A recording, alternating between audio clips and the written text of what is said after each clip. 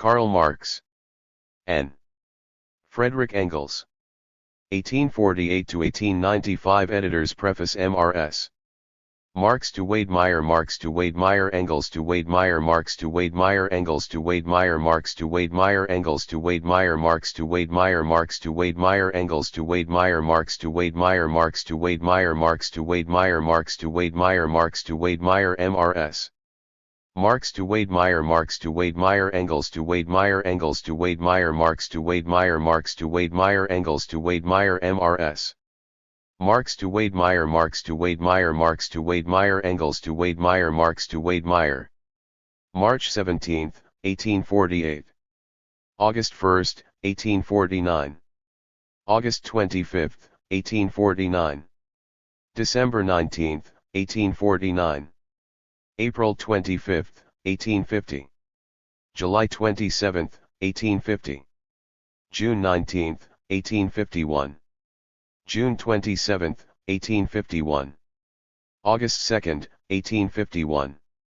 August 7, 1851. September 11, 1851. October 16, 1851. October 31, 1851. December 19, 1851. January 1, 1852. January 10, 1852. January 16, 1852. January 23, 1852. January 30, 1852. February 13, 1852. February 20, 1852. February 27, 1852. February 27, 1852. March 15, 1852. March 25, 1852. April 16, 1852. April 30, 1852. Mrs. Marx to Klus. October 28, 1852. 49. Marx to Klus. December 7, 1852. 51. Marx to Klus. April 1853. 53. Engels to Wedemeyer. April 12, 1853. 53. Marx to Klus. June 1853. 59. Marx to Wedemeyer. February 1, 1859. 60. Engels to Wedemeyer. November 24, 1864. 63. Marx to Wedemeyer. November 29, 186 to 165. Address of International Workingmen's Association to Abraham Lincoln. January 7, 1865. 65. Engels to Wedemeyer. March 10, 1865. 67. Address of International Workingmen's Association to President Johnson. May 13, 1865. 71. Marx to Meyer. April 30, 1867. 73. Marx to Meyer. July 4, 1868. 74. Address of International Workingmen's Association to National Labor Union. May 11, 1869. 75. Marx to Meyer and Voigt. April 9, 1870. 77. Marx to Zarga. September 1, 1870. 80. Marx to Meyer. January 21, 1871. 81. Marx to Bolt. August 25, 1871. 82.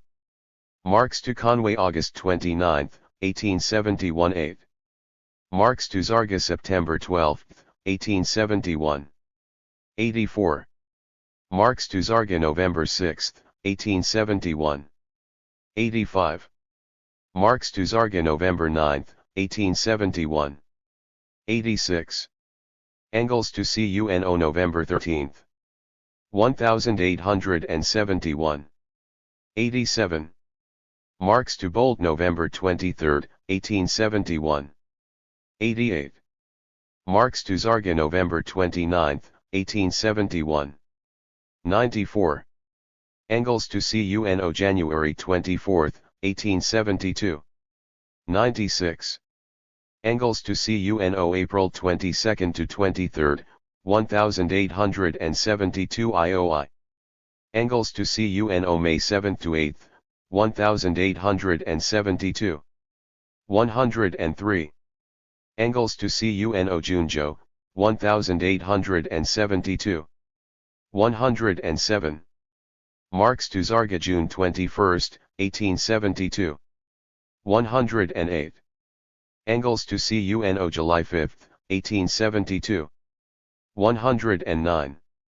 Engels to Hepner August 4, 1872 L10.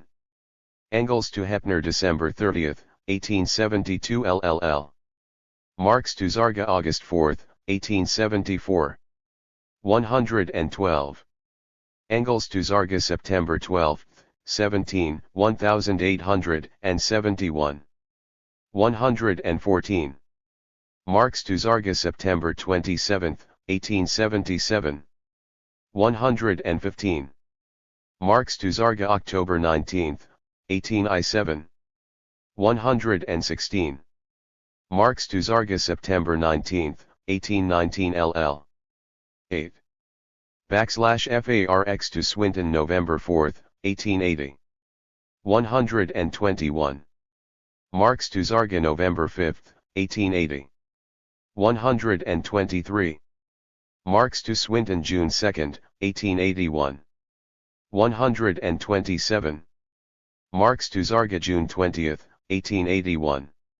127. Marx to Zarga de Amber 15, 1881. 130. Engels to Zarga June 20, 1882. 131. Engels to Hepner July 25, 1882. 132. Engels to Zarga March 14, 1883. 134. Engels to Zarga March 15, 1883. 134. Engels to Cuno March 29, 188. 136. Engels to Van Patten April 18, 1883. 137.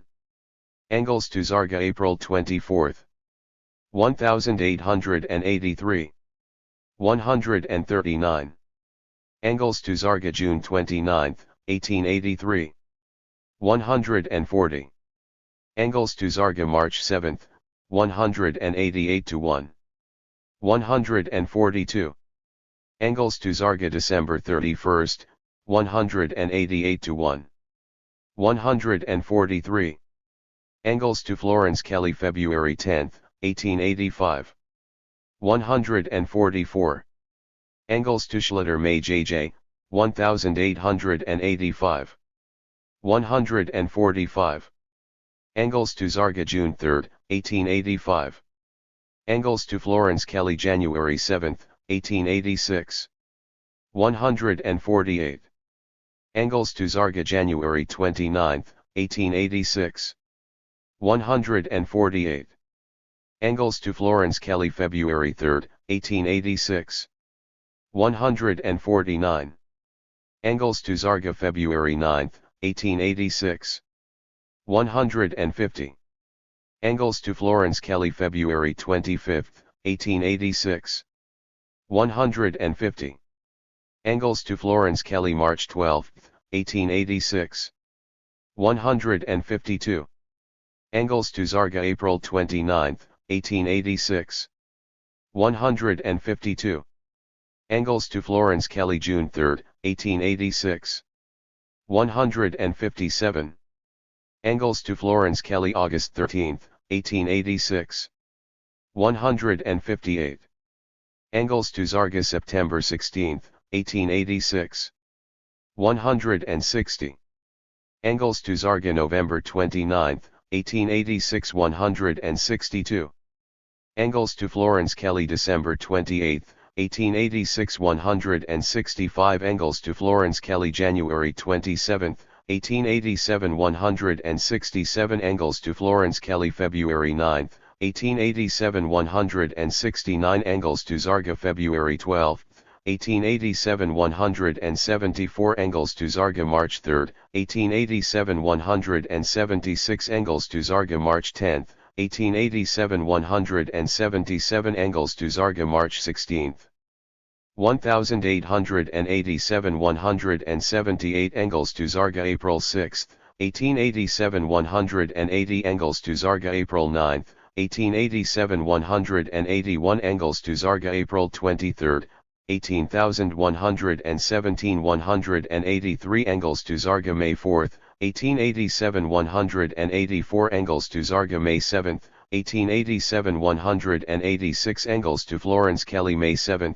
1887 187 Engels to Zarga June 30, 1887 188 Engels to Florence Kelly July 20, 1887 189 Engels to Zarga August 8, 1887 189 Engels to Florence Kelly September 15, 1887 190 Engels to Zarga September 16, 1887 192 Engels to Florence Kelly December 3, 1887 193 Engels to Zarga January 7, 1888 191 Engels to Zarga February 22, 1888 195 Engels to Florence Kelly February 22, 1888 196 Engels to Schulter March 17, 1888 198 Engels to Florence Kelly April 11, 1888 198 Engels to Florence Kelly May 2, 1888 199 Engels to Zarga July 11, 1888 200 Engels to Zarga August 4, 1888 201 Engels to Zarga August 28, LB 88 202 Engels to Zarga August 31, 1888 202 Engels to Zarga September 110, 1888 203 Engels to Zarga September 11, 1888 204 Engels to Zarga September 12, 1888 205 Engels to Florence Kelly September 18, 1888 205 Engels to Zarga October 10, 1888 206 Engels to Zarga December 15, 1888 207 Engels to Florence Kelly January 12, 1889 277 Engels to Zarga January 12, 1889 208 Engels to Zarga February 23, 1889 210 Engels to Zarga May 11, 1889 212 Engels to Zarga Ju 11 E8 1889 213 Engels to Zarga July 17, 18s9 217 Engels to Zarga July 20, 1889 218 Engels to Zarga October 12, 1s89 219 Engels to Zarga December 7, 1889 220 Engels to School OTER January 11, 1890 222 Engels to Zarga February 8, 1890 224 Engels to Zarga April 12, 1890 227 Engels to Zarga April 19, 1890 229 Engels to Zarga November 5, 1890 232 Engels to School OTER January 29, 1891 232 Engels to Zarga June 10, 1891 234 Engels to Zarga August 9 to 11, 1891 234. Engels to Zarga. September 14, 1891. 236. Engels to Zarga. October 24, 1891. 236. Engels to Zarga. January 6, 1892. 238. Engels to Zarga. March 5, 1892. 241. Engels to School OTER. March 30. 1892. 242. Engels to Zarga. December 31, 1892. 243. Engels to Zarga January 18, 1893 246. Engels to Zarga. March 18, 1893. 248. Engels to Lloyd. March, 1893. 251. Engels to Zarga May 17, 1893. 252. Engels to Auerwich May 27, 1893. 253. Engels to Zarga October 7, 1893. 254. Engels to Zarga November 11, 1893. 256. Engels to Zarga Dtember 2, 1893. 257. Engels to School OTER December 2, 1893. 259. Engels to Zarga February 23, 1894. 259. Engels to Zarga March 21, 1894. 260. Engels to Zarga May 12, 1894. 262. Engels to Zarga November 10, 1894. 263. Engels to Zarga December 4, 1894.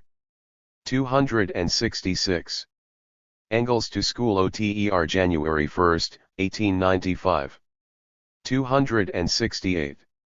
Engels to Zarga January 16, 1895. 269. Appendices. I. Preface by V. I. Lenin to the Russian edition of Letters to Zarga. 273. 2. The Labor Movement in the United States by Frederick Engels. 285. 3. American. Tim. Vell Notes by Frederick Engels. 291. Biographical Notes and Index. 294. Subject Index. 305. 8. Editor's Preface. The letters in this volume have been selected from the voluminous correspondence of Karl Marx and Frederick Engels with Americans. Most of the letters are to Americans of German origin, who came to play an important role in the labor and socialist movement of the United States. Covering a half-century, from 1848 to 1895, the correspondence deals with many events and themes of great historic interest and with the views and activities of numerous personalities in Europe and the United States. Marx and Engels have scarcely appear as letter writers, either in the encyclopedic range of their interests, the sheer volume of their correspondence, or the influence they exerted through this medium. For nearly 30 years they had to rely on the mails for the continuous exchange of views between themselves, the working out of plans, and critiques of each other's literary projects. Except for visits at rare intervals, Engels was tied to his desk at his father's firm in Manchester, while Marx was working in London, in the British Museum or at home, on his analysis of capitalist society and as the inspirer and organizer of the proletarian movement all over Europe. In their capacity as leaders of world socialism, Marx and especially after Marx's death, Engels were in constant correspondence with the principal figures of the labor movements in France, Germany, Austria, Russia, Great Britain, Spain, Italy, and other European countries, as well as in the United States. In the mid-century, when the correspondence begins, the United States was a haven not only for European capital seeking profitable investment, but also for immigrants fleeing religious and political. 1. The correspondence between Marx and Engels, comprising 1,569 letters from 1844 to 1883, when Marx died, was published in 4 large volumes by the Marx-Engels Verlag, Berlin, in 1929, under the title, Karl Marx und Friedrich Engels, Briefwechsel, Correspondence, as Part 3 of the Gesamtausgabe, Collected Works, of Marx and Engels. The volumes were pre-arranged by the Marx-Engels, now the Marx-Engels-Lenin Institute in Moscow, which has published the collected works in Russian translation comprising 29 large volumes, including 5 volumes of correspondence of Marx and Engels with others in additio to the 4-volume of letters between themselves, the collection of letters by Friedrich A. Zarga, Brief und Aussage us Briefen and F.A. Zarga und Andir. I. 2. Editor S. Preface. Persecution, and mainly seeking better economic opportunities. The stream of German, Scandinavian, Irish, English, and other European immigrants provided the labor force and most often the skilled workers for nascent industry, soon to be spurred to rapid development by the Civil War. Many joined the stream of settlers from the east to the free lands toward the west. In the 50s the country was already reaching a level of capitalist development which made possible the overthrow of the slave system, the last major obstacle to the unification of the country and capture of the home market. This was followed toward the end of the century by the emergence of the United States as a great industrial power, ready to embark fully upon the imperialist stage. The extensive and rich correspondence of Marx and Engels with their friends in the United States reflects their deep and lasting interest in the development of capitalism in the new country, which they viewed as a confirmation of their basic analysis of capitalist society. Their interest in the United States was also enlivened by the fact that the influx of political immigrants following the bourgeois democratic revolutions of 1848 in Europe brought to the new country the ferment of socialist ideas. Earlier, the utopian socialists followers of Charles Fourier, Etienne Cabet, Robert Owen, and others established short-lived model colonies of socialism, but even more important was the influence of these ideas upon working class and progressive circles. The controversies which the founders of scientific socialism carried on with the utopians, the true socialists, and the Proudhonists, and then with L. Peters and E.XCCRJ1TS from Letters to F. A. Zarga and others, published by Dietz Verlag, Stuttgart. In 1906, contains 170 letters from Marx and Engels to others during the period 1868 to 1895, when Engels died. A volume of 185 letters to German and Austrian socialist leaders was prepared by the Marx-Engels-Lenin Institute and published in 1933 in the Soviet Union, under the title, Karl Marx Friedrich Engels, Briefen ABB, W. Liebknecht, K. Koski und Andir, T.I., 1870-1886, Letters to August B.B., Wilhelm Liebknecht, Karl Koski, and others, Part I, 1870-1886. A Russian translation of 193 letters of Marx and Engels to Russians, covering the period from 1846 to 1895, was published by the Marx-Engels-Lenin Institute in Moscow in 1947, under the title, Correspondence of Marx and Engels with Russian Political Leaders. A collection of 234 letters between Marx and Engels and between them and others in English translation appeared in New York and London in 1942 under the title, The Selected Correspondence of Karl Marx and Friedrich Engels, 1846-1895. Another collection of 62 letters was published in the same cities in 1934, Karl Marx, Letters to Dr. Kugelmann. 61 letters between Marx and Engels are included in Karl Marx and Friedrich Engels, The Civil War in the United States, New York, 1937. /Ian, letters are repeated in the various selections. Editor's Preface 3. Michael Bakunin, Ferdinand Lassalle and their followers, as well as their later polemics against reformists and revisionists in Europe, were reflected in this country, where followers of these conflicting trends were also to be found in the labor and socialist movements. The letters therefore abound in lively discussions of the various trends and ideas at conflict within working class circles in the period following the revolutions of 1848, then in the First International, 1864 to 1876, and later in the Socialist and Labour parties which formed the Second International in 1889. The chief correspondence of Marx and Engels on this side of the Atlantic played an important role in the American socialist and labor movement. From the 50s on, German-American workers were active participants in the struggle of the Negro people to free themselves from bondage, and their organizations in New York, Boston, Chicago, and elsewhere were in many cases the precursors of the first nationwide trade unions of the American workers as a whole.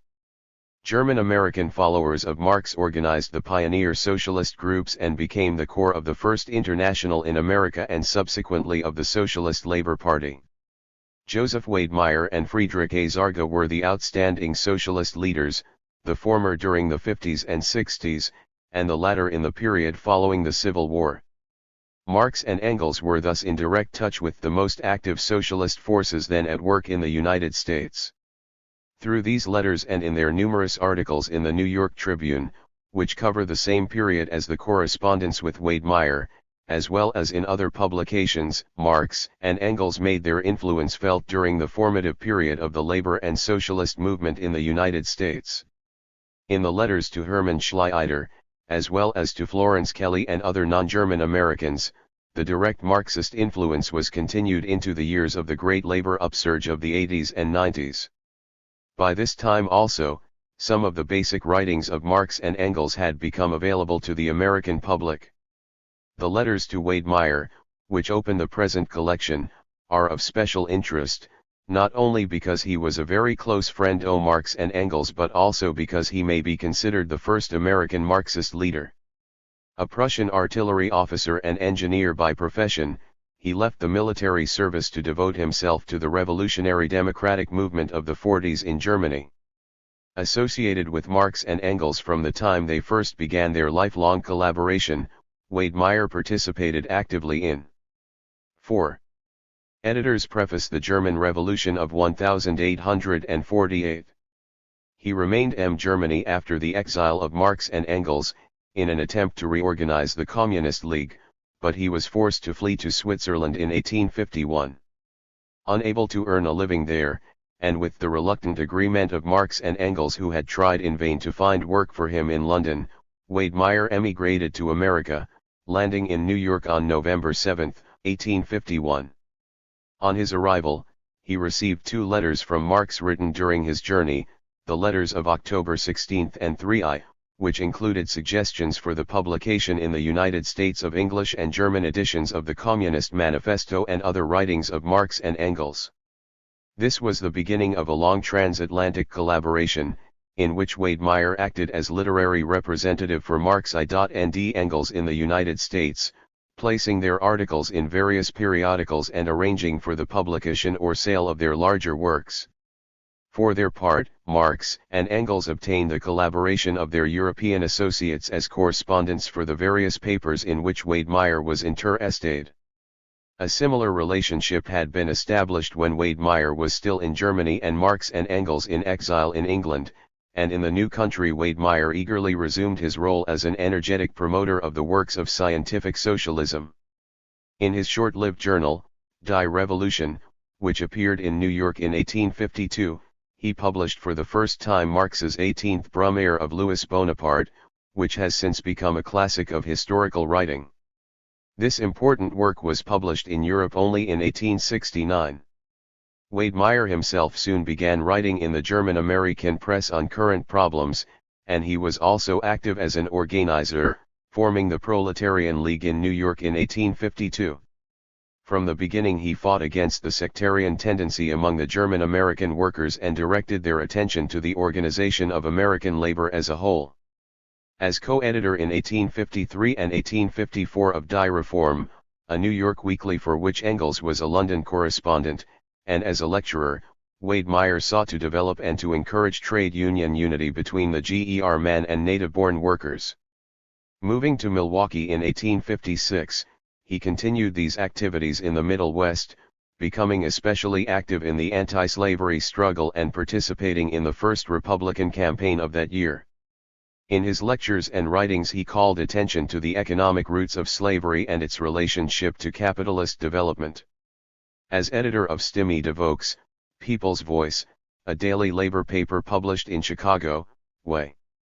Editor's Preface 5. Wedemeyer helped win the support of the important German community for the nomination of Lincoln in 1860 and thus overcome the threatening split in the young Republican Party. On the outbreak of the Civil War, Wedemeyer called upon the workers to enlist in the armed anti-slavery struggle. He was soon appointed by President Lincoln to serve as an artillery captain on the staff of General John C. Fremont, who had been named Commander-in-Chief of the Department of the West, with headquarters in St. Louis. He was promoted to lieutenant colonel in command of a volunteer artillery regiment, and led successful warfare against Southern guerrilla forces in Missouri. Mustered out at the expiration of his term in September 1863, Wedemeyer returned to public activity, supporting the radical wing of the Republican Party and also urging unity behind Lincoln to assure victory, a position sustained by the address of the International Workingmen's Association, First International, written by Marx, congratulating Lincoln on his re-election in 1864. On the eve of that critical election, Wedemeyer again entered the Union Army as colonel in command of the 1st Infantry Missouri Volunteers. After active service, he was mustered out as a major general together with his regiment in July 1865. There is no record of correspondence with Marx and Engels during his first period of military service, but during the second period he received at least 3 letters from them. A letter from Marx enclosed the First International's address to Lincoln, and the 2 letters from Engels were a detailed discussion of the military strategy of the Civil War, including the final campaign of 1865. Wedemeyer now turned his attention to the organization of the American sections of the First International. His work in Chicago, St. Louis, and Milwaukee led to the affiliation of the German-American labor bodies in these cities to the International Workingmen's Association and later to the National Labor Union as well. An indication of the high public esteem that Wedemeyer enjoyed was his election as county auditor in St. Louis, taking office on January 1, 1866. But 6 months later, on August 20, at the age of 48, Wedemeyer died, a victim of the cholera epidemic of that year. After the death of Wedemeyer, Marx and Engels continued a sporadic correspondence, mostly with German Americans active in the sections of the First International. However, the correspondence with Zarga, which began in 1870, continued until the death of Engels in 1895. The son of a progressive Saxon pastor, Zarga was brought up as a radical Democrat, and participated in the Revolution of 1848. Under sentence of death for his part in the military campaign against the Prussian counter-revolutionary troops in Baden, Zarga lived for a time in Switzerland and Belgium, and then came to London, intending to embark for Australia, but he was placed aboard the wrong ship and landed in New York on June 21, 1852. After trying his hand at various trades, he finally established himself as a music teacher. Zarga's public activity in the United States began with the formation of the Communist Club in New York in 1857, the successor to the Marxist Proletarian Club organized 5 years before by Wedemeyer. Zarga played a leading role in the Communist Club, which made significant contributions to the fight against slavery, many of its members and followers enlisting in the Union Army. In the decade following the Civil War, this small but influential club played an important role in the upsurge of the labor movement, with which Zarga's name is closely linked. Like Wedemeyer, Zarga was aware of the sectarian dangers which beset the German workers' organizations and of the Lassaline influences which simultaneously tended to divert them into reformist channels. As a result of the fight against these tendencies, Zarga and other followers of Marx became the leaders of the most important sections of the First International in the United States, which also affiliated to the National Labor Union, providing the link between the first nationwide organization of American labor and the international working class movement. It was largely as a result of Sarge's activities, and of Wade Meyer's earlier influence, that relations were established between the First International and William H. Silvis, founder of the National Labor Union and advocate of affiliation to the IWA. In the early 70s, Zarga became the leading figure in the American branch of the International. At the Hague Congress in 1872, to which he was a delegate, Zarga was elected General Secretary of the IWA, which transferred its headquarters to New York. He held this post until 1876, when the International was dissolved. During these years, he corresponded with sections in many parts of the world, and continued these contacts for the rest of his life. In the American movement, after the organization of the Socialist Labor Party in 1877, he was active mostly as a publicist. He was also a contributor to the Neue Zeit, theoretical organ of the Social Democratic Party of Germany. His series of articles on the American labor movement in that journal, appearing in 1891-92 and written at Engels' suggestion and encouragement, still serves as a reference source for labor historians. Zarga lived for a time in Rochester, New York, and for many years in Hoboken, New Jersey, where Engels visited him during his short trip to the United States. The correspondence of Engels with Hermann Schluter belongs to the later period, that is, after the death of Marx. While both V. Meyer and Zarga began their political activity during the formative period of the socialist movement in Europe, Schluter came to this country in 1889, direct from work on the editorial board of the Sozialdemokrat. As the central organ of the German Social Democratic Party during the period of Bismarck's anti-socialist law, it was published abroad, first in Zurich and later in London. The correspondence between Engels and Schluter began when the latter was still in Europe, and was continued when Schluter became an editor of the New York Volkszeitung, the German daily organ of the Socialist Labor Party until 1900, and later of the Socialist Party, a post he retained until his death in 1919. The best-known book by Schluter is his Lincoln, Labor and Slavery, a pioneer history of the labor movement during the Civil War era, and he was also the author of A History of the First International in America, a book on the Chartist movement, which he studied during his stay in England, and A History of the Brewery Workers' Union. Some of the most trenchant criticism of the dogmatic and sectarian policies of the Socialist Labor Party is contained in Engels' letters to Florence Kelley. She was married to Dr. Louis Wisniewski, a New York physician whom she met while studying in Switzerland, where she made her first acquaintance with Marxism. Engels addressed her as Mrs. Wisniewski.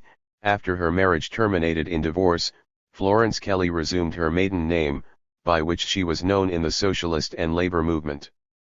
During the period of correspondence with Engels, she was a member of the Socialist Labor Party, and translated his Condition of the Working Class in England in 1844, arranging for its publication here in 1887. She also translated Marx's Brussels Address on Free Trade, and supplied Engels with reports and other data on conditions of labor in the United States. Florence Kelley became outstanding among social reformers of the late 19th and early 20th centuries, especially in the campaigns for protective laws for women workers and effective child labor measures. An aggressive fighter against the sweatshop, she became the first chief factory inspector of Illinois. A member of the Socialist Party, Florence Kelley was an energetic crusader for labor and social legislation, always proclaiming her belief that only socialism can guarantee full rights of labor. Many of the letters in this volume appear for the first time in English, others are printed here for the first time in any language. The principal source of the present volume is the voluminous correspondence with Zarga, and letters to others which he collected. Shortly before his death in October 1906, Zarga turned these valuable files over to the New York Public Library, together with his own library and his collection of labor papers. At the request of the German Social Democratic Party, he sent a transcript of select letters from his collection to J.H.W. Dietz, the party's publishing house in Germany, which published them in 1906. 1. In his introduction to this volume, dated August 1906, 2 months before his death, Zarga thanks Karl Koski and Franz Mehring for their advice and assistance in preparing the letters for publication. Comparison of the holograph letters in the Zarga collection in the manuscript division of the New York Public Library with the texts published in 1906 indicates a double censorship. Certain passages were crossed out in red crayon in the manuscript, apparently by the hand of Zarga, in preparation for the transmission of copies of the letters to the German publishing house. These delete passages mostly refer to Zarga's own personal affairs or to personal matters reflecting upon other Americans then still alive. Zarga states in his preface that in making the selection from the many hundreds of letters in his possession, he omitted those which seemed to him unessential and unimportant. However, it appears that Zarga did not presume to exercise a political censorship of the sometimes biting criticisms of German and other European socialist leaders voiced by Marx and Engels. The political censorship of the letters was done by the German editors, who often failed to indicate in the published text where such deletions had been made. Deleted passages which are pertinent to the basic thought of Marx and Engels and to their criticisms of the policies and tactics of various socialist leaders have been restored in the letters included in this volume. A Russian translation of the letters to Zarga was published in St. Petersburg in 1907, with a preface by V.I. Lenin. Though Lenin at that time did not know of the political editing to which the letters had been subjected, he considered this collection of such importance in laying bare the sources of dogmatism and sectarianism in the labor movements of the United States and Britain and of opportunism in the European social democracy that his preface turned into a full-length essay on the subject. Because of its political as well as historical importance, Lenin's preface is printed as an appendix in this volume. In addition to 96 letters selected from the Zarga collection, the present volume contains 69 letters which have since become available. 2 of them, to John Swinton, exist in photostat form in the New York Public Library, while excerpts from others were published by Franz Mehring in Volume 25 of the Neue Zeit, 1907. Most of the new material in this volume, however, exists in the original or in photostat form in the archives of the Marx-Engels-Lenin Institute in Moscow, which has graciously made them available. The new material one includes the correspondence with Joseph Wade Meyer, as well as the letters to Adolf Kluss, Moncure D. Conway, Theodore Kuna, Adolf Heppner, Isaac Auerwich, Henry D. Marst Lloyd, Siegfried Meyer, Philip Van Patten, and August Voigt. Also included are 7 additional letters to Zarga, 4 to Schluter, and 3 to Florence Kelly, which are not contained in letters to Zarga. Thanks to the new material, it is possible to present a more rounded picture of the correspondence of Marx and Engels with Americans than can be found in the Zarga volume, and also over a longer period.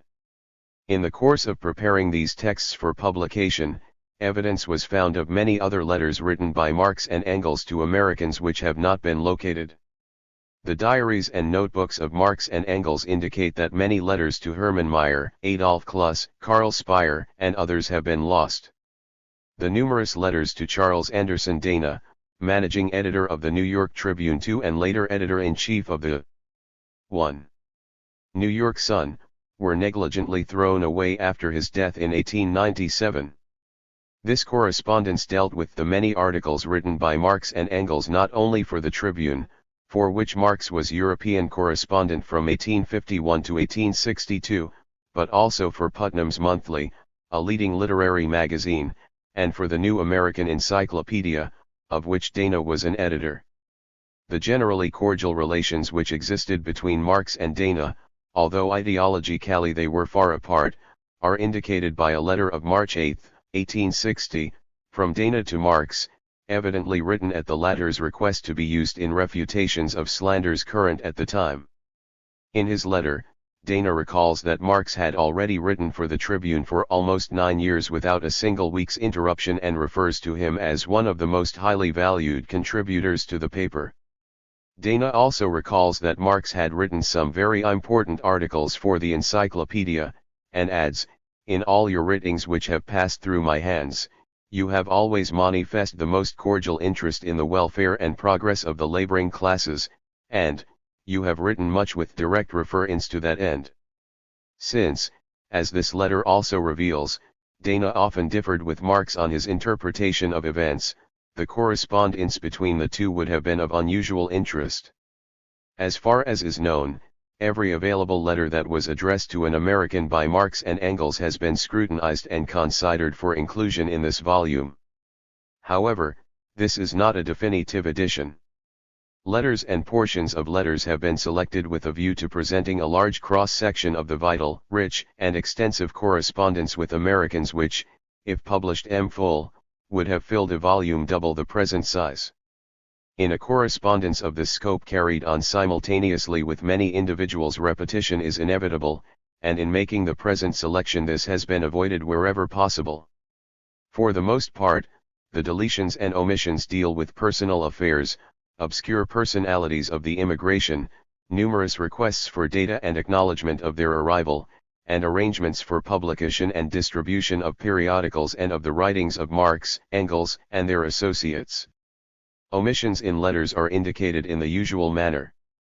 In some cases, letters written by Marx and Engels to correspondents before their emigration to the United States have been included, notably to Weidmeyer and Schluter, to indicate the nature of their continuing relationship over many years in Europe and in this country. 4 letters from Mrs. Marx have also been included, since they were written at the request of Marx and are of intrinsic value. Written by Marx, the addresses of the First International in this volume are correspondence in the broader sense, since they were directed to the American people or to American labor as a whole. The letters are arranged chronologically, and most of them are translated from the original German. \V handwriting to non-German Americans, Marx and Engels usually wrote in English, as in their correspondence with Moncure D. Conway, Isaac Auerwich, Florence Kelly, Henry Demarest Lloyd, John Swinton, and Philip Van Patten. Foreign words and phrases, which abound in the prose style of both Marx and Engels, have been given in the original and translated into English in brackets. Footnotes are by the translator, Leonard E. Mintz, who also drew upon the notes appearing in the Zarga volume to annotate the text and for the biographical index. In addition to Lenin's preface, the appendices include American travel notes, an unfinished fragment by Engels which supplements his impressions as given in his correspondence about his short visit to the United States, and also Engels' article on the labor movement in America, which summarizes for the American reader the same views which he expressed in numerous letters to his friends in the United States.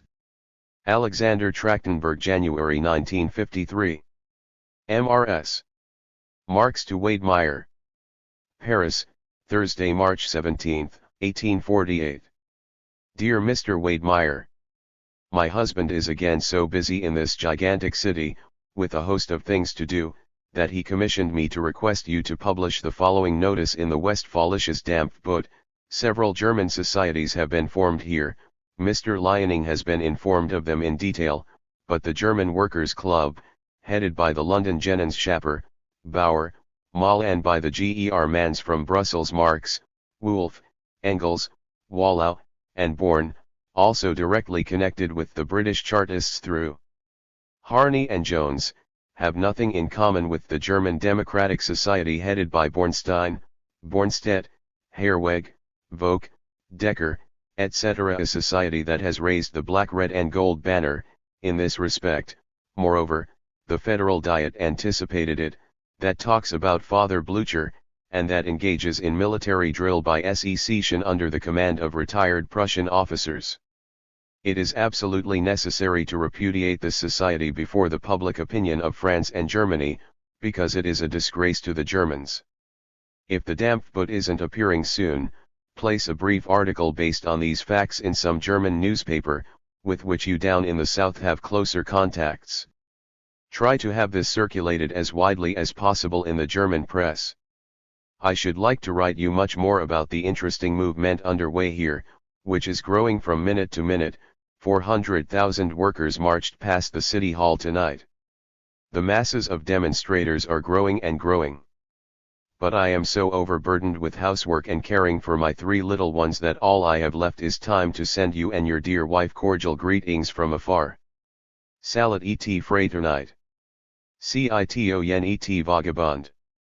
Jenny Marx. Marx and Engels. Marx to Wedemeyer, Paris, CA. August 1, 1849. Dear Wedemeyer. Now tell me how, in your opinion, pamphlets can be issued. I should like to begin with the brochure on wage labor, the beginning of which was printed in the Neue Rheinische Zeitung.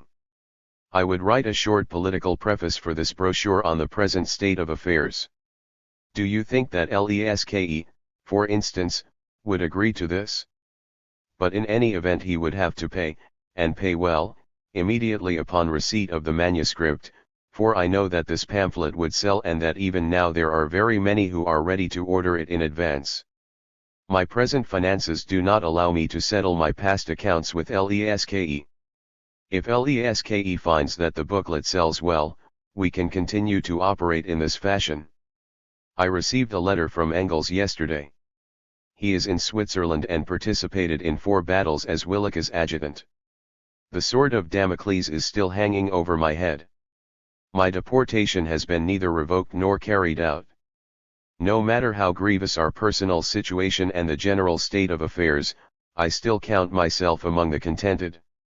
Matters are going very well, and the Waterloo suffered by official democracy must be looked upon as a victory.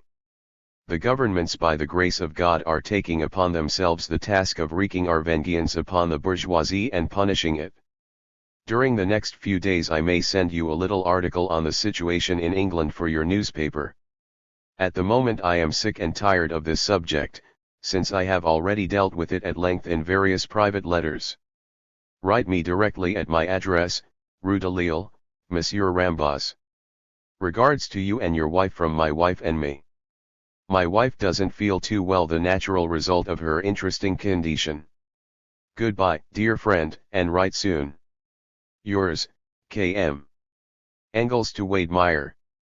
Lausanne, August 25, 1849. Dear Wedemeyer.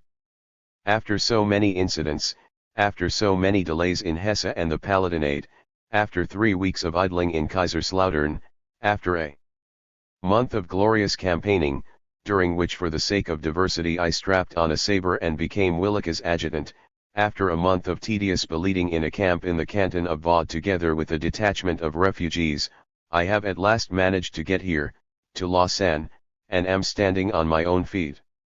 First of all, I am going to sit down and write the gay story of the whole comical Palatine Baden venture. But as I have no contacts in Germany anymore and do not know which cities are under martial law and which are not, I don't know what publisher to turn to. I don't know any of them. On the spot, you have a clearer picture of what publishers would be inclined to begin negotiations for publishing such a history, which is completely hot_reamless, of course, and involves no danger of confiscation or a lawsuit. It may be that a publisher of that sort can be found in Frankfurt. But he must have money. Be so good as to write me about this as soon as you can, so that I can take the necessary steps at once. 1. Sincere regards to your wife and all our friends from your Marx to Wedemeyer. Engels. London, December 19, 1849. Dear Wedemeyer. Here in England an extremely important movement is developing at the present time. On the one hand, we have the agitation carried on by the protectionists, based on the fanaticism of the rural population. The results of free trade in corn are beginning to be felt exactly as I predicted several years ago. On the other hand, the free traders are drawing further political and economic conclusions from their system, playing the part of financial and parliamentary reformers in domestic politics, and acting as the party of peace in foreign affairs. And, lastly, there are the Chartists, who are working together with the bourgeoisie against the aristocracy, but at the same time have resumed their own party movement against the bourgeoisie, with increased energy. If, as I hope and this hope of mine is not without solid foundations, the Tories replace the Whigs in the cabinet, the conflict between these two parties will assume tremendous proportions, and the outward form of agitation will become stormier and more revolutionary. Another event, not yet noticed on the continent, is the approach of a tremendous industrial, agricultural, and commercial crisis. If the continent postpones its revolution until the crisis breaks out, England may turn out to be from the very start, even against its will, an ally of the revolutionary continent. A premature outbreak of the revolution, provided it is not provoked directly by Russian intervention, would be, in my opinion, a misfortune, for at the present time, when trade is expanding more and more in France, Germany, etc., the laboring masses, as well as all the small shopkeepers, may be in a revolutionary mood in words, but not, of course, en realite. You know that my wife has presented the world with a new citizen. She asks me to send you and your wife her warmest regards. Give your wife my cordial regards too. Write soon. Yours, K. Marx. Engels to Wade Meyer. London, April 25, 1850. Dear Wade Meyer. Your letter to Marx, together with £5 for the refugee fund and a note for me, arrived today. And you, in the meanwhile, most likely have received 2 letters with statements and appeals on behalf of the Refugee Committee. Print them as soon as possible, and do everything you can in your area to collect money for the émigrés. You will learn the rest from the enclosed letter to D. Ronke. Perhaps something can be collected in Franconia, in Nuremberg, Bayreuth, etc. The Neue Rheinische used to sell fairly well there. If you know of anyone to write to in Munich, let us know, too. You understand that now, when that jackass Struve and his partners are trying to get into the newspapers on the eve of the revolution, utilizing the refugees for this purpose, it is a matter of honor for us to continue to support at least our émigrés, thus keeping the best among the new arrivals from falling into the hands of these jackasses. We thought that both of the subsequent issues of the Review 1 had reached you, the second number 5 weeks ago, and the third a few days ago. It turns out that the jackass Naught didn't send them to you. We wrote him a sharp letter today, demanding that he send them to you at once. The third number will probably be in his hands within a week. Don't criticize until you get the third number Burr, in which the first series of articles is concluded. Goodbye, your F.E. We have just learned that the blackguards Struve, Tellering, Schramm, Bauer, of Stalp, and others are spreading the rumor in several German newspapers that our committee is allegedly eating up the refugee funds itself. This slander is also being repeated in private letters. You can't have read of this anywhere, for otherwise you would have taken a stand in our defense long ago. You know that all of us have laid out money for the revolution and that it hasn't brought us a single cent. Even the Neue Preußische Zeitung and other papers never dared to accuse us of such things. Only the rascally Democrats, the impotent great men of the middle classes, were despicable enough to spread such infamous libels. Our committee has already issued 3 reports, and each time we have asked our contributors to appoint authorized representatives to audit our books and receipts. Has any other committee done that? We have a receipt for every cent. Not a single member of the committee has ever gotten a cent of the monies received, nor has he ever asked for any, no matter how difficult a situation he might have been in. Not one of our closest friends has ever received more than any other émigré, and no one possessing any source of funds at all has ever gotten a sou. If D. Ronke has already left, open the letter, read it, and forward it to him. Marx to Wade Meyer. London, July 27, 1850. Dear Wade Meyer. Send NAUT money. The man is an honest jackass. I'll explain the whole thing to you some other time. You mustn't take offense at my wife's excited letters. She is nursing, and our situation here is so extremely miserable that the breaking of one's patience is pardonable. This is a day of great significance. It is possible that the cabinet will fall today. Then a real revolutionary movement will commence here. It is quite likely that we ourselves will be the first victims of the Tories. I dare say we have been marked out for deportation for a long time now. Yours, K. Marx. Engels to Wade Meyer. Manchester, June 1 G. 185-1. Dear Hans. Marx has just forwarded your letter, from which I at last learned your precise address. I have been looking for it long enough, as I want to ask you about the following. Since I arrived in Manchester I have begun to bone up on military affairs, on which I have found fairly good material here for a beginning at any rate. The enormous importance that the party military aspect will have in the next movement, an old inclination of mine, my articles on the Hungarian War in the Neuereinisch Zeitung, and finally my glorious adventures in Baden have all impelled me to this study, and I want to work in this field at least enough to be able to express a theoretical opinion without distracting myself too much. The material available here dealing with the Napoleonic and, to some extent, with the revolutionary campaigns presupposes the knowledge of a mass of detail, which I do not know at all or know only very superficially, and about which one can obtain only very superficial information, laboriously unearthed, or no information at all. Self-instruction is always nonsense, and unless one follows up a thing systematically, one won't achieve anything worthwhile.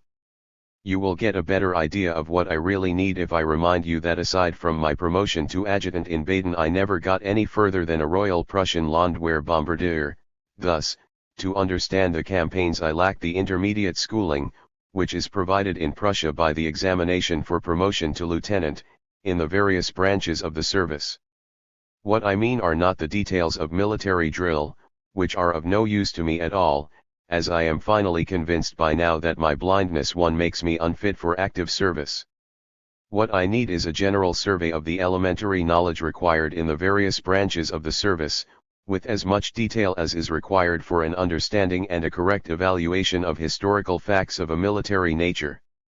Thus, for example, elementary tactics, theory of fortifications, more or less historically, covering the various systems. From Vauban down to the modern system of forts detaches detached forts, together with a study of field fortifications and other matters within the province of the engineers, such as the various types of bridges, etc., as well as a general history of military science and the changes produced by the evolution and perfection of arms and of the methods of using them. Then something thorough on artillery, as I've forgotten a lot and many things I don't know at all, as well as other requirements that don't come to mind at the moment, but that you most certainly know. Please give me the sources for all these elementary questions, and do so in such a way that I can procure the books at once. What I would like to have are works from which I could learn the contemporary general status of the various branches, on the one hand, and the existing differences between the various modern armies on the other. For example, differences in the design of field gun carriages, etc., the varying tables of organization of divisions, army corps, etc. I should particularly like to study all the details of the organization of armies, the supply system for hospitals, and the materiel required for any army. This will give you a general idea of what I need and what books you should recommend. I suspect that in handbooks of this sort German military literature has more serviceable works than the French or the English. It is a matter of course that I am interested in knowing practical matters, what actually exists, not the systems or hobby horses of unrecognized geniuses. As far as artillery is concerned, Burns' handbook is probably best.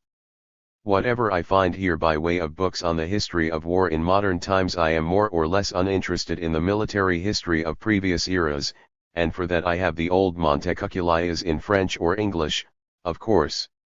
Outstanding among the latter is the History of the Peninsular War by Lieutenant General William Napier, by far the best military historical writing I have read up to this time. If you don't know it and can get it over there, it is worth reading. History of the War in the Peninsula and the South of France, 6 volumes. I have no German books at all, but I must get some. The first to come to mind are Willesen and Clausewitz. What about them, which one is worth the trouble and which is not? Theoretically as well as historically? As soon as I have made some more progress, I shall study the campaigns of 1848–1849 thoroughly, especially the Italian and the Hungarian campaigns. Do you perhaps know of a more or less official, or at least fairly objective, report on the Baden affair as seen from the Prussian side? Furthermore, I should like to have you recommend good special maps of Germany, not too expensive, but good enough for the study of the campaigns subsequent to 1792, especially W.I. Irtemberg, Bavaria, Austria for 1801 to 1809, Saxony, Thuringia, Prussia for 1806 to 1807 and 1813, northeastern France for 1814, Lombardy, Hungary, Schleswig-Holstein, and Belgium. I have the big Steeler Atlas, but it is wholly inadequate. I have the plans of the battles during the period from 1792 to 1814, they are included in the atlas furnished with Allison's History of Europe from the time of the French Revolution, but I have discovered that many of these battle maps are incorrect.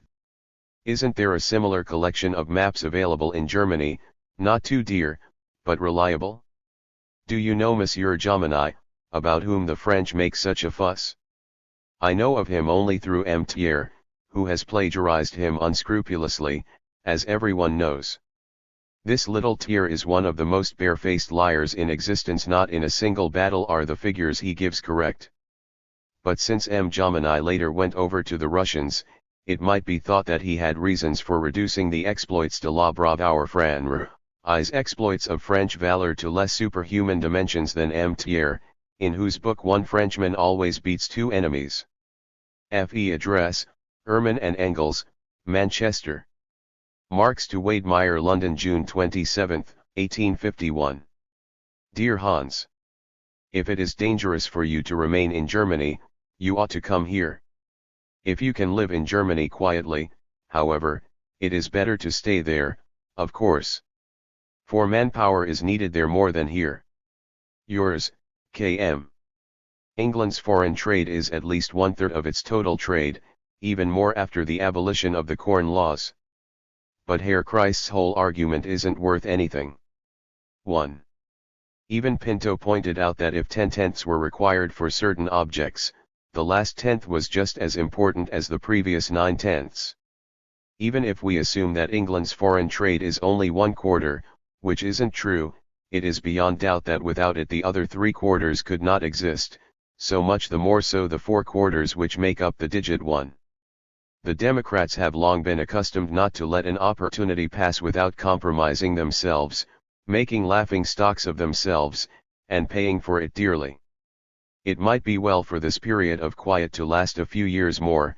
All this 1848 democracy must be given time to rot away. No matter how untalented our governments, they are still shining lights compared to these dozen vainglorious jackasses. Adieu. I am usually at the British Museum from g o'clock in the morning to 7 o'clock at night. The material I am working on has so damned many ramifications that I won't be able to finish it for another 6 to 8 weeks, in spite of all my efforts. Then there are always the practical interruptions, unavoidable in the miserable conditions under which one vegetates here. But despite it all, the job is rapidly approaching completion. One must break off somewhere or other by main force. The democratic simpletons, to whom enlightenment comes from above, naturally don't require such exertions. Why should they, these Sunday's children, trouble themselves with economic and historical material? Marx to Wedemeyer, London, August 2, 1851. Dear Wedemeyer, I have just received your letter from Engels and hasten to reply. I should, of course, have very much liked to see you and talk with you before your departure, since it was impossible to keep you here. But once you are going to America, you can't be doing so at a more opportune moment, both to find a means of existence over there as well as to be useful to our party. For it is as good as certain that you will get a job as editor with the New Yorker Staatszeitung. It was previously offered to Lupus, nickname of Wilhelm Wolff. He is enclosing a letter to Reich, M., who is one of the owners of the paper. That much for practical matters. But you mustn't lose any time. Now, Another point. Herr Heinzen, together with the worthy Ruge, is blowing his trumpet in the New Yorker Schnellpost every 24 Marx and Engels week against the communists, particularly against me, Engels, etc. All the democratic riffraff over here use this paper as a pit to dump their garbage, from which, to be sure, there grows neither fruit, nor seed, but a luxuriant crop of thistles. And, finally, Heinzen hates the Staatszeitung, and the latter is no match for even such an adversary. Whatever the American politics of the Staatszeitung, in European politics you will have la voix libre free speech. Over there, Heinzen is strutting about everywhere as a great writer. The American press will be glad to have someone come over to wrap this clumsy loudmouth. If you become an editor we shall give you all the support we can for your department. Unfortunately, the London correspondent of the Staatszeitung is the rogue and jackass Sealer. It is also necessary to shut up the member of the European government, Ruge. Your article, aimed at Christ, is good. There is nothing I'd want to change in it. I observe merely that in factory regions workers actually marry in order to squeeze money out of their children. This is deplorable, but it is a fact. You can imagine that my circumstances are distressing indeed. It will be the end of my wife if it goes on like this for long. The never-ending worries, the pettiest everyday struggle, are wearing her out. And then the infamies of my opponents, who have never even attempted to attack me objectively and try to take revenge for their impotence by impugning my reputation and spreading the most unspeakable infamies about me. Willich, Schapper, Ruge, and a number of other democratic rascals have specialized in this. Someone need only arrive from the continent for them to start working on him at once, so that he in turn may get busy in this campaign.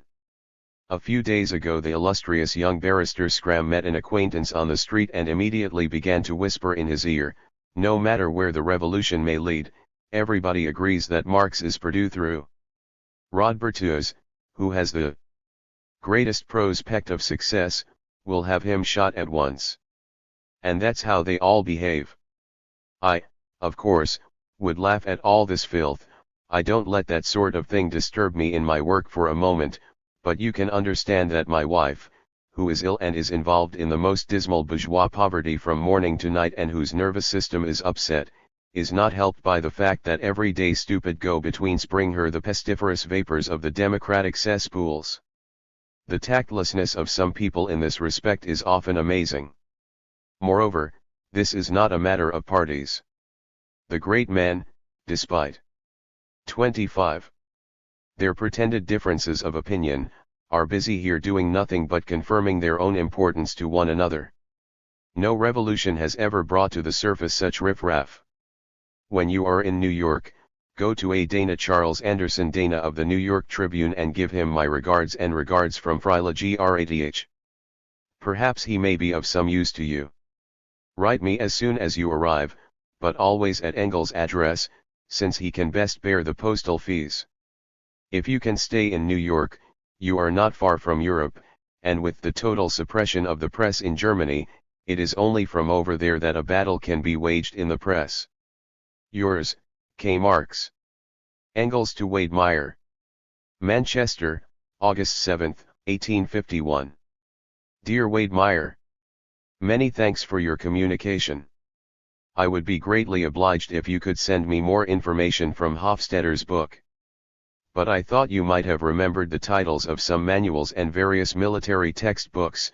What I particularly need are the simplest and most ordinary material, what is required for the ensigns and lieutenants' examinations and, for that very reason, is everywhere taken for granted. I obtained the book by Decker while I was in Switzerland, in a poor French translation and without maps, but Mar mislaid it and I doubt he will be able to find it.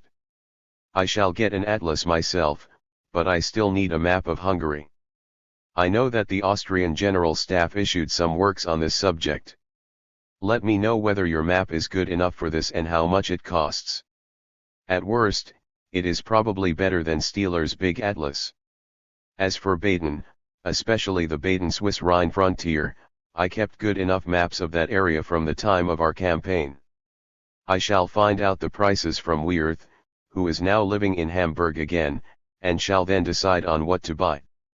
But, I repeat, I shall be very glad to have you get me some more material.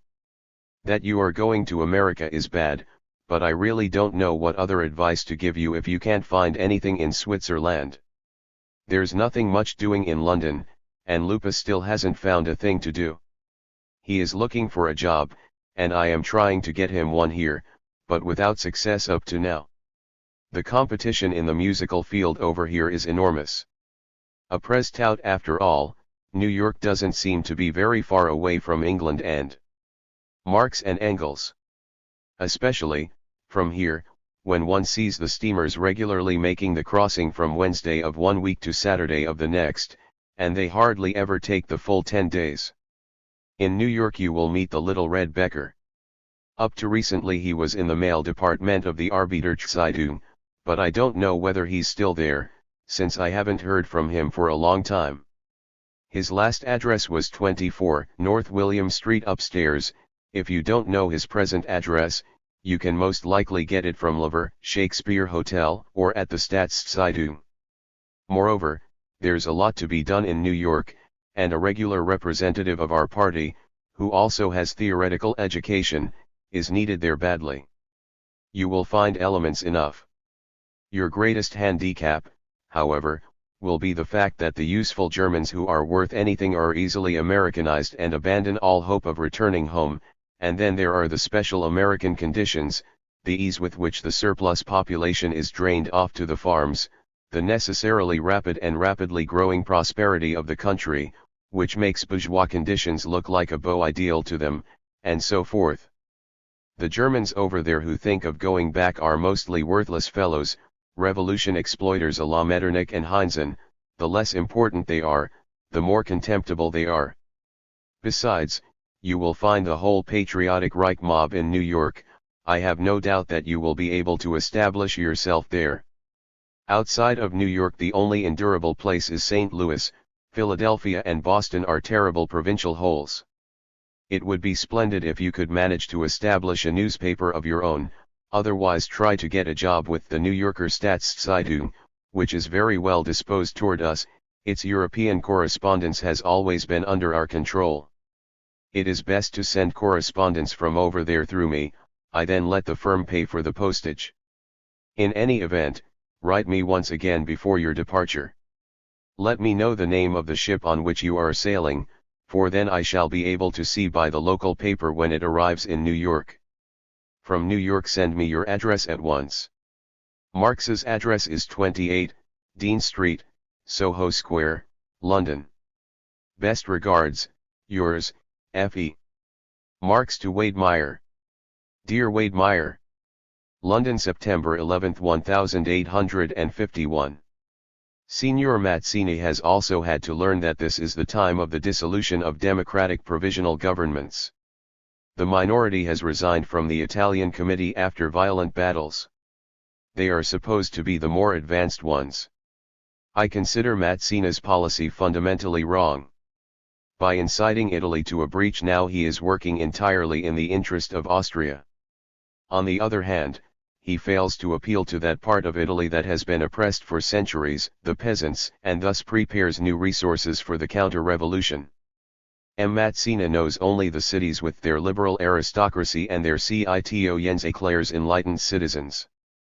The material needs of the Italian rural population, as impoverished and systematically enfeebled and besotted as the Irish are, of course, too low for the heaven in words of his cosmopolitan neo-Catholic ideological manifestos.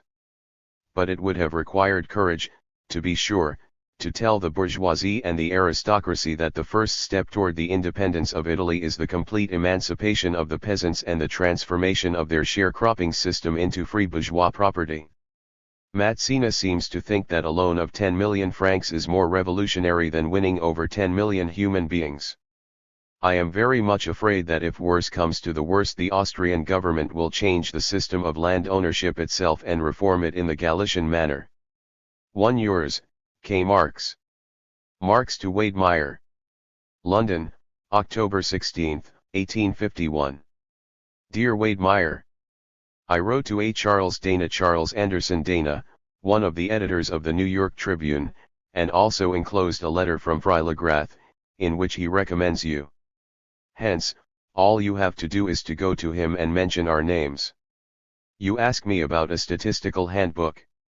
I recommend the Commercial Dictionary by McCulloch, 1845, since it provides economic information as well.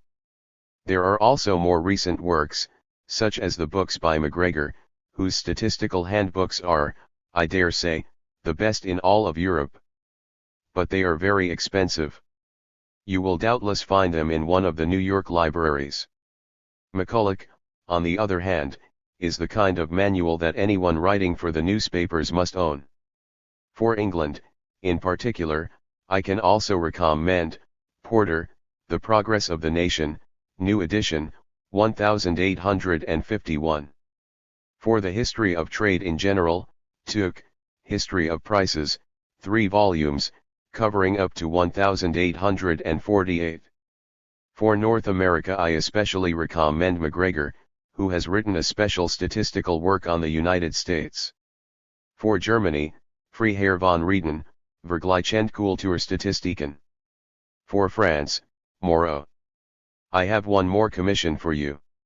At the request of an ex-German Catholic priest, Kook, whom you can locate at the Staatszeitung, for which he writes from time to time, I sent him 20 copies of the Manifesto Communist Manifesto, in German, and 1 copy of the English translation, authorizing him to publish it as a pamphlet with a preface by Harney, attached to the English translation. After this I didn't hear a thing from Kook. First, ask him to explain this extremely suspicious silence after sending me so detailed a letter.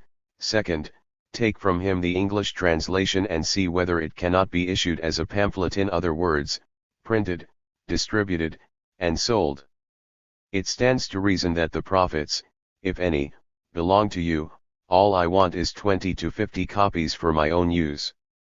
Write, soon. Regards from my wife, from me, and from all your friends to you and your wife. I trust you have taken the ocean voyage well and that your affairs in the United States will prosper. Yours, K.M. Marx to Wade Meyer. London, October 31, 1851. Dear Wade Meyer, I am sending you my second letter to America. After mature deliberation of this matter with Lupus, I decided that we might arrange one transaction together. First, the old Neue Reneszeitung was not widely circulated in America. If you could get hold of some bourgeois or manage to 29. Obtain the necessary credit from the owner of a print shop and a paper dealer, it would be profitable to publish a sort of pocket library of articles from the Neue Reneszeitung, little booklets, like those that Becker published in Cologne. For instance, W. Wolf's The Silesian Billion, Engels' Hungary, My Prussian Bourgeoisie, some of Werther's feuilletons, etc. If you can't find them over there, I shall send you the articles, choosing those that are most suitable. You will have to write a brief general foreword to this pocket library of the Neue Reneszeitung, as well as footnotes or postscripts to the individual booklets, wherever you feel they are necessary. Second, you could publish Engels and my articles against K. Heinzen that appeared in the Deutsche Zeitung in the same format and with explanatory notes. I think they would sell very well. We would share the profits remaining after the costs of production have been covered. Third, I have received a number of inquiries and orders from America concerning the 6 published numbers of my Review 1, but I have not entered into any arrangements, as I do not trust the rogues over there. You might publish an announcement that they can be obtained from you, but you must have a fair number of orders before they are shipped out from here. Fourth, the little library I spoke of above might include timely pamphlets written by you as well as by us when the occasion calls. From the commercial standpoint it is safer and more convenient, of course, to begin with material that is ready and at hand. You could wage the necessary polemics, against the right or the left, in your little prefaces and postscripts. And so I suggest that you become a book publisher. Less money is needed for this than for a newspaper, while you would be accomplishing the same ends. You will be spared the long, time-killing preparatory work involved in getting out a newspaper. I think that if you outline this plan in the proper way to Reich, who has money, he will agree to go into this business with you. My family, as well as Freilagrath, Lupus, and the rest, send your family our best regards. Yours, K. Marx. Marx to Wade Meyer, London, December 19, 1851. Dear Wade Meyer, that is Engels, received your letter the day before yesterday. First of all, my best New Year's wishes for you and your wife. My wife also sends you hers. I am now at my desk, working on an article for you. Your request came too late, and that is why I was unable to comply with it that very day. On Tuesday, December 23, you will be sent, 1. The 18th Brumaire of Louis Bonaparte, by K. Marx, 2. The Coup d'État in France, by F. Wolff, and 3. Nemesis, by V. Wilhelm Wolff. Engels will send you his article, about Prussia, I think, by today's mail, perhaps. Freilagrath has nothing ready yet, but he authorizes you to use his name as one of your contributors. Negotiations are going on with Weirth, as well as with Ecarius. You are now established in the United States for a year at least. The revolution won't start on May 2, 1852. I think you should wait with your first number 1 until the articles listed above arrive. The difference is only 5 days anyhow. For the forthcoming numbers you can announce the serial publication in article form of a work of mine, Neueste Offenbarungen des Socialismus, oder, Die Generale de la Révolution au 19e siècle parp. Proudhon. Latest Revelations of Socialism, or the General Notion of Revolution in the 19th Century, by P. Proudhon. Critique by K.M. Tautatoy at your service, K. Marx. If you are not already bound by contract, don't buy the Arbeiter Republic Workers' Republic from the wretched Whiteling. You will gain about 200 Straubinger apprentices, but you will lose the great reading public. Always appear under the old name. Regla General General Rule. L/FARX to Wade Meyer, London, January 1, 1852. Dear Weiwei, Happy New Year. Best wishes to your wife from my wife and me. It is only today that I am able to send you the article, as I was interrupted not only by the tempestuous events of the time, but even more so by private affairs. From now on, regularity. Lupus 1 is seriously ill and therefore hasn't been able to send you a thing as yet. I considered the article by Red Wolf to be unsuitable and therefore did not send it off. In case let's hope it won't be the case you have to put off your venture for a time owing to financial circumstances, give the article to Dana, so that he can have it translated into English for his paper. I hope, however, that this won't be necessary. Give Dana my regards. Tell him that I received his paper and his letter and shall send him a new article next week. As for the number bears of the review, please write me how big a market, roughly, you think I can count on in America. I do not have them here, I should have to get them from Hamburg, and this involves well-known difficulties of a financial nature. I shall send you notes to the people by our friend Ernest Jones, the most influential leader of the British Party. They will be a veritable treasure for you, since they can be used as fillers for your paper. Send me at once and keep on sending me in the future a few copies of your weekly. Salut et fraternite yours, K. Marx. Yesterday I hammered away at Freilagrath, and he promised me that he would cook up a poem for you on the latest events. Mrs. Marx to Wade Meyer. London, CA. January 10, 1852. Dear Mr. Wedemeyer. My husband has been very sick all week, in bed most of the time. Karl is too weak now to write you, which is why he asks me to tell you that you ought to write in your newspaper about our poor friends in Cologne, especially since Kinkel's party, together with the court writers and mongrels of the lithographic correspondence, is deliberately keeping completely silent about all their suffering and their very existence. This is all the more despicable inasmuch as Kinkel owes his popularity mainly to Becker and by Irgers, and the paper they published at the time. 2. And here these men are languishing in jail, being treated abominably, and now they'll have to serve an extra 3 months, while the great men of the future are coining thousands in the name of the new revolution, and are already dividing up their future governmental posts. How does your dear wife feel after her terrible journey? How are your children getting on? Have you all gotten acclimatized, if only a bit? Best regards, cordially yours, Jenny Marx. Lupus is feeling better again. He too is sending something along soon, as is Engels. An urgent request has also been sent to Weirth. Red Wolf has married, and since he is now on his honeymoon, he can't send you anything for the time being. Marx to Wade Meyer. London, January 16, 1852. Dear Wade Meyer. Today I got out of bed for the first time in 2 weeks.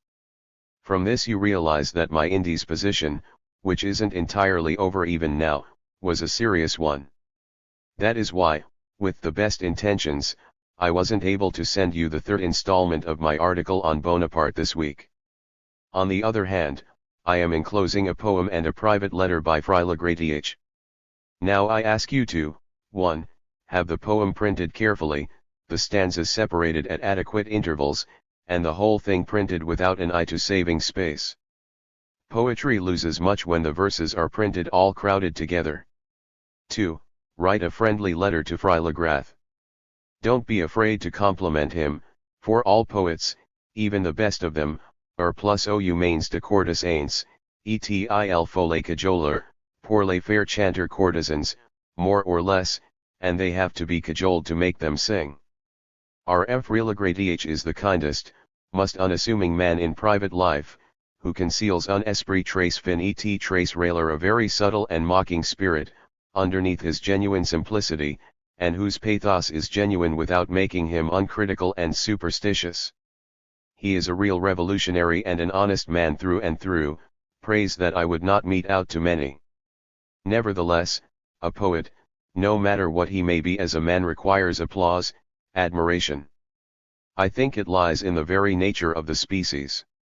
I am telling you all this merely to call your attention to the fact that in your correspondence with Freilagrath you must not forget the difference b. 33. Tween a poet and a critic. Moreover, it is very nice of him to address his poetic letter directly to you. I think this will give you something by way of contrast in New York. I don't know whether I can send you another article today. Piper promised me an article for you. He hasn't appeared up to the present time, but if he does, the article will still have to pass muster. Does it go into the fire, or is it worthy of making the trip across the ocean? I am still too weak to write any longer. More in a week. Regards from my family to yours. Lupus is also not entirely well as yet, and that is why he hasn't sent anything. Yours, K. Marx. The case of Daniels, Becker, ETAL1 wasn't heard at the January session of the court either, on the pretext that the investigation is so difficult that it has to be begun all over again, from the beginning. They have been in jail for 9 months already. Engels to Wade Meyer. Manchester, January 23, 1852. Dear Wade Meyer. For the present I am here in Manchester to stay, luckily in a very independent job and with many advantages. Marx and other friends come to visit me now and then from London, and so long as Weirth is in Bradford, we have established a regular switchback service between the two cities, since the rail trip takes only 2.5 hours. But he will probably be leaving soon. He can't stand that filthy hole Bradford, and he hasn't the composure to stay in any one place for a whole year. I am thinking of a trip to the United States either next summer or, if no change occurs in the interim, during the following summer, to New York and, especially, to New Orleans. But that depends on my old man, not on me, and also upon the state of the cotton market. 2. In France affairs are proceeding splendidly. Yesterday evening La Patrie reported that the establishment of a Ministry of Police for Maupus will be announced in today's Monitor. De Mornay, who, together with Fuld and others, represents the material interests of the bourgeoisie, but not its participation in political power, in the cabinet, will be fired, and there will begin the rule of the pure adventurers Maupas, Persigny, and co. This will open the era of imperial, true socialism. The first socialist measure will be the confiscation of the property of Louis Philippe, since the document by which he transferred his property to his children on August 6, 1830, instead of presenting it to the state in accordance with the traditional custom, is juridically invalid. The Due d'Amély's share of the Condat fortune will also be seized. If events unfold rapidly enough, next Saturday's steamship will bring the news. They are still hunting down insurgents like wild beasts in the southern departments. The British press, and now and then the Augsburg Allgemeine Zeitung, is the only dependable source for French news. The best information on France is found in the London Daily News, which I am therefore specially recommending to you. The Tribune subscribes to it, and you can also get it elsewhere. It is too expensive to subscribe to it yourself. You can certainly get it easily in the cafes of the business sections of the city. Dronky will probably call on you soon. I have heard that all those who have to quit Switzerland are being shipped across France to America, and not to England. Dronky is supposed to leave now. He is probably in hiding, since nothing has been heard of him. Here are some additional points by way of comment on the possibility of invading Britain, to clear up the matter for you. 1. Any landing west of Portsmouth runs the risk of being driven into the angle of Cornwall, hence impracticable. 2. Any landing further to the north of, or too close to, Dover runs the risk of suffering the same fate between the Thames and the sea. 3. The initial objectives of the operation would be London and Woolwich. Detachments would have to be assigned to take Portsmouth and Sheerness, Chatham. A strong garrison would have to be kept in London, with strong detachments between London and the coast. With a landing force of 150,000 men, this would require at least 60,000, and even that would be insufficient. Hence, 90,000 men would be available for the advance. 4. The second objective of the operation would be Birmingham. The arms factories are located there. The area south of Bristol Channel and the Wash would have to be secured, i.e., the line from Gloucester to King's Lynn, together with a powerful attack on Birmingham. No matter how weak and overwhelmed the enemy's army might be, I think that to deal with it with a force of 90,000 men would be impossible. But even if this should succeed, it would 35. Not gain a tenable defensive position, especially if British sea power came into play. The line is too long and too weak. That is why the advance would have to be maintained. 5. The third objective of the operation would be Manchester. The whole area south of the Mersey, or the Ribble, and the Aire, the Humber, must be secured, and this line held. It is shorter and easier to defend, but here too the invading forces would be greatly weakened by the detaching of troops. Since the defense would still have enough territory and adequate facilities to reorganize its forces, the invaders would have to either advance or soon retreat. 6. The first line that could be held in the extremely narrow north of England is either the Tees or, even better, the Tyne, from Carlisle to Newcastle, the line of the Roman wall, erected against the Picts. But then the defenders would still have the agricultural, industrial, and commercial resources of the Scottish lowlands. 7. The conquest of England proper may be considered complete, even though only temporarily. Only when Glasgow and Edinburgh are taken, the defenders are forced back into the highlands, and the invaders occupy the excellent, short, strong line between the Clyde and the Firth of Forth, which is adequately provided with rail lines to the rear. But the real difficulties, the difficulties of maintaining the position, begin after the conquest, since communications with France will certainly be cut off. How many men would be required, under these conditions, to conquer the whole country from Dover to the Clyde and to set up a decent front on the Clyde? I think 400,000 would not be too high a figure. These considerations are too detailed for the newspaper, and I am setting them down for you solely as a professional man. Take a look at the map of England and tell me what you think of this. This is one side of the question that the British lose sight of completely. 1. The mails are closing. I have to conclude. Regards to your wife. Yours, F.E. Engels to Wade Meyer, Manchester, January 30, 1852. Dear Wade Meyer, my expectations concerning the confiscation of Louis Philippe's property and the formation of the Persigny cabinet were borne out sooner than could have been expected. If the information channels are in good working order, this news should have arrived in New York by Liverpool steamer together with my letter. 1. The letter had hardly been sent off when the telegraphic reports of the event reached us here. So much the better, affairs are going splendidly, and they will go even better. The situation of the Cologne prisoners is very distressing. Since there is absolutely no evidence against them, the criminal court has neither set them free nor turned them over for jury trial, but returned the case to the initial examining magistrate for a new inquiry.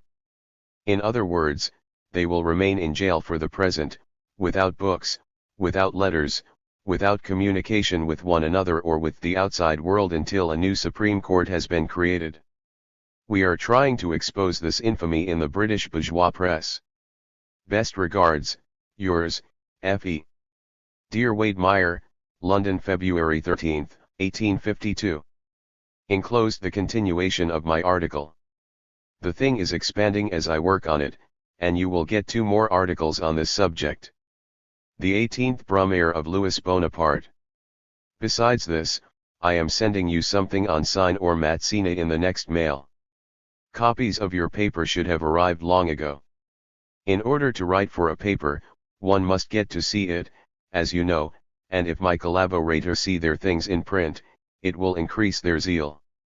I enclose a note on the situation of our friends in jail in Cologne. Make an article out of this note. They have been imprisoned for 10 months by now. In November the case came before the Court of Inquiry, which decided to hold them for jury trial.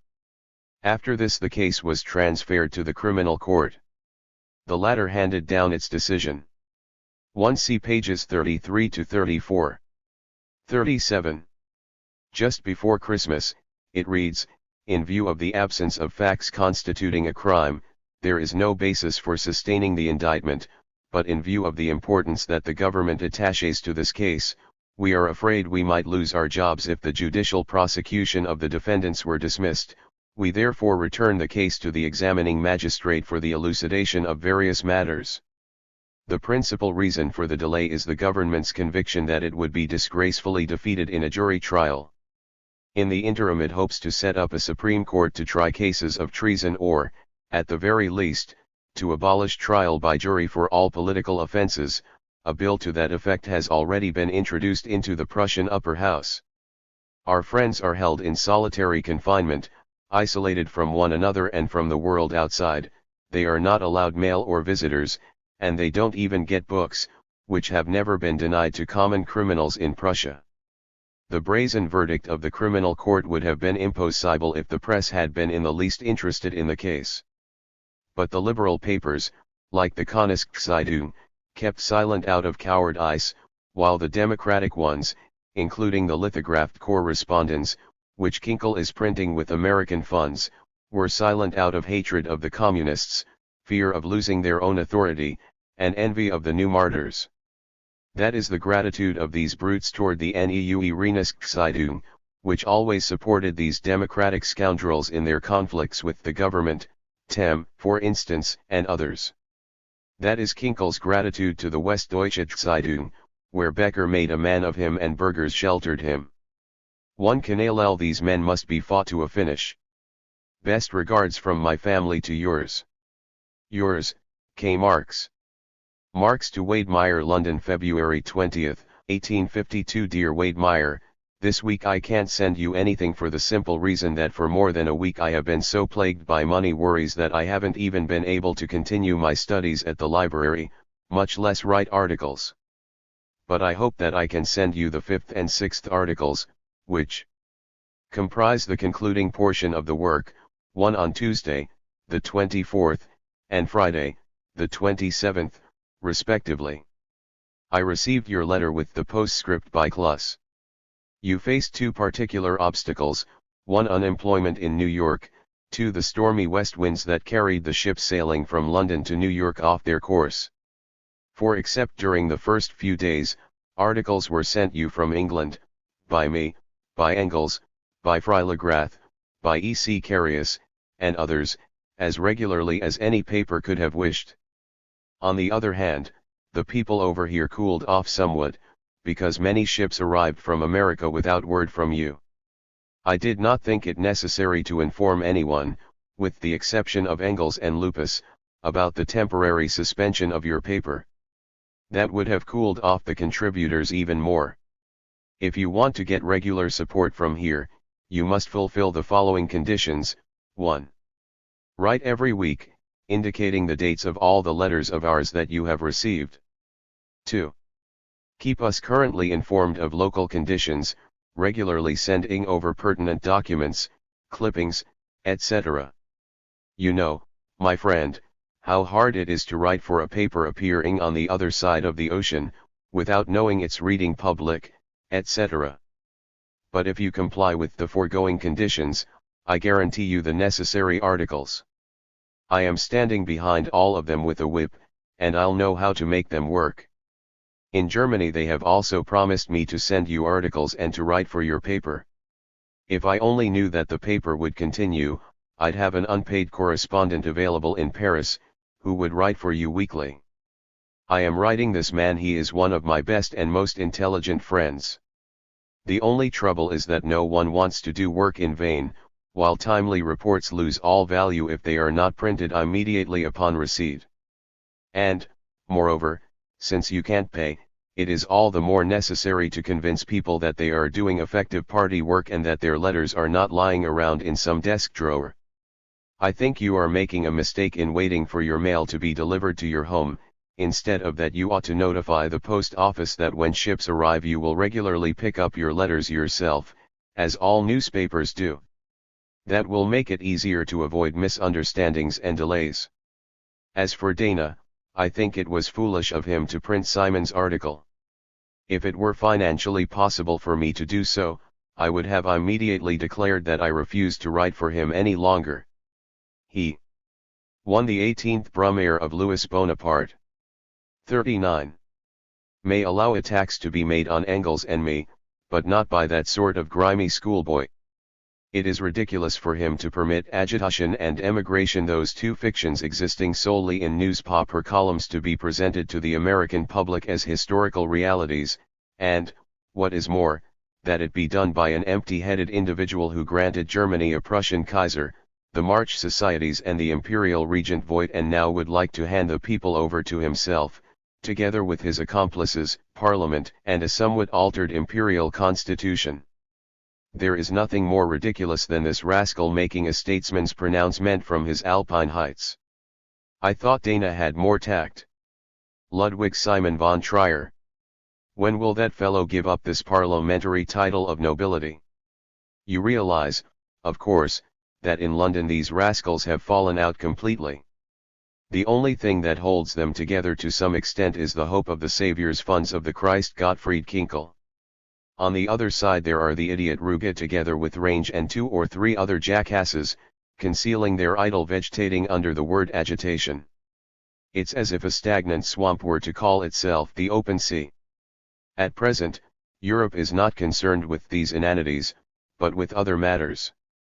After the 2d of December 1st and after the arrival here of new revolutionary elements from France, even Ledru-Rollin has shrunk like an empty balloon. Mazzina is making ultra-reactionary speeches. I shall send you an analysis of one of them in the near future.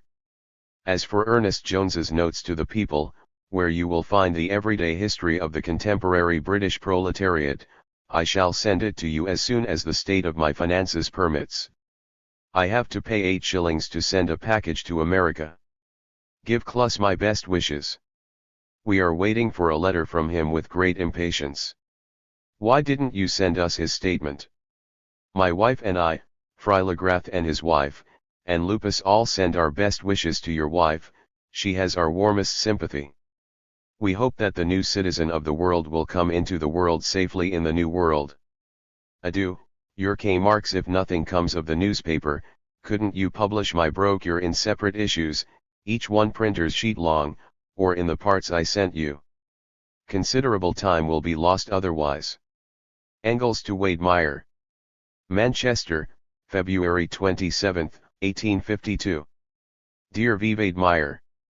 As for the question of a war against England, it interests me for the present chiefly as a military problem that one tries to explain and solve, like a problem in geometry.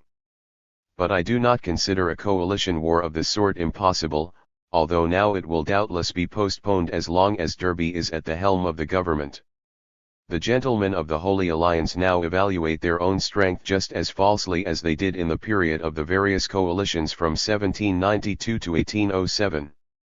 As for Russia's dependence upon Britain, 1. It must not be expected that the Tsar feels this dependence, and, 2. Though the cessation of trade would cause a serious depression, poverty, and the spoilage of foodstuffs, this could be stood for 2 or 3 years just like a business crisis, which lasts about the same length of time. Remember that in Russia money hardly circulates at all in the rural localities, among the peasants, who comprise the overwhelming majority of the population, and that all the necessities of life of these barbarians can be made in every village. The cities and the aristocracy would suffer, of course, but the foundation of the Russian Empire is the peasantry and the minor nobility, who live like peasants. It would be very hard for Britain to get the continent to revolt. In Spain this was facilitated by the terrain, the wide expanse, and the sparse population of the country, the shortage of foodstuffs, and the sea, which surrounds the country on almost all sides. But Hungary and Poland are inland countries, while Italy, except for the islands, could hardly defend itself against the superior forces of the coalition, even with the aid of the British and the insurgents. Besides, Britain is unable today, and will be unable even 1 year after the declaration of war, to raise the kind of army that was sent to Spain for Wellington. And ships without landing parties cannot gain a firm foothold anywhere. It is really fortunate that the Tories have come to power. The manufacturers have grown quite soft as a result of their constant success in the field of trade policy and the continuing of prosperity. Not a single one was interested in parliamentary reform, even a much wider reform than the pitiable Russell Bill. Now they are on the horns of the devil's own dilemma, and already devilishly apprehensive, particularly as each of the new ministers is crassly advocating one sort of protective tariff or another. The Anti-Corn Law League is being re-established here. Parliamentary reform, extension of the suffrage, equalizing the electoral constitution. 41. Indices, and secret voting have now become questions of life or death for the industrial bourgeoisie, whereas formerly they directly interested only the lower middle class. Derby is compelled to dissolve Parliament, and he will probably do so as soon as the military budget and the taxes for the coming year have been voted. We shall most likely have new elections in May. The protectionists will gain some votes and will throw some Peelites out of Parliament. But they will remain in the minority, and if Derby dares to introduce a straightforward bill for the establishment of protective tariffs, he will fall beyond the shadow of a doubt. But he may be clever enough to put off this question. In any event, the British movement has come to life again. Palmerston's dismissal was followed by the whole sequence of events that had to occur after the unceasing cabinet defeats during the past session. Derby is Act 2, the dissolution of Parliament will be Act 3. As for British foreign policy under Derby, it will, of course, be reactionary too, but very little of a decisive character will occur. It is possible that they will initiate some sort of refugee trials, but in these trials the government will lose. Endeavours will be made to introduce bills for the control of aliens, which will likewise fall through. Possibly, assistance will be given to the effort to form a coalition against Louis Napoleon, but this too will come to naught. The hands of the British Tories are bound, and unless they try to re-establish the Sidmouth Castlereagh despotism of 1815 to 1821, in so doing they may burn their fingers devilishly, since the British bourgeoisie is rabid about legality and free trade, Messrs. Conservatives will make laughing stocks of themselves. But Derby, while his father was alive, he bore the title of Lord Stanley, is a hothead and may easily resort to extreme and even unlawful measures. Now all that is lacking is a business crisis, and ever since Derby came to power I have had a presentiment that it will soon break out. The free trade measures of the British, following one another in rapid succession, with the subsequent opening up of the Dutch colonies, the lowering of tariffs in Spain, Sardinia, etc., and the drop in the price of cotton, since September 1850, cotton prices have fallen to half the previous level, are supporting prosperity longer than could have been previously expected. But the condition of the Indian and, in part, the American markets, much less manufactured goods were exported to the United States last month than during the corresponding period of the previous year, does not give one any reason to believe that it will last much longer. If the crisis were to break out as early as May, which is hardly likely, however, the dance would begin. But it will hardly break out before September or October. Give my regards to your wife. Yours, F.E. In the near future I shall send you an article on the position of the British industrial bourgeoisie, and on the history of trade I shall be very busy for about another 2 weeks. London, February 27, 1852. Dear Mr. Wade Meyer, for a week now my husband's eyes have been hurting him so much because of his intensive work at night. He has to spend the day running around on domestic errands that he is unable to write you, and I have to perform all the functions of a secretary. He asks me to tell you that he could not look through a curious article closely enough, and that you will have to correct the spelling errors in it. That remarkable man writes excellently, but it is only over here that he learned to handle words, and he doesn't recognize periods and commas. In addition, my husband is sending you an article by a Hungarian, who is closely acquainted with the innermost secrets of the Hungarian émigrés. Decide for yourself whether this article can be used and printed at the present time. In any event, the man must be encouraged, since he has promised to send special correspondence by Purcell, Zamir, and others, who are close friends of his, later on.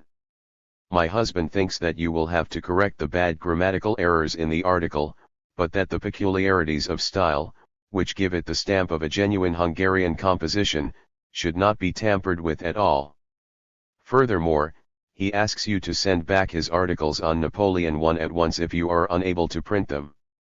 We may perhaps be able to place them somewhere, translated into French, though it would be a pity, of course, to give up the German. It would be best of all if you could manage to print them in America, and if it were possible to distribute them in Germany as well. The brochure ought to go well, no doubt, as it gives a historical appraisal of the most important event of the present time.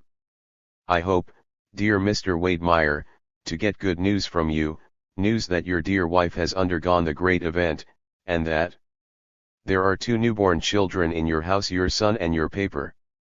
I send your dear wife my most heartfelt greetings, and I remain, yours sincerely, Jenny Marx. In order not to delay matters too long, you might print each article separately, for the problem is extremely timely.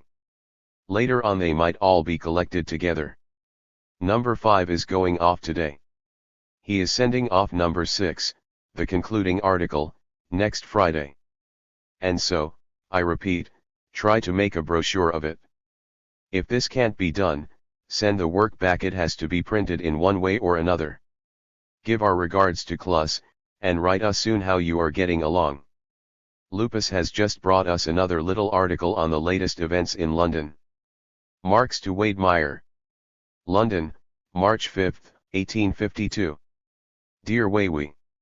Your article against Heinzen, which Engels unfortunately sent me too late, is very good, both brutal and subtle, a combination that belongs in any polemic worthy of the name.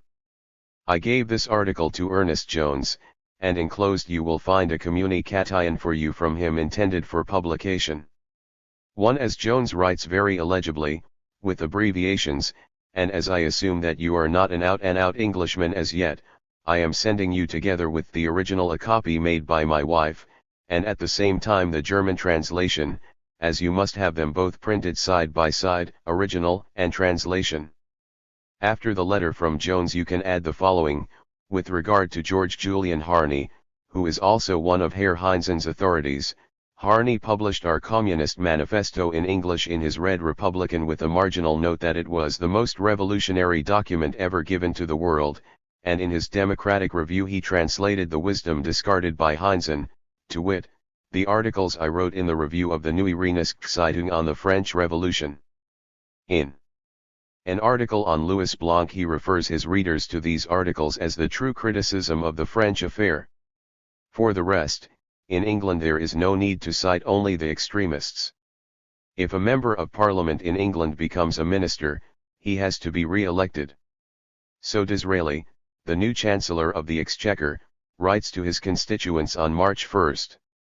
We shall endeavour to put an end to a class struggle which in recent years has had such a harmful effect on the well-being of this kingdom. On which the Times comments on March 2, if anything would ever divide classes in this country beyond reconciliation and leave no chance of a just and honourable peace, it would be a tax on foreign corn. And to keep an ignorant man of character like Heinzen from imagining that the aristocracy are for and the bourgeoisie against corn laws, because the former want monopoly and the latter freedom, a Philistine sees contradictions only in this abstract form. It is to be noted that in the 18th century the English aristocracy were for freedom of trade, and the bourgeoisie for monopoly, the same relative position that we find at this very moment between these two classes in Prussia. With regard to corn laws, the Neue Preußische Zeitung is the most rabid free trader. Finally, in your place I should in general tell the democratic gentlemen that they would do better first to acquaint themselves with the bourgeois literature before they presume to yap out their contradictions of it. For instance, these gentlemen should study the historical works of Thierry, Guizot, John Wade, etc., in order to enlighten themselves as to the past history of classes. Before they try to criticize the critique of political economy they should acquaint themselves with the first elements of political economy. One has only to open Ricardo's great work, for example, to find these words on the first page: the produce of the earth, all that is derived from its surface by the united application of labor, machinery, and capital, is divided among three classes of the community, namely, the proprietor of the land, the owner of the stock or capital necessary for its cultivation, and the laborers by whose industry it is cultivated. One that bourgeois society in the United States has not yet developed far enough to make the class struggle obvious and comprehensible is most strikingly proved by H. C. Carey, of Philadelphia, the only American economist of importance.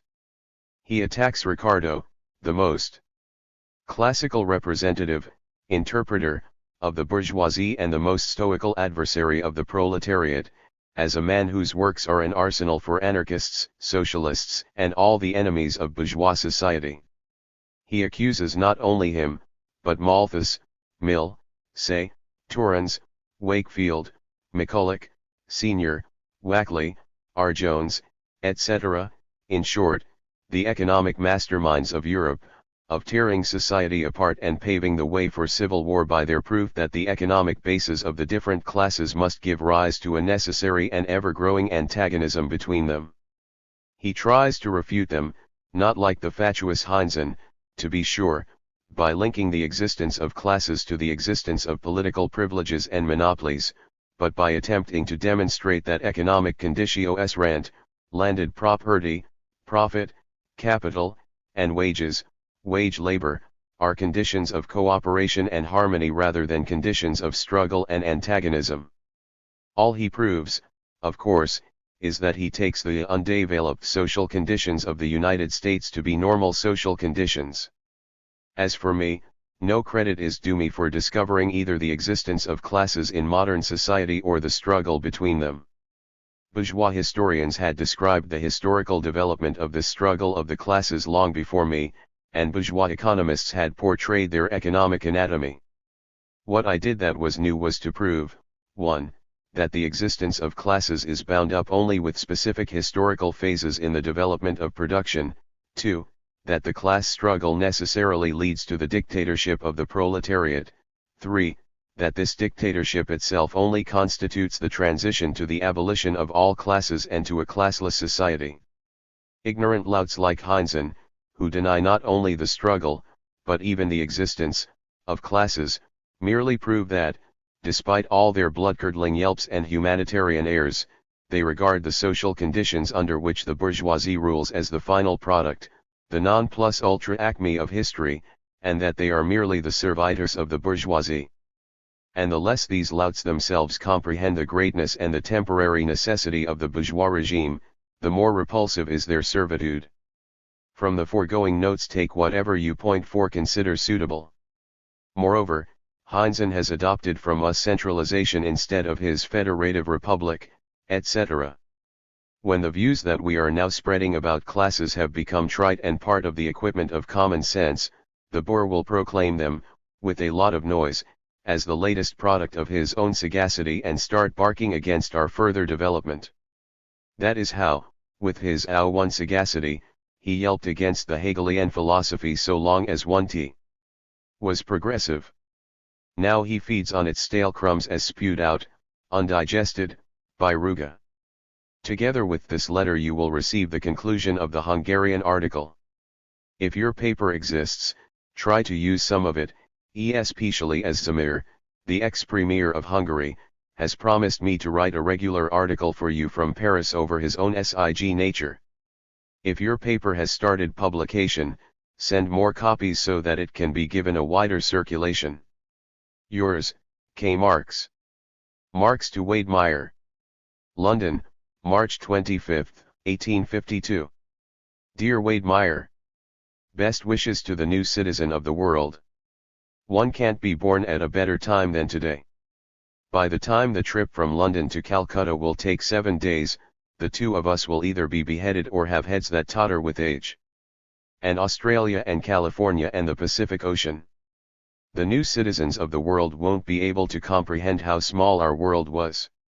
Very good that you've taken a job as a surveyor. Now you'll be able to operate with greater quiet and security. Now I am going after Matsina. Herr Kinkel, who according to his own admissions, draws his surpassing wisdom from old wives' tales and pursues the unity of the great men wherever he goes, finds upon his return that the struggle is at its height.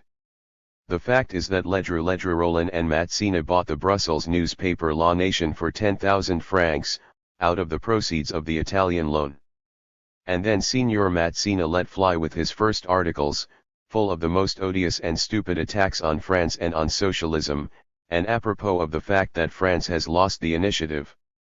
His attacks were so violent that Ledru himself now has to take a stand against them. They say he has already decided to do so. On the other hand, the socialists Louis Blanc, Pierre Leroux, Cabet, Mallarmé, and others have gotten together and issued a venomous reply, written by the toad Louis Blanc.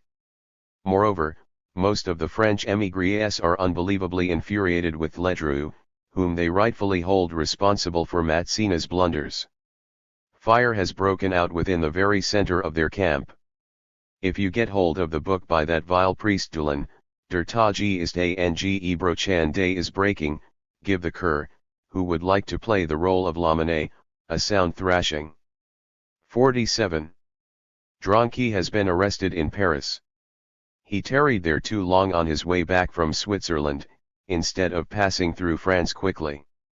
I am greatly pleased with your selections. Piper's article would have been all right for the newspaper, but it is written too hurriedly and superficially for a pamphlet. Couldn't you get some news of Edgar I from Braunfels? That do-nothing never writes a word, and his mother is greatly worried. A madcap? Kluss's protest met with general approval here at the League meeting, while your revolution was well liked both in Schen's society and in ours. Best regards to your family from all of us, yours. Engels to Wade Meyer. K. Marx. Manchester, April 16, 1852. Dear Wade Meyer. Yesterday I received your letter of March 30, together with the letter about the revolutionary meeting. I see that you have begun to paste stamps on your letters. That is senseless, for the concern here, i.e., Ehrman and Engels, can pay the postal fees here. What I received I sent on to Marx. The day before yesterday I returned from London, where I spent Easter. Marx's youngest child was very ill and, as Marx now writes me, died. This is the second death in London. You can understand, of course, that his wife is taking it very hard. There also was sickness in the Freiligrath family, but there the patients are on the mend. You probably know that during his trip across France Dronky was arrested in Paris, partly through his own fault. The youngster stayed there for 3 weeks, in spite of his previous deportation. Now he writes that he has been transferred from Mazas prison back to the prefecture of police and that on Good Friday he was to be sent to Boulogne and from there to England. But we haven't heard a word from him since. The youngster has a remarkable talent for getting into a scrape, but he most likely will show up within a day or two. The whole Neue Rheinischen is assembling in England. To be sure, Weirth is in Hamburg at the present time, but nevertheless he is in touch with Bradford and, despite all his reluctance, he regularly returns there. In May our Cologne friends will most likely face a jury, since the criminal court is supposed to consider their case on April 5 and will not set them free, of course. But I dare say, this is all for the best, since the state prosecutor would immediately appeal a verdict of not guilty.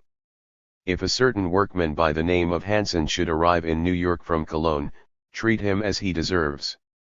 This fellow, a member of the League since 1848, administered the funds collected for the benefit of the prisoners, that is, he spent the money on drink and then skipped off to America. It would be very useful if Dana sent copies of the printed articles by Marx over here. We received only the first 6 articles and would have liked to get the subsequent ones. If Dana should evade the issue, on the pretext that this would involve a lot of work, procure these copies yourself and send them over here.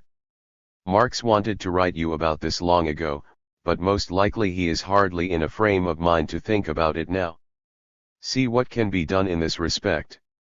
We ought to have a full set of the articles here. It is important to preserve them as documents. My article on strategy is of no value anymore and is quite unsuitable for the symposium, especially since the major points are deduced not in the article, but in my letters to you. File it quietly away.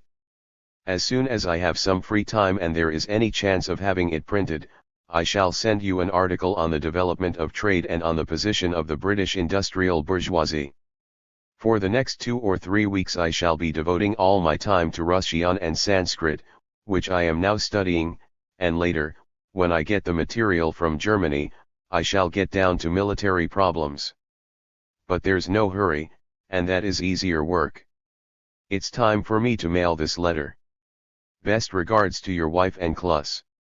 Yours, F.E. Marx to Wade Meyer. Dear Wade Meyer. London, April 30, 1852. It gave me much pleasure to hear about the publication. Point 1 Lupus letter needn't be taken so seriously. 2 You know that in our quite 1 Wade Meyer had finally managed to publish Marx's The 18th Brumaire of Louis Bonaparte in an edition of 1,000 copies. 2 Wilhelm Wolff, Lupus, had written Wade Meyer a vehement letter on April 16, the day that Marx's infant daughter Franziska had been buried, bitterly reproaching Wade Meyer for his alleged inactivity. 49. Distressing circumstances. There always is a certain excessive irritability, which has to be discounted to get a true balance. Neither Engels nor I have as yet received your article in the Turnzeitung attacking Kinkel. I am looking forward to it eagerly, as your polemic against Heinzen was excellent. The status of big commerce and industry in England, and hence on the continent, is better than ever. As a result of special circumstances, California, Australia, the trade penetration of the British into the Punjab, Sindh, and other recently conquered parts of the Indies, the crisis may be postponed until 1853. But when it does break out, it will be frightful. And until then revolutionary upheavals are out of the question. The Cologne trial has again been put off to the July session of court. By that time jury trials will probably have been abolished altogether in Prussia. Yours, K.M. Mrs. Marx to Cluss, London, October 28, 1852. Dear Mr. Cluss, you will, no doubt, have been following the monster trial of the Communists in the Königszeitung. The session of October 23 gave the whole trial an imposing and interesting turn, so favorable for the defendants that we are all beginning to feel a little better. You may imagine that the Marx Party is active day and night and has to work with head, hands, and feet. All the assertions of the police are lies. They steal, forge, break open desks, swear false oaths, perjure themselves, claiming they have the right to do so against the communists who stand or la société outside society. It is truly hair-raising to see all this, and how the police, in their most villainous form, are taking over all the functions of the Ministry of Justice, pushing seed into the background, introducing unauthenticated slips of paper, mere rumors, reports, and hearsay as actually judicially proven facts, as evidence. All the proofs of forgery had to be submitted from here, thus, my husband has to work all day at it, far into the night. Affidavits by the landlords had to be submitted, and the handwriting of Liebknecht and Rings, the men who are alleged to have written the minutes, had to be officially certified to prove the forgery by the police. Then all the papers, in 6 to 8 copies, must be sent to Germany by the most devious channels, via Frankfurt, Paris, etc., as all letters addressed to my husband, as well as all letters sent Marx and Engels from here to Cologne, are opened and confiscated. The whole thing is now a struggle between the police and my husband, who is being blamed for everything, the whole revolution, even the conduct of the trial. Freilagradiach, Marx, Engels, and Wolff issued the enclosed statement. We are sending it to the Tribune today. You can publish it, too. Jenny Marx. Steiber has now denounced my husband as an Austrian spy. By way of reply, my husband dug up a wonderful letter that Steiber wrote to him during the period of the Neue Königszeitung, which really compromises Steiber. In brief, things will come to pass that would be unbelievable if one didn't actually witness them. All these police tales divert the public and thus the jurors from the indictment itself, and the bourgeoisie's hatred of these dreadful incendiaries is paralyzed by their horror of the police villainy, so that by now we may even count on our friend's acquittal. The battle against this official power, buttressed with gold and all the weapons, is very interesting, of course, and all the more glorious if we should end up victorious, since on one side there are money and power and everything else, whereas we often didn't know where to get the paper we needed to write letters, etc., etc. Enclosure. Public statement of Freilagradiach, Marx, Engels, and Wolff 1 to the editor of Sir, the undersigned call your attention to the attitude of the Prussian press, even including the most reactionary papers, such as the Neue Preußische, during the pending trial of the Communists at Cologne, and to the honorable discretion they be served at a moment when scarcely a third part of the witnesses have been examined, where none of the produced documents has been verified, and not a word has fallen yet from the defense. While those papers, at the worst, represent the Cologne prisoners and the undersigned, their London friends, as dangerous conspirators, who alone are responsible for the whole European history of the last 4 years and for all the revolutionary commotions of 1848 and 1849, there are 2 public organs, the Times and the Daily News, which have not hesitated to represent the Cologne prisoners and the undersigned as a gang of swindlers, sturdy beggars, etc. The undersigned addressed to the English public the same demand which the defenders of the accused have addressed to the public in Germany, to suspend their judgment and to wait for the end of the trial. Were they to give further explanations at the present time, the Prussian government might obtain the means of baffling a revelation of police tricks, perjury, forgery of documents, falsifications of dates, thefts, etc., unprecedented even in the records of Prussian political justice. When those revelations shall have been made in the course of the present proceedings, public opinion in England will know how to qualify the anonymous scribes of the Times and the Daily News, who make themselves the advocates and mouthpieces of the most infamous and subaltern government spies. Father Engels, F. Freilagrath, K. Marx, W. Wolf. Marx to Plus 1. London, December 7, 1852. Enclosed, 1. My manuscript of Enthüllungen über den Kommunistenprozess zu Köln, Revelations of the Communist Trial in Cologne. This manuscript was sent to Switzerland yesterday. It is being printed there and will be distributed in Germany as a New Year's gift for Messrs. Prussians. Print it in America, if you think you can recover at least its production costs in the American market. If you can make more, so much the better. In that event, an advance announcement should be made in the press to arouse the public's curiosity. If the brochure can appear in America, it must be printed anonymously, as is being done in Switzerland. You will appreciate the humor of the brochure better when you realize that its author is as good as interned because he lacks pants and shoes, and that, moreover, his family risked and still risks being plunged into really distressing poverty. The trial dragged me even deeper into penury, for I had to spend 5 weeks working for the party against the government's machinations, instead of earning some money. In addition, it has totally estranged the German booksellers with whom I had hoped to sign a contract for my political economy. Lastly, the arrest of Birnbach deprived me of the opportunity of realizing the proceeds of the copies of the 18th Brumaire sent by you, for 300 copies were ordered through him as long ago as May. In short, I'm on the rocks. 2. I am sending you an appeal for donations on behalf of the Cologne prisoners and their families. Place it in various newspapers. It would be good if committees were formed in America, perhaps.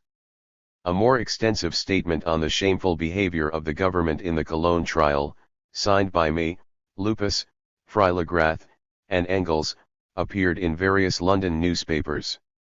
The Prussian legation is particularly offended by the fact that this unvarnished denunciation of the Prussian government was printed in the most refined and respectable London weeklies, The Spectator and The Examiner. As for Proudhon, you are both right. Massal's illusions arise from the fact that Proudhon, with his customary professional charlatanry, has borrowed some ideas from me, as his own latest discoveries. For example, that there is no absolute science, that everything must be explained as founded on material conditions, etc., etc. In his book on Louis Bonaparte, he frankly admits what I first had to deduce from his Philosophie de la Misère, philosophy of poverty, namely, that his ideal is the petty bourgeoisie. France, he says, consists of 3 classes: 1. The bourgeoisie, 2. The middle class, the petty bourgeoisie, and 3. The proletariat. The purpose of history, and of the revolution in particular, is to dissolve the extremes, the first and third classes, into the second class, the golden mean. This can be done by means of the prudentest credit operations, the end result of which must be abolition of interest in all its various forms. In the proceedings before the Cologne court, Becker has compromised himself and the party. It had been arranged with him beforehand that he was to appear as a non-member of the League and not to lose his following among the democratic petty bourgeoisie. But he suddenly became involved in the deception himself. He is very weak as far as theoretical education is concerned, but strong enough where petty ambition is involved, and decided to play the leader of the Democrats at the expense of the Communists. Not only does he want to be acquitted, but to exploit the laurels of the trial for his own personal ends. He is not only brazen, he is turning into a blackguard. In conclusion, a few words about France. Bonaparte, who has always lived by borrowing, assumes that the golden age will be most easily established in France if he establishes credit institutions everywhere and makes them as accessible as possible to all classes of society. His operations have 2 good sides to them: they are paving the way for a terrible financial crisis, and they demonstrate what the prudentest tricks lead to once they are roused from there. 53. Theoretical sleep and put into practice, viz., to fraudulent stock jobbing without precedent since John Law. The Orleanists, I know one of their agents very well, are displaying unusual activity. Thiers is here now. They have many allies in the army and in Bonaparte's immediate entourage. They would like to kill him in his bed, in January. We shall see. In any event, I shall be informed of this 2 weeks before their attempt and shall warn the Revolutionary Proletarian Party in Paris through the secret society of Frères et Amis, brothers and friends, to which I belong. Even if the Orleanists pull the chestnuts out of the fire, they won't be able to eat them in any event. K.M. Marx to +1 London, April 1853. Today I received the first 5 issues of Die Reform from New York. I don't know whether from Wedemeyer or Kellner. I was already acquainted with most of them through you. This is at least an honest paper, something rare in America, and a working man's paper. I can't say that the editor-in-chief's affected disdain of Cassian's personnel's personal questions, which are also party questions, his make-believe naive simplicity, or his biblical solemnity are much to my taste. But he has to take the paper as it is.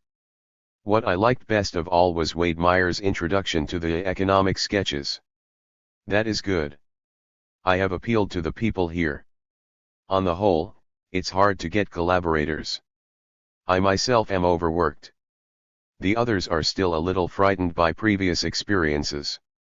Our party is unfortunately very pauvre. Engels to Wedemeyer. Manchester, April 12, 1853. Dear Wedemeyer, I have perfected my knowledge of Slavic languages and military science this winter, and by the end of the year I shall understand Russian and South Slavic fairly well. I purchased the library of a retired Prussian artillery officer in Cologne cheaply, and for a time I again felt like a bombardier, among the Pli d'Imic, the brigade school handbook, and the other old volumes you recollect. There is no doubt that Prussian military literature is the very worst of the lot. The only tolerable stuff is what was written in the immediate, fresh recollection of the campaigns of 13 to 15. But after 1822 there sets in an abominable pretentious, military pedantry that isn't worth a damn. A few tolerable things have recently been published in Prussia again, but not many. Since I am not familiar with the specialized literature, the French works are completely inaccessible to me, unfortunately. I have just about boned my way through the old campaigns, those since 1792, the Napoleonic campaigns are so easy that it is hard to go astray in them. About du Comte, all things considered, Jomini is the best historian of these campaigns. The natural genius Clausewitz doesn't quite appeal to me, despite the many fine pieces he has written. For the immediate future, i.e., for us, the most important is the Russian campaign of 1812. It is the only one where there are major strategic problems still unsolved. In Germany and Italy there are no other lines of operations feasible other than those established by Napoleon. In Russia, on the other hand, everything is still obscure and unclear. When we seek an answer to the problem of what a revolutionary army should do in the event of a successful offensive against Russia, the question whether Napoleon's plan of operations in 1812 envisaged from the very start a direct advance on Moscow or an advance only to the Dnieper and the Dvina in the first campaign again rises to face us. This question can now be solved, it seems to me, solely by sea, in the Skagerrak and the Dardanelles, and at St. Petersburg, Riga, and Odessa, that is, of course, if we leave chance out of our reckoning and start only with an approximate balance of forces as a basis. Another condition, of course, is that we leave aside any internal movement in Russia, whereas a noble bourgeois revolution in St. Petersburg, with an ensuing civil war inside the country, is quite within the realm of possibility. Mr. Herzen made the problem much easier for himself. Du Développement des Révolutionnaires en Russie, the development of revolutionary ideas in Russia, by propounding the Hegelian construction of a democratic social communist Prudenist Russian republic headed by the triumvirate of Bakunin, Herzen, Golovin, so that it can't miss. By the way, it is very uncertain whether Bakunin is still alive. In any event, it is extremely difficult to conquer vast, widespread, sparsely populated Russia. As for the former Polish provinces this side of the Dvina and the Dnieper, I haven't wanted to hear about them ever since I learned that all the peasants there 55 are Ukrainians while only the nobles and some of the bourgeois are Poles, and that for the peasant there the restoration of Poland would mean merely the restoration of the old rule of the nobility in full force, as was the case in Ukrainian Galicia in 1846. In all these areas, not counting the Kingdom of Poland proper, there are hardly 500,000 Poles. However, it's good that the revolution this time encounters a sturdy antagonist in the shape of Russia, and not such feeble scarecrows as in 1848. In the meanwhile all sorts of symptoms are making their appearance. The cotton prosperity over here is actually attaining such heights as to make one dizzy, while individual branches of the cotton industry, coarse material, domestics, are in a state of complete slump. The speculators are counting on saving themselves from the dizzy swindle by swindling wholesale, building railways with British money, only in America and France, while swindling over here at retail, on a small scale, thus gradually infecting all commodities with the swindle. The quite abnormal winter and spring weather over here have most likely damaged the grain crop, and if, as is usually the case, this is followed by an abnormal summer, the crop will be a failure. The present prosperity, in my opinion, cannot last beyond autumn. In the meantime, the third British cabinet in the course of a single year is now making a fool of itself, and this is the last possible cabinet without the direct intervention of the radical bourgeoisie. The Whigs, the Tories, the coalitionists are all suffering defeat in turn, not because of a tax deficit, but because of surplus. This characterizes the whole policy as well as the extreme impotence of the old parties. If the present ministers fall, Britain cannot be governed without a considerable extension of the electorate. In all likelihood this will coincide with the onset of the crisis. The prolonged boredom of prosperity makes it almost impossible for the unlucky Bonaparte to preserve his dignity. The world is bored, and Bonaparte bores the world. Unfortunately, he cannot get Mar right again every month. That swindler, drunkard, and cheat will break his neck, because he is compelled to put Engels' Filrestenspiegel princely mirror into practice, if only for appearance's sake. The blackguard, playing the role of father of his country, is at his wit's end. He can't even start a war. At his slightest move he comes up against serried ranks, a solid wall of bayonets. Besides, peace gives the peasants the highly desired time to reflect on how the man promised to crush Paris for the sake of the peasants one's now beautifying Paris at the expense of the peasants, while mortgages and assessments are growing rather than diminishing, in spite of every Marx and Engels thing. In a word, this time events are developing methodically, and that is very promising. In Prussia the government, with its income tax, has nicely gotten itself into trouble with the bourgeoisie. The tax assessments are being raised by the bureaucrats with the jeepitist arrogance, and you can imagine the delight with which these noble ink-slingers are now snooping around in the trade secrets and ledgers of all businessmen. Even my father, the inveterate Prussian, is boiling with rage. These people must now taste the blessings of the Aban March bargain constitutional paternal Prussian government down to the very dregs. The Prussian government debt, which was about $67 million before 1848, must have quadrupled since then, and they now want to borrow again. It should be said that the stout king had agreed to sweat a little again, as in the days of March 1848, if he were only assured these credits until his blissful death. But Louis Napoleon again helped him to re-establish the Zollverein. Austria yielded a bit out of fear of war, and now, Lord, allow your servant to go to his grave in peace. The Austrians are doing their best to get Italy into motion again. Up to the Milan Putsch the country was entirely engrossed in trade and prosperity, to the extent that the latter was compatible with taxes. If all this continues for a couple of months more, Europe is splendidly prepared and needs only the impetus of the crisis.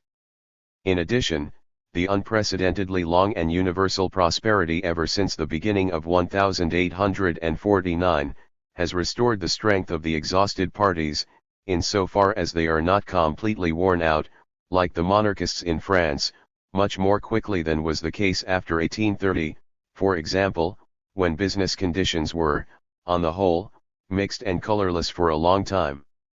In 1848, moreover, only the Paris proletariat and, later, Hungary and Italy, were exhausted by serious struggles. The insurrections in France after June 1848 were almost not worth mentioning, ultimately ruining only the old monarchist parties.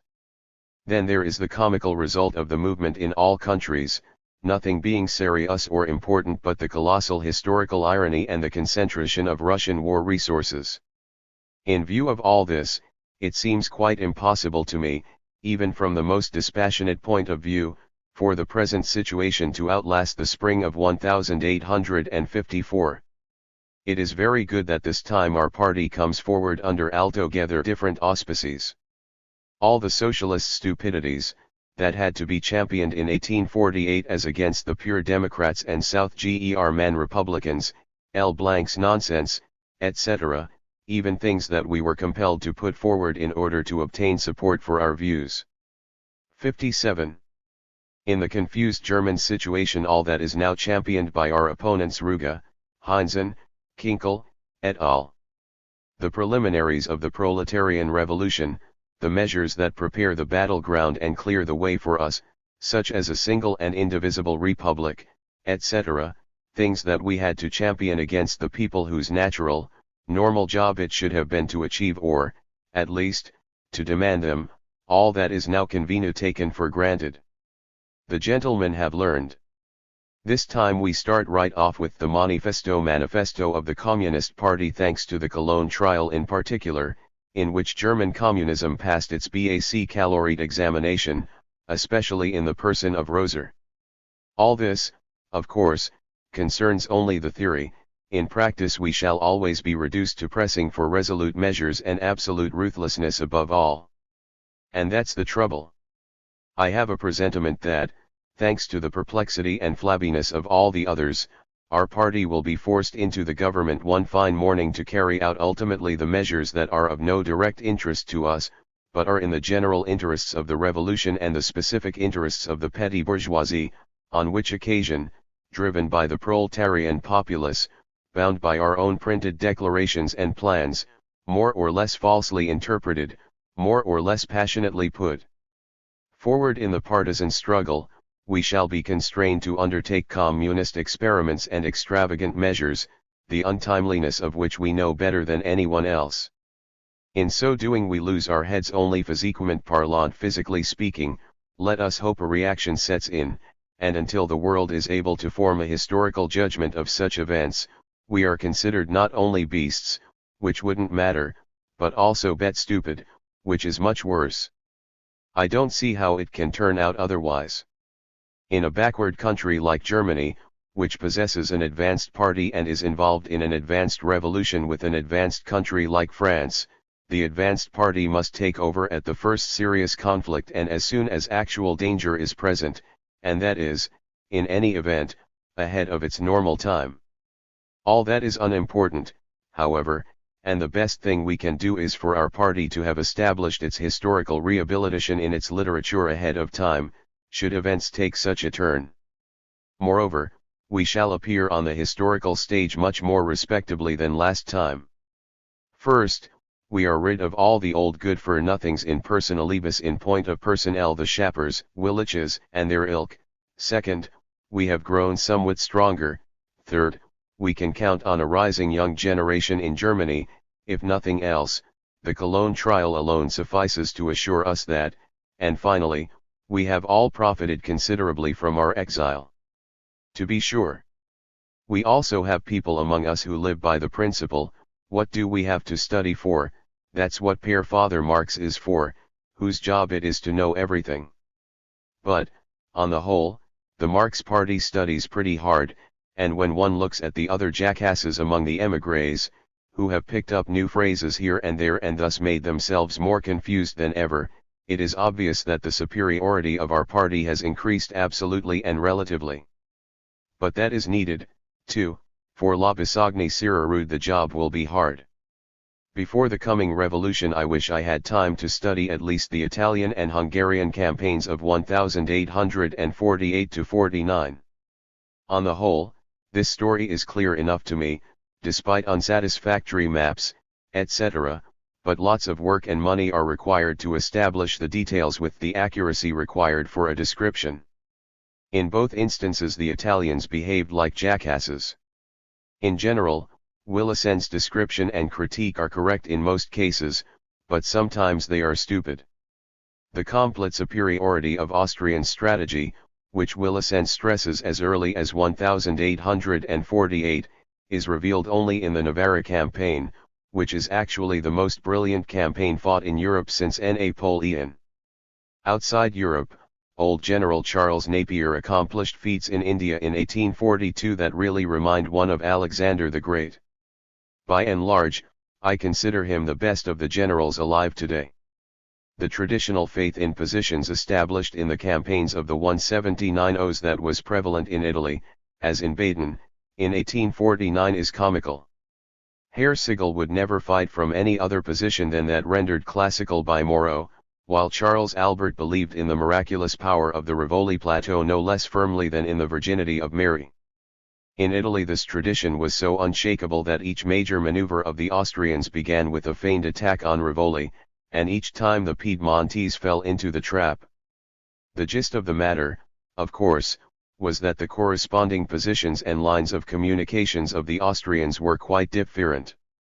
In Hungary, Monsieur Gorgii stands out above all the others, no matter who, and they all envied and hated him for it. If Gorgii, with his great military talent, had not possessed a slight amount of vainglory, it is quite likely that these largely stupid attacks would have ended up by making a traitor of him. After the Villa-Goes affair, fully justified from the military, though not from the revolutionary, standpoint, these gentlemen made such stupid and senseless charges against Gorgii, as to compel one to take an interest in this man willy-nilly. The real treason occurred after the withdrawal of the troops from Komaram even before the Russians got there, but Kossuth is as much to blame for this as Gorgii. The role of Bayer, Gorgii's chief of staff, who is now in London. 59. Has not been cleared up at all as yet. To judge from Gorgii's memoirs and other documents, he was the soul of Gorgii's strategic plans. Bayer, as Pleyel told me, was the principal author of the official Austrian book on this campaign. Bayer was a prisoner in Pest, but escaped. They say that this book is very good, but I haven't been able to get it yet. Gorgii speaks of Klapka with great respect, but everybody admits his extreme weakness of character. Purcell is generally recognized to be a fool, a democratic Hungarian general.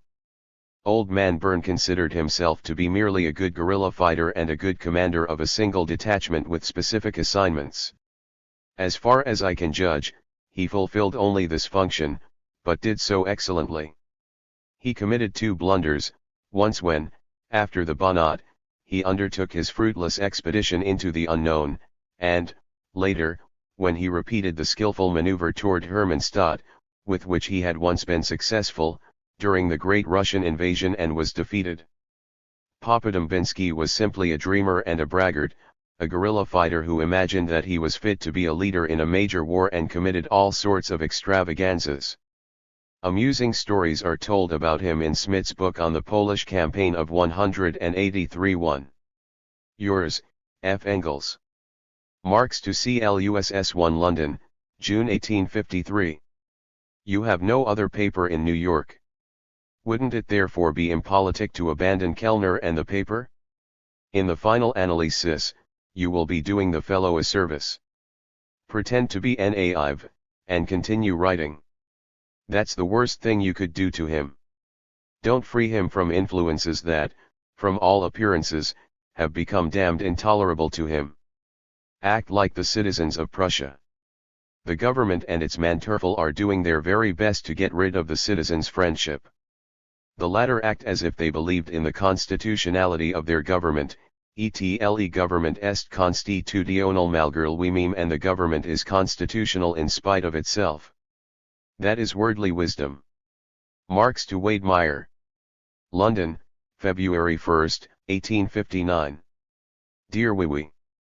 Your letter, dated February 28, 1858, got here, or at any rate reached me, at the end of May, and here I am replying in February 1859. The reason is very simple. I had liver trouble all spring and summer, and it was only with difficulty that I managed to find time for the work I had to do.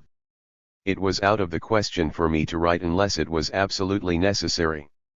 And later on I was swamped with work.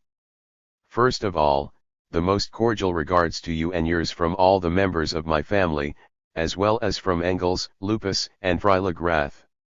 And my especial compliments to your wife. Engels is, as always, in Manchester. Lupus lives there too, giving lessons, and is fairly well off. Freilagrath, in London, is the manager of a branch of the Swiss Credit Mobilier.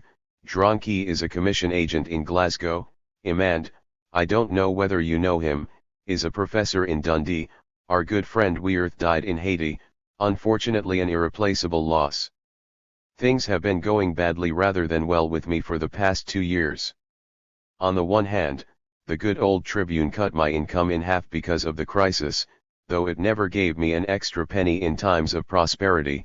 On the other hand, the time I needed for my study of political economy, more of that below, forced me to turn down, though with a heavy heart, very remunerative offers made to me in London and Vienna.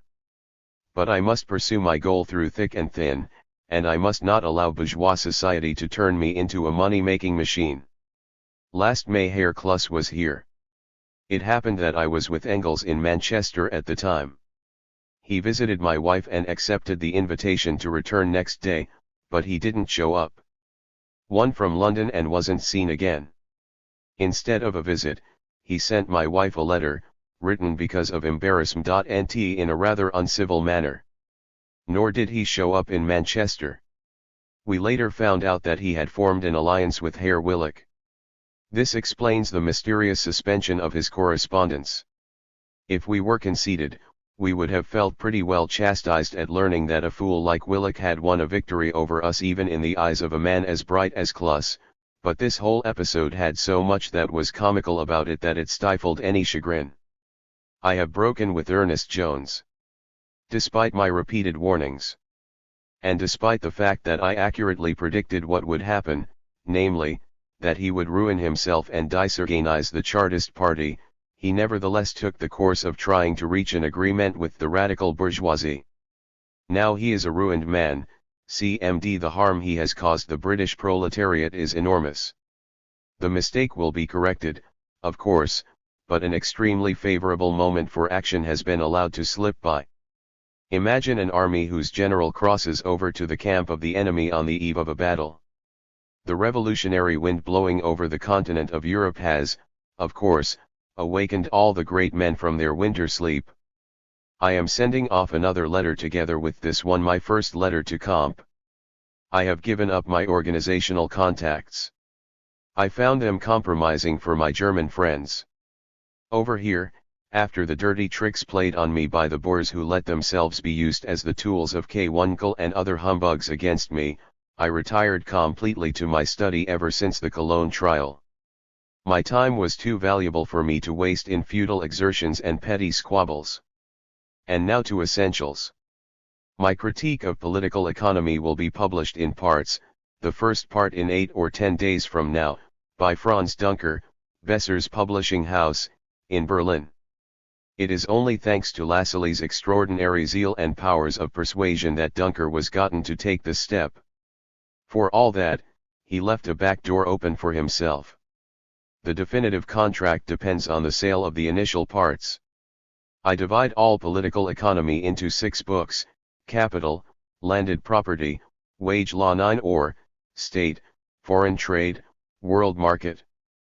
Book I on Capital consists of 4 sections.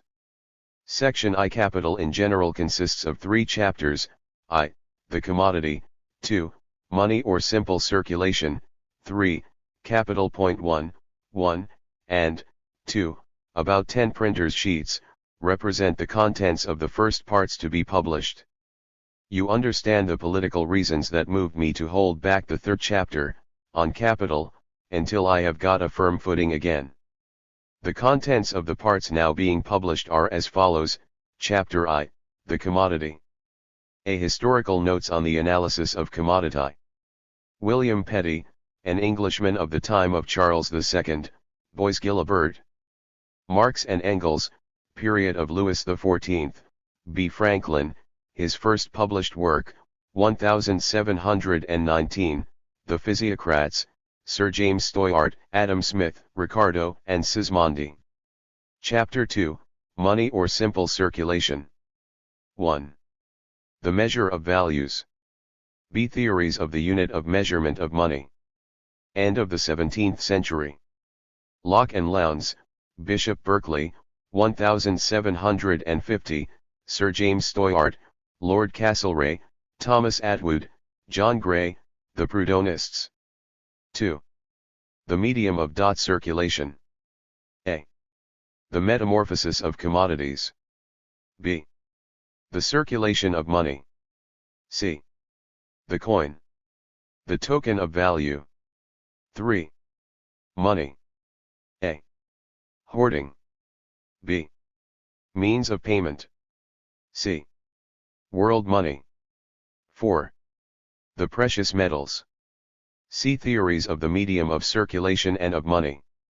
Monetary System, The Spectator, Montesquieu, David Hume, Sir James Steuart, A. Smith, J. B. Say, The Bullion Committee, Ricardo, James Mill, Lord Overstone and His School, Thomas Tooke, James Wilson, John Fullerton. J. In these two chapters, the Proudhonist socialism now fashionable in France, which proposes to let private production continue to exist, but proposes to organize the exchange of private products, which wants commodities but not money, is likewise destroyed root and branch. Communism must first of all rid itself of this false brother. But aside from any polemical aim, you know that the analysis of the simple money forms is the most difficult, because it is the most abstract, part of political economy. I hope to gain a scientific victory for our party. But the party itself must now show whether its membership is big enough to buy enough copies to ease the booksellers' scruples of conscience. The continuation of the project depends upon the sale of the first few parts. Once I have a definitive contract, everything will be all right. Best regards. Yours, K. Marx. Engels to Wade Meyer. Manchester, November 24, 1864. Dear Wade Meyer. These are boring times here in Europe. The crushing of the Polish insurrection was the last significant event. For his assistance in this affair Bismarck received permission from the Tsar to seize Schleswig-Holstein from the Danes. It will be a long time before Poland can rise again even with outside help, and Poland is absolutely indispensable to us.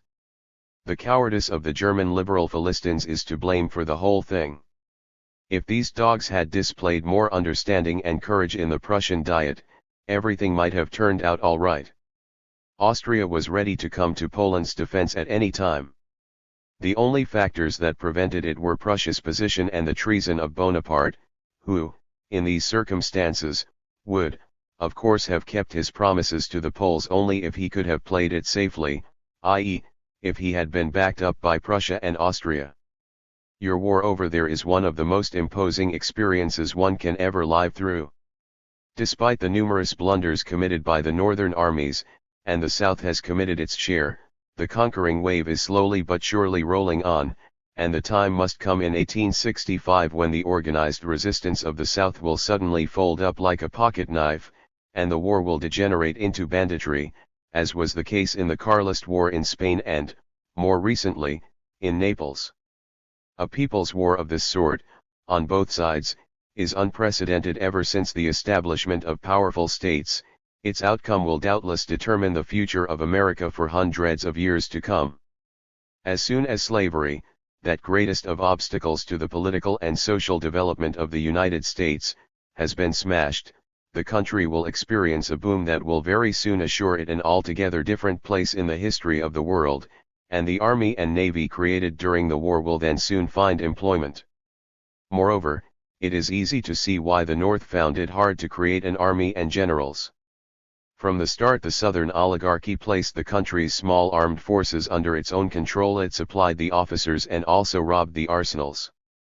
The North was left without any military cadres, except for the militia, while the South had been preparing over the course of several years.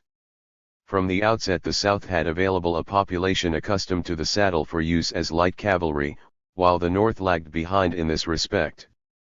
The North adopted the method, introduced by the South, of allotting posts to adherents of a certain party.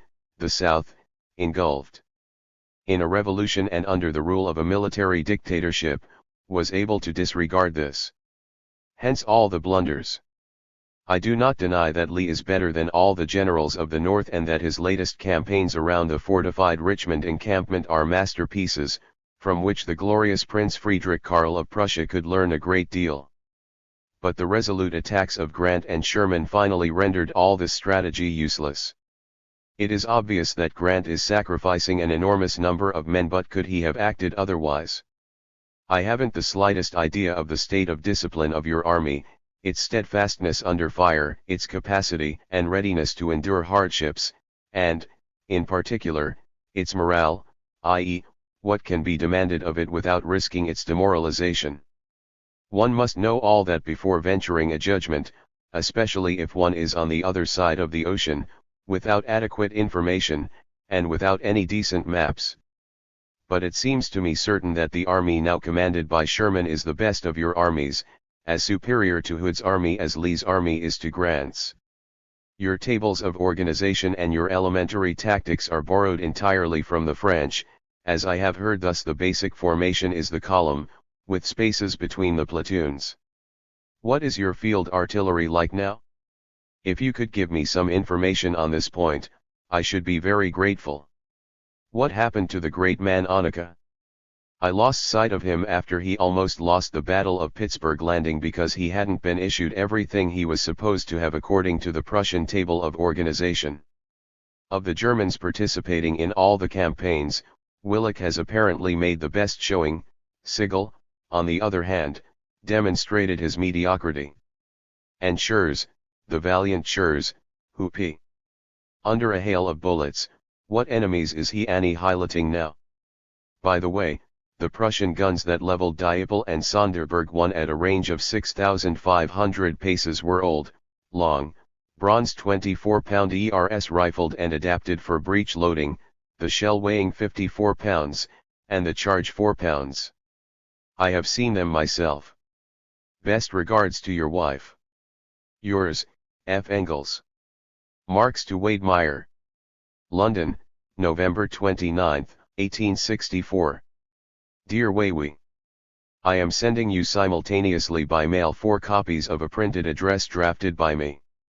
1. The newly established International Workingmen's Committee, in whose name it is issued, is not without importance. Its English members consist mostly of the chiefs of the local trade unions, that is, the actual Labour Kings of London, the same fellows who prepared the gigantic reception for Garibaldi and prevented Palmerston from declaring war upon the United States, as he was on the point of doing, through the monster meeting in St. James's Hall, under Bright's chairmanship. The members from the French are insignificant, but they are the direct organs of the leading workmen in Paris. There is likewise a connection with the Italian societies, which recently held their Congress in Naples. Although for years I systematically declined all participation in all organizations, I accepted this time, because it involved a matter where it is possible to do some important work. Yours. K. Marx. Address of the International Workingmen's Association to Abraham Lincoln. To Abraham Lincoln, President of the United States of America. Sir, we congratulate the American people upon your re-election by a large majority. If resistance to the slave power was the reserved watchword of your first election, the triumphant war cry of your re-election is, Dia Th to slavery. From the commencement of the titanic American strife, the workingmen of Europe felt instinctively that the Star-Spangled Banner carried the destiny of their class. The contest for the territories which 1. Marx's inaugural address of the First International. See Founding of the First International, International Publishers, New York, 1937. 2. This address was signed by all the members of the General Council of the International/Turken Men's Association, the First International, and was forwarded to President Lincoln through Charles Francis Adams, the Minister of the United States in London. It was published in the Beehive, London, January 7, 1865. 66 Marx and Engels opened the dire epopee, was it not to decide whether the virgin soil of immense tracts should be wedded to the labor of the emigrant or prostituted by the tramp of the slave driver.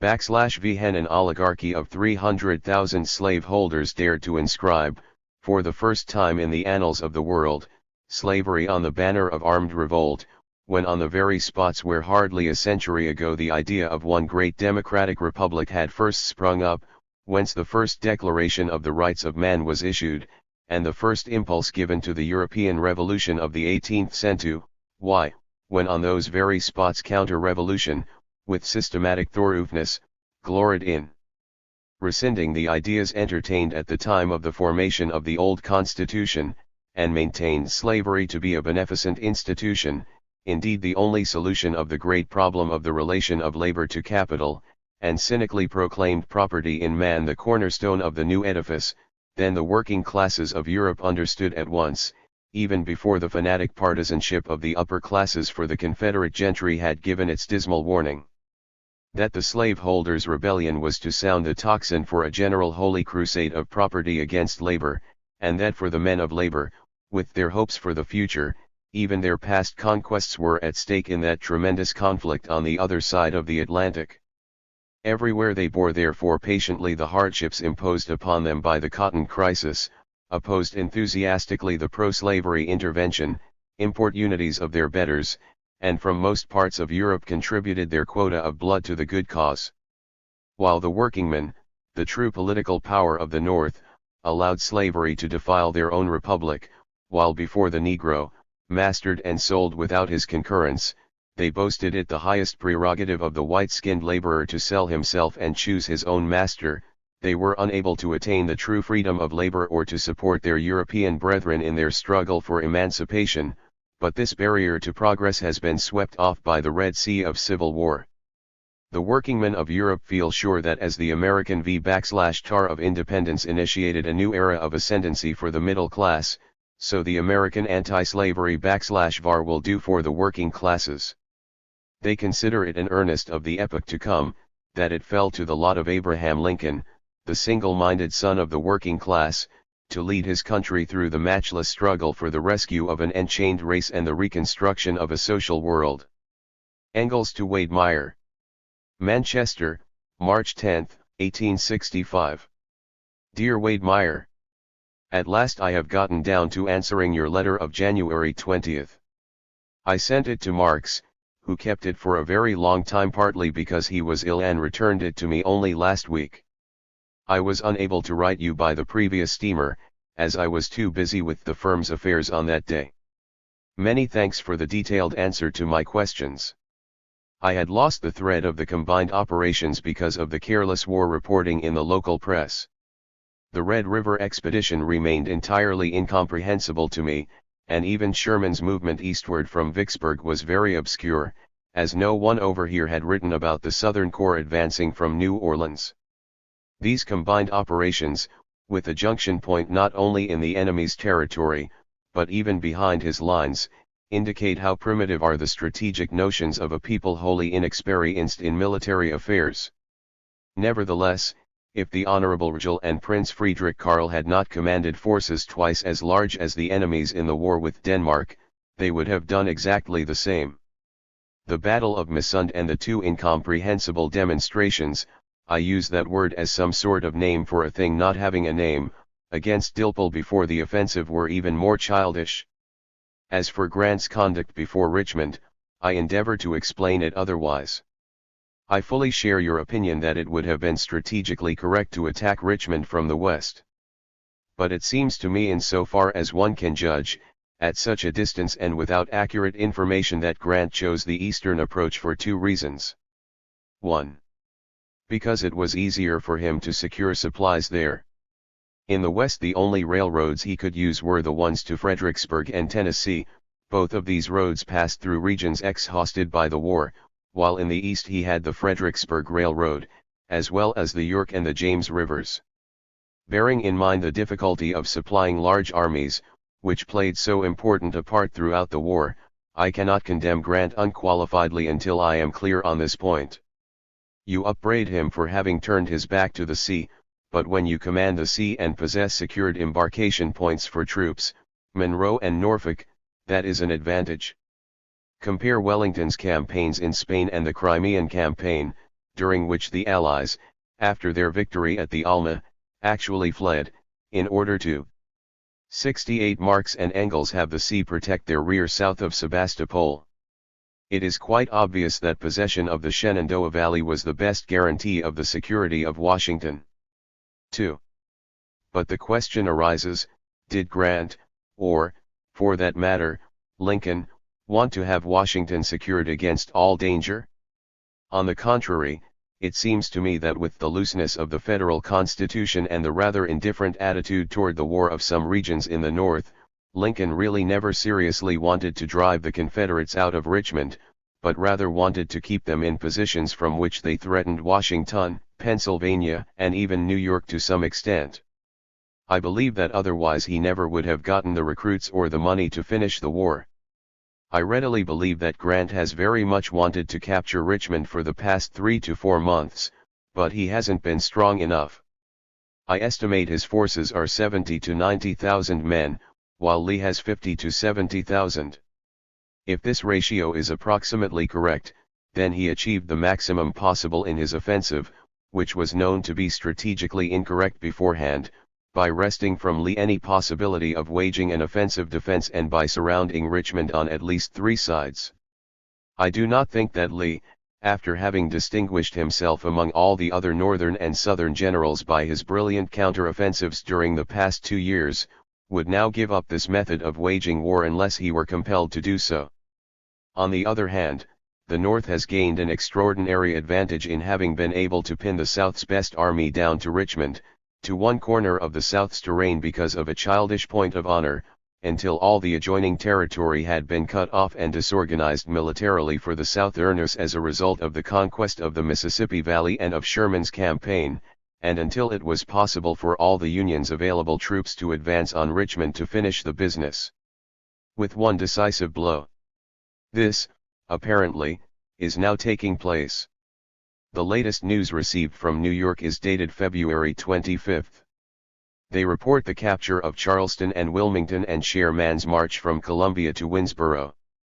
Obviously, Sherman is the only man in the North who is able to hammer victories out of his soldiers' feet. The men under his command must be splendid fellows. I await the development of events with impatience. If Lee evaluates his desperate situation correctly, there is nothing left for him but to break camp and move south. But whither?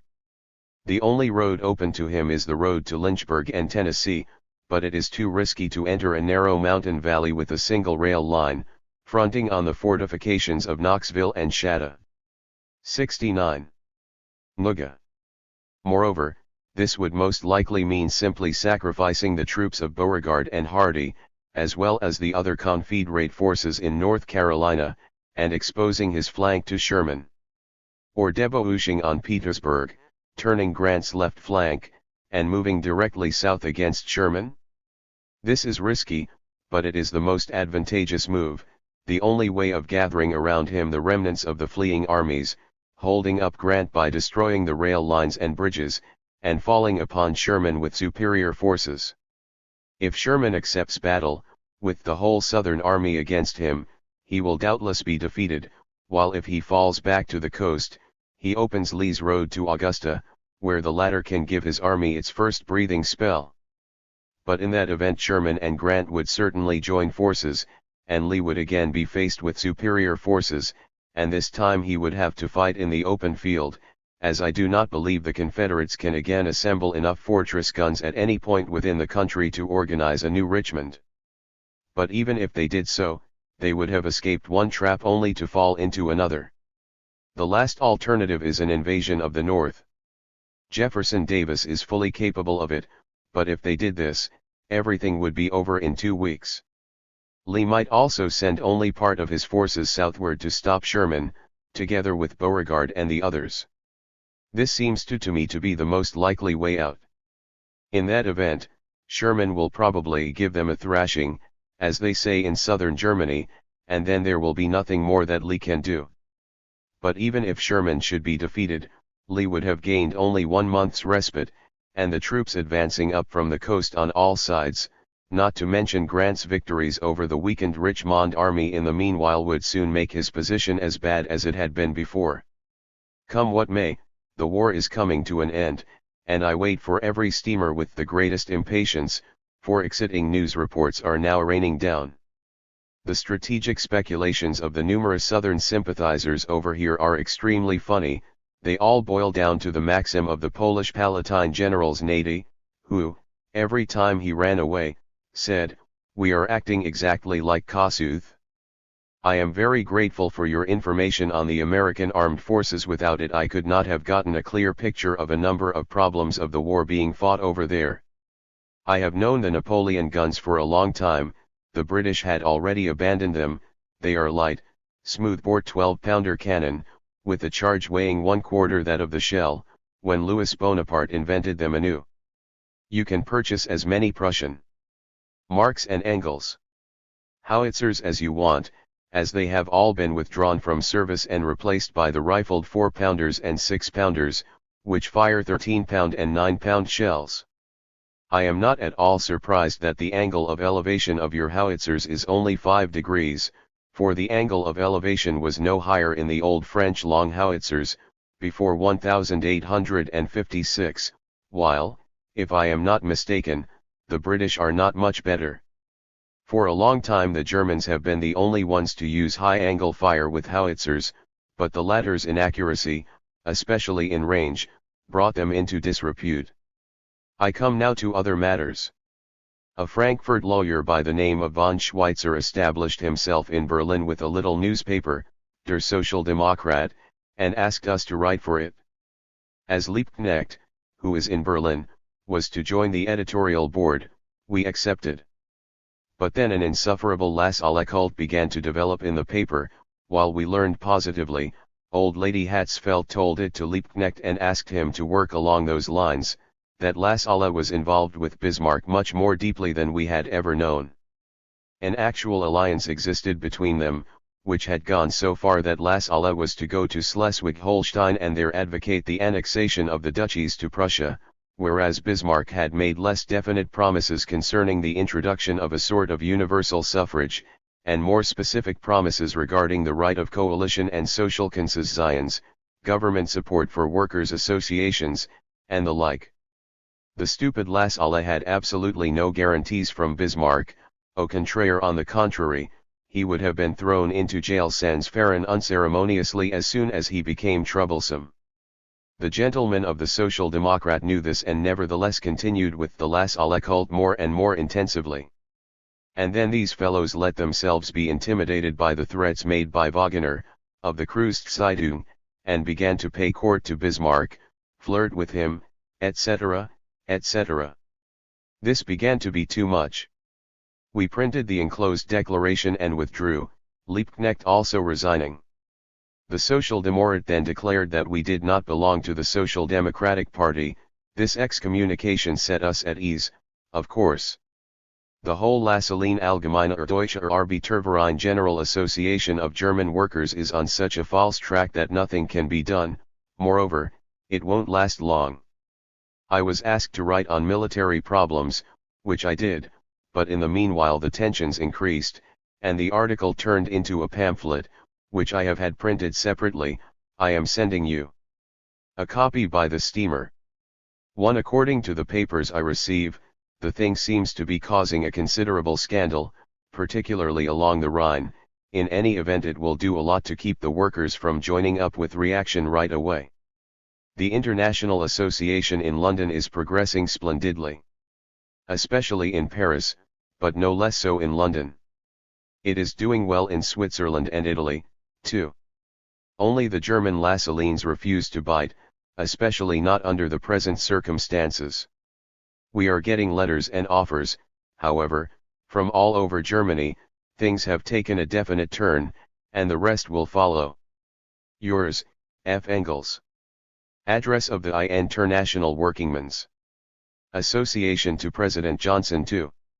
To Andrew Johnson, President of the United States. Sir. The demon of the peculiar institution, for the supremacy of which the South rose in arms, would not allow his worshippers to honorably succumb on the open field. What he had begun in treason, he must needs end in infamy. As Philip II's war for the Inquisition bred a Gerard, thus Jefferson Davis pro-slavery wore a Booth. 3. It is not our part to call words of sorrow and horror, while the heart of two worlds heaves with emotion. Even the sycophants who, year after year, and day by day, stuck to their Sisyphus work of morally assassinating Abraham Lincoln and the great republic he headed stand now aghast at this universal outburst of popular feeling, and rival with each other to strew rhetorical flowers on his open grave. They have now at last found out that he was a man neither to be browbeaten by adversity nor intoxicated by success, inflexibly pressing on to his great goal, never compromising it by blind haste, slowly maturing his steps, never retracing them, carried away by no surge of popular favor, disheartened by no slackening of the popular pulse, tempering stern acts by the gleams of a kind heart, illuminating scenes dark with passion by the smile of humor, doing his titanic work as humbly and homely as heaven-born rulers do little things with the grandiloquence of pomp and state, in one word, one of the rare men who succeed in becoming great without ceasing to be good. Such, indeed, was the modesty of this great and good man that the world only discovered him a hero after he had fallen a martyr. To be singled out by the side of such a chief, the second victim to the infernal gods of slavery, was an honor due to Mr. Seward. Had he not, at a time of general hesitation, the sagacity to foresee and the manliness to foretell the irrepressible conflict? Did he not, in the darkest hours of that conflict, prove true to the Roman duty to never despair of the Republic and its stars?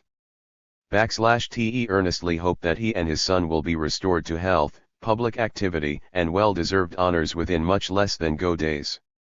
After a tremendous war, but which, if we consider its vast dimensions, and its broad scope, and compare it to the old world's 100 years' wars, and 30 years' wars, and 23 years' wars, one can hardly be said to have lasted go days. Yours, sir, has become the task to uproot by the law what has been felled by the sword, to preside over the arduous work of political reconstruction and social regeneration. A profound sense of your GIE mission will save you from any compromise with stern duties. You will never forget that to initiate the new era of the emancipation of labor, the American people devolved the responsibilities of leadership upon two men of labor, the one Abraham Lincoln, the other Andrew Johnson. Marx to Meyer. Hanover, April 30, 1867. Dear friend. You must have a very bad OPM 10N of me, the more so when I tell you that your letters not only gave me great pleasure, but were a real solace for me during the harrowing period when I received them. Knowing that an able man, a l'auteur de principes of high principle, is secured for the party compensates me for the worst. Moreover, your letters were filled with the kindest friendship for me personally, and you will understand that I, who am engaged in the bitterest conflict with the whole, official, world, can least underestimate this. Well, why didn't I answer you? Because I was constantly hovering at the edge of the grave. Hence I had to make use of every moment when I was able to work to complete my book, to which I have sacrificed health, happiness, and family. I trust that this explanation needs no further postscript. I laugh at the so-called practical men and their wisdom. If one chose to be an ox, one could of course turn one's back on the sufferings of mankind and look after one's own skin. But I should have really regarded myself as impractical if I had pegged out without completely finishing my book, at least in manuscript. The first volume of the work will be published in a few weeks by Otto Meissner in Hamburg. The title is, Capital, A Critique of Political Economy. I have come to Germany in order to bring the manuscript across and am staying for a few weeks with a friend Dr. Ludwig Kugelmann in Hanover on my way back to London. Volume I comprises the process of capitalist production. Besides the general theoretical exposition, I describe in great detail, from hitherto unused official sources, the condition of the English agricultural and industrial proletariat during the last 20 years, ditto Irish conditions. You will, of course, understand that all this only serves me as an argumentum ad hominem 1. I hope that the whole work will have been published in a year from now. Volume 2 gives the continuation and conclusion of the theories, Volume 3 the history of political economy from the middle of the 17th century. 2. As for the International Workingmen's Association, it has become a power in England, France, Switzerland, and Belgium. Establish as many branches as possible in America. Dues per member 1 penny, about 1 silbergroschen, per annum, but every group contributes what it can. Congress this year in Lausanne, September 3rd. Write me about these things, about how you yourself are getting on in America, and about general conditions. If you keep silent, I shall consider it proof that you still haven't forgiven me. Cordially yours, Karl Marx. Marx to Meyer. London, July 4, 1868. Dear friend. I enclose credentials for Zarga. We are in direct communication with Whaley, Silvis, and Jessup. The Commonwealth ceased publication a long time ago. Weekly reports on the meetings of the General Council of the First International are printed in the Beehive. But this paper is a narrow-minded trade union organ, which is far from representing our views. Up to now German press reviews of my book Capital, most of them quite favorable, have appeared in the following newspapers: Die Zukunft, the Stuttgart Beobachter, the W.I. Irrtemmergstaatsanzeiger, the Frankfurter Börsenzeitung, the Hamburger Börsenzeitung, the Hamburg Anzeiger, etc., and in Hanover papers and papers in the Rhine province and Westphalia. Especially comprehensive reviews in the form of a series of articles were published in Schweizer's Social Demokrat, Berlin, and in the Elberfelder Zeitung. Both of these papers, though the latter is a liberal bourgeois paper, openly took my side. The big bourgeois and reactionary papers, such as the Konisk Zeitung, the Augsburger Zeitung, the Neue Preußische Zeitung, the Vossische Zeitung, etc., are careful to keep their mouths shut. The only thing that has appeared in the camp of official political economy is the report by Dr. de Dottering, Privatdozent at the University of Berlin, an adherent of Carey's, printed at the beginning of the year in the Heidelberger Erziehungsblätter. The report is faint-hearted, but on the whole sympathetic. An article was also published in the July issue of the Economic Journal edited by Faucher and Michaelis. But Faucher's comments are, of course, what one would expect from the buffoon and higher jester of Bastiat's German disciples. 75. I should be very glad to have you send me newspapers from time to time, but it would be particularly useful to me if you could collect some anti-bourgeois material on land ownership and agricultural conditions in the United States. As I am dealing with land rent in Volume 2 Capital, material attacking H. Carey's harmonies would be particularly welcome. Best regards. Salut, yours, K. Marx. Enclosure London, July 4, 1868. We recommend Mr. Zarga to all the friends of the International Workingmen's Association, and we likewise empower him to act in the name of and on the behalf of this association. For the General Council of the International Workingmen's Association, Karl Marx, Secretary for Germany. Address of the International Workingmen's Association to the National Labor Union 1. Fellow workmen. In the inaugural address of our association we said, it was not the wisdom of the ruling classes, but the heroic resistance to their criminal folly by the working classes of England that saved the west of Europe from plunging headlong into an infamous crusade for the perpetuation and propagation of slavery on the other side of the Atlantic.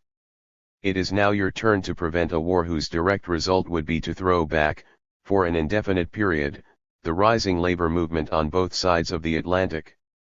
We need hardly tell you that there are European powers anxiously engaged in fomenting a war between the United States and England. A glance at the statistics of commerce shows that the Russian export of raw products, and Russia has nothing else to export, was giving way to American competition when the Civil War tipped the scales. To turn the American plowshare into a sword would at this time save from impending bankruptcy a power whom your Republican statesmen in their wisdom had chosen for their confidential advisor. But disregarding the particular interests of this or that government, one's not in the general interest of our oppressors to disturb by a war the movement of rapidly extending international cooperation?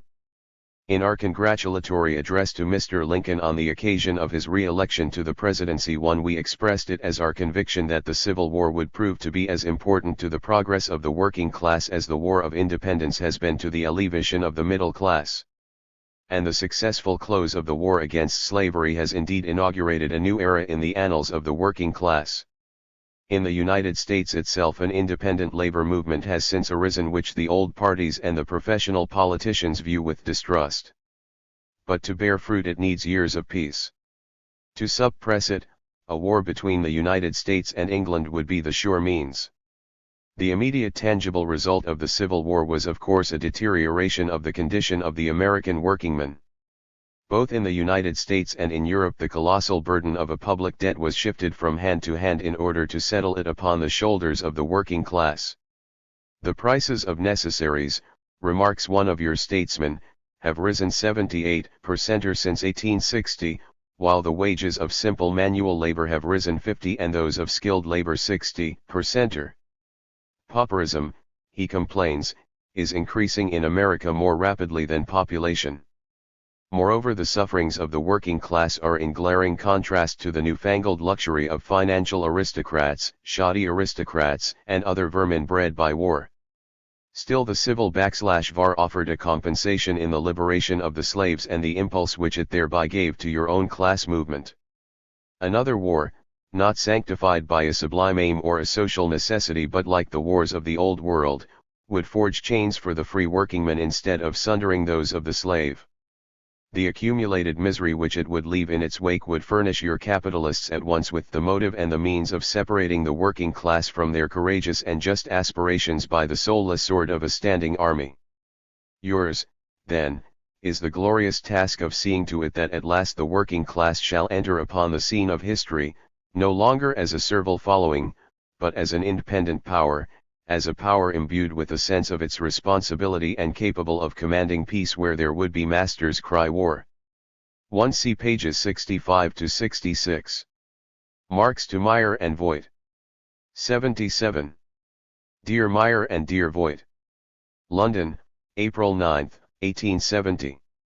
After occupying myself with the Irish question for many years I have come to the conclusion that the decisive blow against the English ruling classes, and it will be decisive for the workers' movement all over the world, cannot be delivered in England but only in Ireland.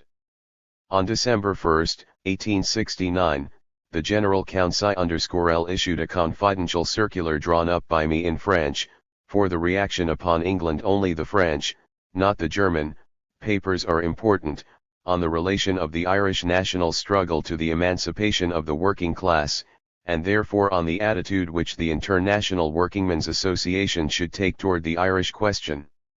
I will here only give you in brief the decisive points. Ireland is the bulwark of the English landed aristocracy.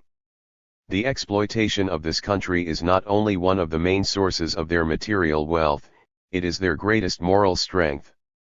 They, in fact, represent the domination of England over Ireland. Ireland is therefore the grand moyen great means by which the English aristocracy maintains its domination in England itself. On the other hand, should the English army and police move out of Ireland tomorrow, you would at once have an agrarian revolution in Ireland. But the overthrow of the English aristocracy in Ireland involves and has as a necessary consequence its overthrow in England. And this would fulfill the prerequisite for the proletarian revolution in England. The destruction of the English landed aristocracy in Ireland is an infinitely easier operation than in England itself, because the land question has hitherto been the exclusive form of the social question in Ireland, because it is a question of existence, of life and death, for the immense majority of the Irish people, and because it is at the same time inseparable from the national question. Quite apart from the passionate character of the Irish and the fact that they are more revolutionary than the English. As for the English bourgeoisie, they have diaboured in the first place a common interest with the aristocracy in transforming Ireland into a mere pasture land, which provides the English market with meat and wool at the cheapest possible prices. It has the same interest in reducing the Irish population to such a small number, by eviction and forcible emigration, that English capital, leasehold capital, can function with security in that country. They have the same interest in clearing the estate of Ireland as they had in the clearing of the agricultural districts of England and Scotland. The £6,000 to £8,000 absentee and other Irish revenues which at present flow annually to London have likewise to be taken into account. But the English bourgeoisie has also much more important interests in the present Irish regime. Owing to the constantly increasing concentration of leaseholds, Ireland constantly supplies its own surplus to the English labour market and thus forces down wages and the moral and material position of the English working class. And most important of all, every industrial and commercial centre in England now possesses a working class population divided into two hostile camps, English proletarians and Irish proletarians. The ordinary English worker hates the Irish worker as a competitor who lowers his standard of life. In relation to the Irish worker, he feels himself a member of the ruling nation and so turns himself into a tool of the aristocrats and capitalists against Ireland, thus strengthening their domination over himself. He cherishes religious, social, and national prejudices against the Irish worker. HJ's attitude towards him is much the same as that of the poor whites to the Negroes in the former slave states of the USA. The Irishman pays him back with interest in his own money. He regards the English worker as both the accomplice and the stupid tool of English rule in Ireland. This antagonism is artificially kept alive and intensified by the press, the pulpit, the comic papers, in short by all the means at the disposal of the ruling classes. This antagonism is the secret of the impotence of the English working class, despite their organization. It is the secret by which the capitalist class maintains its power. The latter is well aware of this. But the evil does not stop here. It continues across the ocean. The antagonism between English and Irish is the hidden basis of the conflict between the United States and England. It makes any honest and serious cooperation between the working classes of the two countries impossible. It enables the governments of both countries to break the edge of the social conflict, whenever they think fit, by their mutual bullying and, in case of need, by war between the two countries. England, as the metropolis of Capita.I, as the power that has hitherto ruled the world market, is for the time being the most important country for the workers' revolution, and moreover the only country in which the material conditions for this revolution have developed to a certain degree of maturity. Therefore, to hasten the social revolution in England is the most important object of the International Workingmen's Association. The sole means of hastening it is to make Ireland independent. Hence the task of the International is everywhere to put the conflict between England and Ireland in the foreground, and everywhere to side openly with Ireland. The special task of the Central Council in London is to awaken the English workers to a realization of the fact that for them the national emancipation of Ireland is no question of abstract justice or humanitarian sentiment but the first condition of their own emancipation. These are, roughly, the principal points made in the circular letter, which thereby likewise set forth the raisons d'etre motives for the General Council's resolutions on the Irish amnesty. Shortly thereafter I sent a sharp anonymous article on how the British were treating the Fenians, etc., attacking Gladstone, etc. to the Internationale, the org.an of our Belgian Central Committee in Brussels. In the same article, I accused the French Republicans, the Marseillais had printed a stupid article on Ireland written over here by the miserable Tollandier, of centering all their choler's indignation, in their national egotism, on the French Empire. This worked. My daughter Jenny, over the signature of J. Williams, in a private letter to the editors she had used the name, of Jenny Williams, wrote a series of articles for the Marseillaise and also published a letter from O'Donovan Rossa. Hence immense noise. After years of cynical refusal, Gladstone was thereby finally compelled to agree to a parliamentary inquiry into the treatment of the Fenian prisoners. Jenny is now the regular correspondent on Irish affairs for the Marseillaise. This is between us, of course. The British government and the British press are murderously furious that the Irish problem is now on the ordre du jour, order of the day in France, and that this canal is now being watched and exposed throughout the continent, via Paris. This stone also brought down another bird. We thus forced the Irish leaders, journalists, and the like in Dublin to enter into relations with us, something that the General Council had been unable to achieve previously. In America you have a broader field for work along the same lines. A coalition of the German workers with the Irish, as well as with those English and American workers who are ready to do so, is the most important job you could start on at the present time. 80 Marx and Engels. This must be done in the name of the International. The social significance of the Irish problem must be made clear. Salut et fraternite. Karl 1/Farks. Marx to Zarga, London, September 1, 1870. Dear Mr. Zarga, my continued silence in the face of your several letters was due to two circumstances: at first overwork, later very serious illness. At the beginning of August the doctors sent me to the seashore. But there a violent sciatica bent me double for weeks. I have been back in London only since yesterday, by no means fully recovered. First of all, my best thanks for what you have sent me, especially the labor statistics, which are of great value to me. Now I shall briefly answer the questions in your various letters. Hume 1 was empowered to carry on propaganda among the Yankees, but has exceeded his powers. I shall submit the matter to the General Council next Tuesday, with an exhibition of his cards. As for the secretaryship for the U.S., the matter stands as follows: I am secretary for the German branches over there, Dupont for the French, and lastly Icarius for the Yankees and the English-speaking section. In our public declarations, therefore, Icarius figures as secretary for the U.S. Otherwise we should have to employ useless circumlocutions. I, for instance, would also have to sign as secretary for the Russian branch in Geneva, and so on. Moreover, Icarius himself plainly set forth the state of affairs in a New York paper, in connection with Glycerit. Next week I shall send you a pack of membership cards. The miserable behavior of Paris during the war, Franco-Prussian War of 1870–71, still allowing itself to be ruled by the Mamelukes of Louis Bonaparte and of the Spanish adventuress Eugenie after these appalling defeats, shows how much the French need a tragic lesson in order to regain their manhood.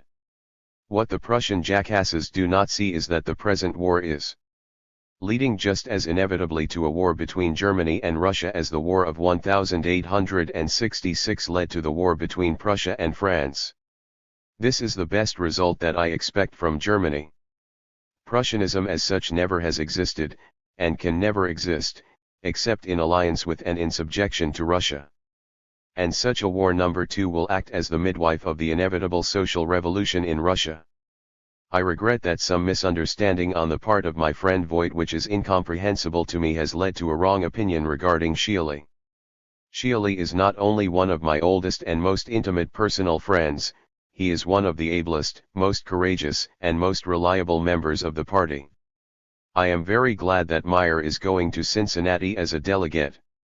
One most faithfully yours, Karl Marx. I should like to have a look at the Kellogg money nonsense too, merely a variety of Bray, Gray, Brontera O'Brien, etc. in England, and of Proudhon in France, in the original. The stuff cannot be gotten here. K.M. Marx to Meyer, London, January 21, 1871. Dear Meyer, we have worked up a powerful movement among the working class over here against Gladstone, in support of the French Republic, which will probably bring about his downfall. At the present time Prussia is wholly under the sway of the Russian cabinet. If it gains a conclusive victory, the heroic German Philistine will get what he deserves. Unfortunately, the present French government thinks it can wage a revolutionary war without a revolution. The semi-official Archives of Forensic Medicine is published in St. Petersburg, in Russian. One of the physicians writing for this journal published an article, on the hygienic conditions of the Western European proletariat, in the last quarto issue, chiefly quoting my book Capital, and mentioning the source. This result in the following calamity: the censor was severely rebuked by the Minister of the Interior, the editor-in-chief was fired, and that issue of the journal, all the copies they could still get hold of, was consigned to the flames. I don't know whether I told you that at the beginning of 1870 I began to study Russian, which I now read fairly fluently. This came about after I had received Flerovsky's very important work on the condition of the working class, especially the peasants, in Russia from St. Petersburg. I also wanted to familiarize myself with the excellent economic works of Chernyshevsky, who was rewarded by being sentenced to the Siberian mines for the past 7 years. The result was worth the effort that a man of my age must make to master a language, differing so greatly from the classical, Germanic, and Romance languages. The intellectual movement now taking place in Russia testifies to the fact that fermentation is occurring deep below the surface. Minds are always connected by invisible threads with the body of the people. Regards to you and Voigt, yours, Karl Marx. I wrote to my old friend G.J. Harney, who is now Assistant Secretary of State of Massachusetts, concerning the public lands. Marx to Bolt. Brighton, August 25, 1871. Dear Mr. Bolt, I have been here for about 2 weeks, sent by the doctor because my health was very much impaired as a result of overwork. I shall probably return to London next week, however. Next week you will receive an appeal from the General Council for the refugee communards. Most of them are in London, over so to go by now. The General Council has kept them above water up to now, but in the past 2 weeks our funds have melted away so fast, while the number of arrivals increases daily, that they are in a very deplorable condition. I hope that everything possible will be done in New York. In Germany all the resources of the party are still absorbed by the victims of the police persecution there, as is the case in Austria, as well as in Spain and Italy. In Switzerland they not only have a part of the refugees themselves to support, though only a small part, but they also have to aid the internationals as a result of the St. Gall lockout. Lastly, in Belgium there also are some of the refugees, though only a few of them, and, what is more, the Belgians have to aid them, particularly in getting them through to London. Owing to these circumstances, up to the present all the funds for the bulk of the refugees in London have been raised exclusively in England. The General Council now includes the following members of the Commune: Sarah Illier, Valiant, Thiers, Longuet, and Frankel, and the following agents of the Commune: Delahaye, Rochet, Bastelica, and Callahan. I have sent the New York Herald a statement in which I disclaim all responsibility for its correspondent's absurd and wholly falsified report of his conversation with me. I do not know whether it has printed the statement. To give Zarga my regards. I shall answer his letter next week. Faithfully yours, Karl Marx. Marx to Conway 3 London, August 29, 1871. Dear Sir, upon my return from Brighton I found your note, dated August 24.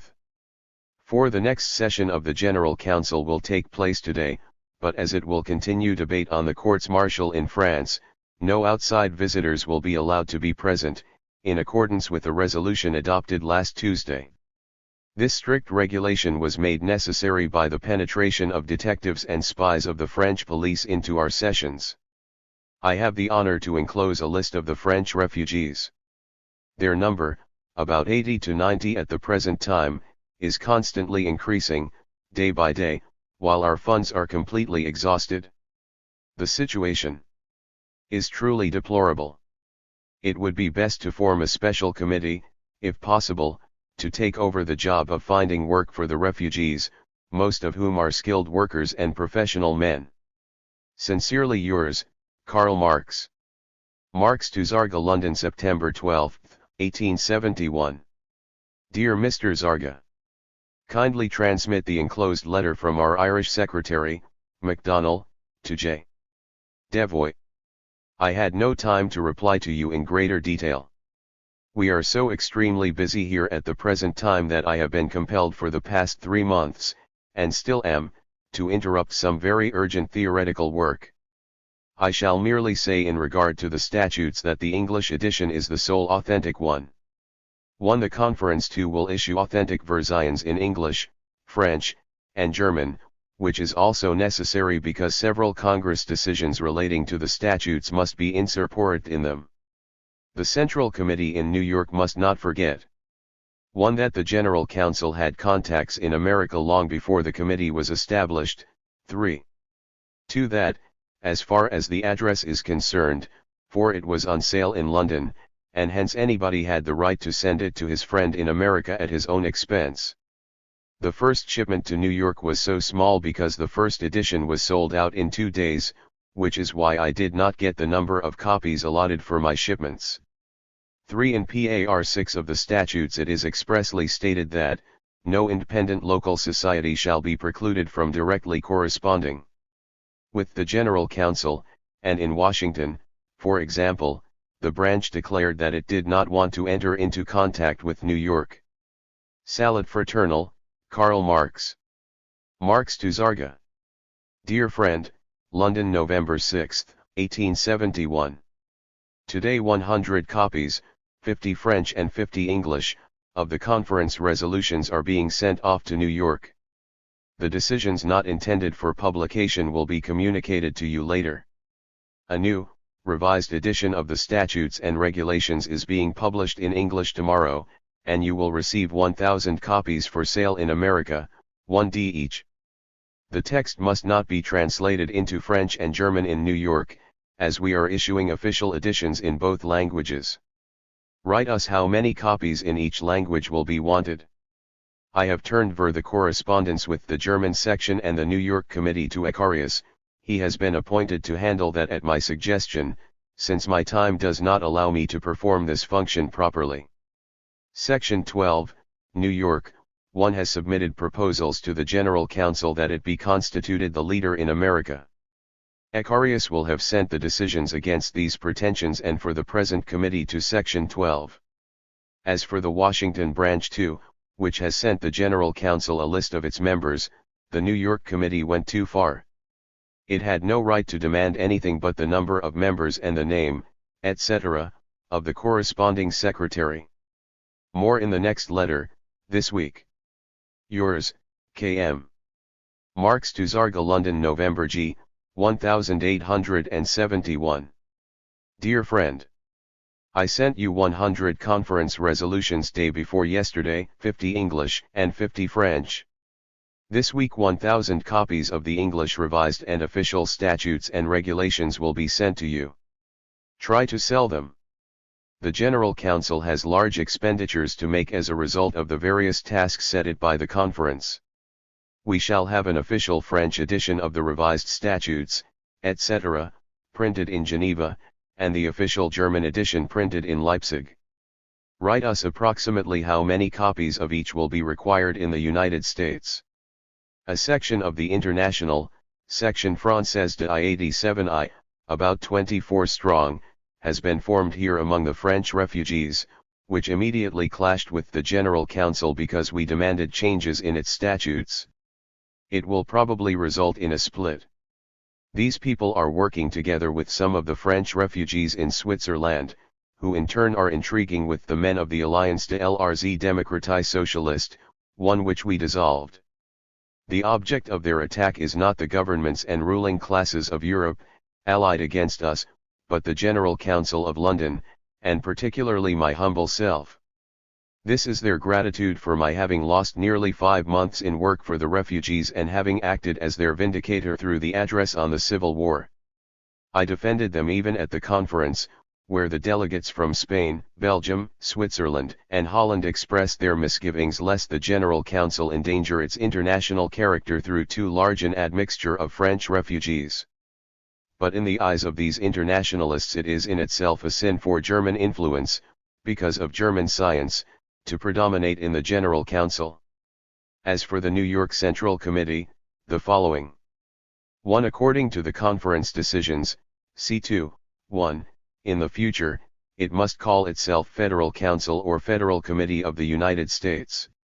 2. As soon as a much larger number of branches has been established in the different states, the most practical thing to do is to call a Congress of the different sections, following the example of Belgium, Switzerland, and Spain, to elect a Federal Council or Committee in New York.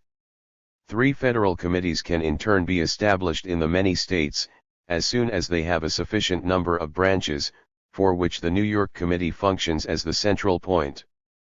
4. The definitive special statutes, both of the New York Federal Committee and of the committees yet to be established, must be submitted to the General Council for sanction before their publication. We are making rapid progress in Italy.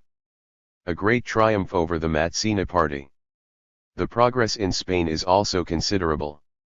A new section has been established in Copenhagen, which already has 1,500 members and publishes its own paper, Socialisten. The Braunschweig Court's indictment of the local executive committee, BRACA ETAL, has been transmitted to me, an infamous document. All of us regret that you intend to resign from the committee. I trust, however, that your decision is not final.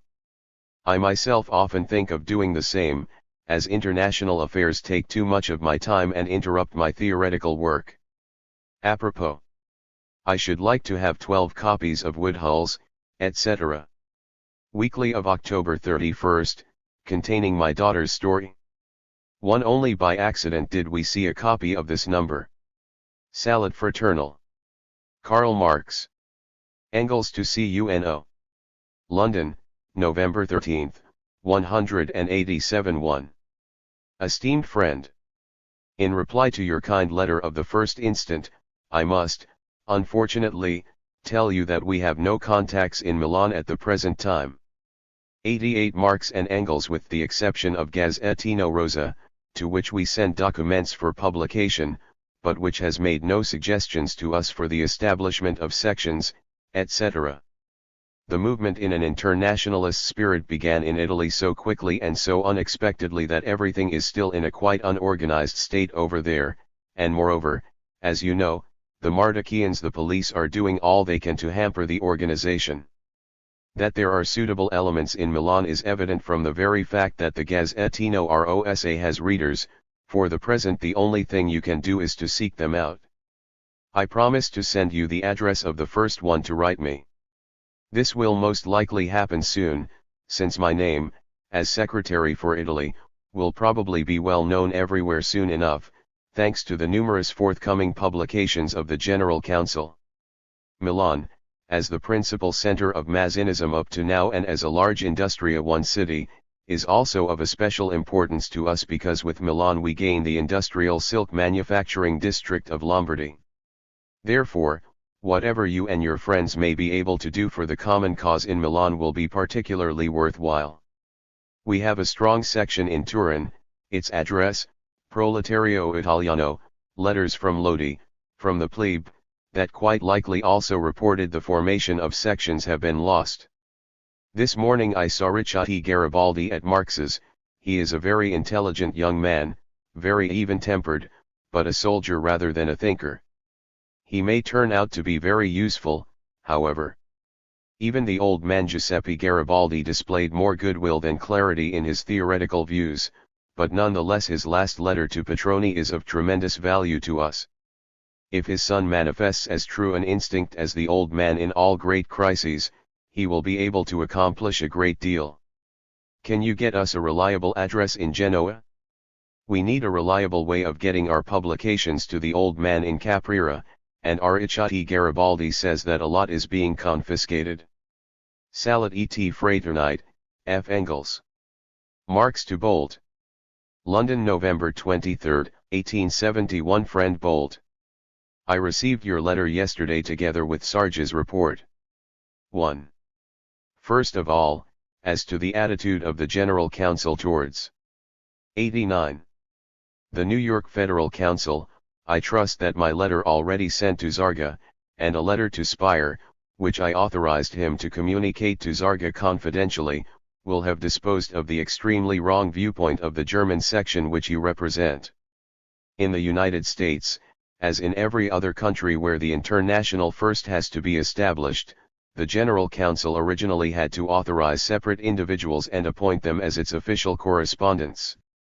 But from the moment the New York Committee had gained some consistency, these correspondents were dropped one after the other, although they could not be eliminated all at once. For some time past the official correspondence with formerly AP-appointed authorized representatives has been confined to Icarius correspondence with Jessup, and I see by your own letter that you have no complaint at all to make regarding the latter. Except for Icarius, however, no one was to carry on official correspondence with the United States but myself and Dupont as correspondent, at the time, for the French sections, and whatever correspondence he conducted was confined to the latter. With the exception of yourself and Zarga, I have not carried on any official correspondence at all. My correspondence with S. Meyer is private correspondence, of which he has never published the slightest detail, and which by its very nature could in no way be troublesome or harmful to the New York Committee. There is no doubt, on the other hand, that G. Harris and perhaps Boone, two English members of the General Council, are carrying on private correspondence with internationals in New York, etc. Both of them belong to the sect of the late Brontera O'Brien, and are full of follies and crotchets, such as currency quackery, false emancipation of women, and the like. They are thus by nature allies of Section 12 in New York and its kindred souls. The General Council has no right to forbid its members to conduct private correspondence. But if it could be proved to us, either that this private correspondence pretends to be official, or that it counteracts the activity of the General Council, whether for publication or for quarrels with the New York Committee, the necessary measures would be taken to prevent such mischief. These O'Brienites, in spite of their follies, constitute an often necessary counterweight to trade unionists in the Council. They are more revolutionary, firmer on the land question, less nationalistic, and not susceptible to bourgeois bribery in one form or another. Otherwise they would have been kicked out long ago. 2. I was greatly astonished to see that German section number 1 suspects the General Council of any preference for bourgeois philanthropists, sectarians, or amateur groups. The matter was quite the contrary. The International was founded in order to replace the socialist or semi-socialist sects by a real organization of the working class for struggle. The original statutes and the inaugural address show this at a glance. On the other hand, the International could not have maintained itself if the course of history had not already smashed sectarianism. The development of socialist sectarianism and that of the real labor movement always stand in inverse ratio to each other. So long as the sects are justified, historically, the working class is not yet ripe for an independent historical movement. As soon as it has attained this maturity, all sects are essentially recessionary. For all that, what history exhibits everywhere was repeated in the history of the International. \V hat is antiquated, tries to reconstitute and assert itself within the newly acquired form.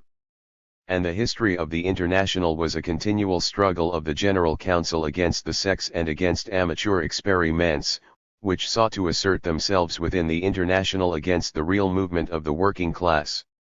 This struggle was conducted at the Congresses, but far more in the private dealings of the General Council with the individual sections.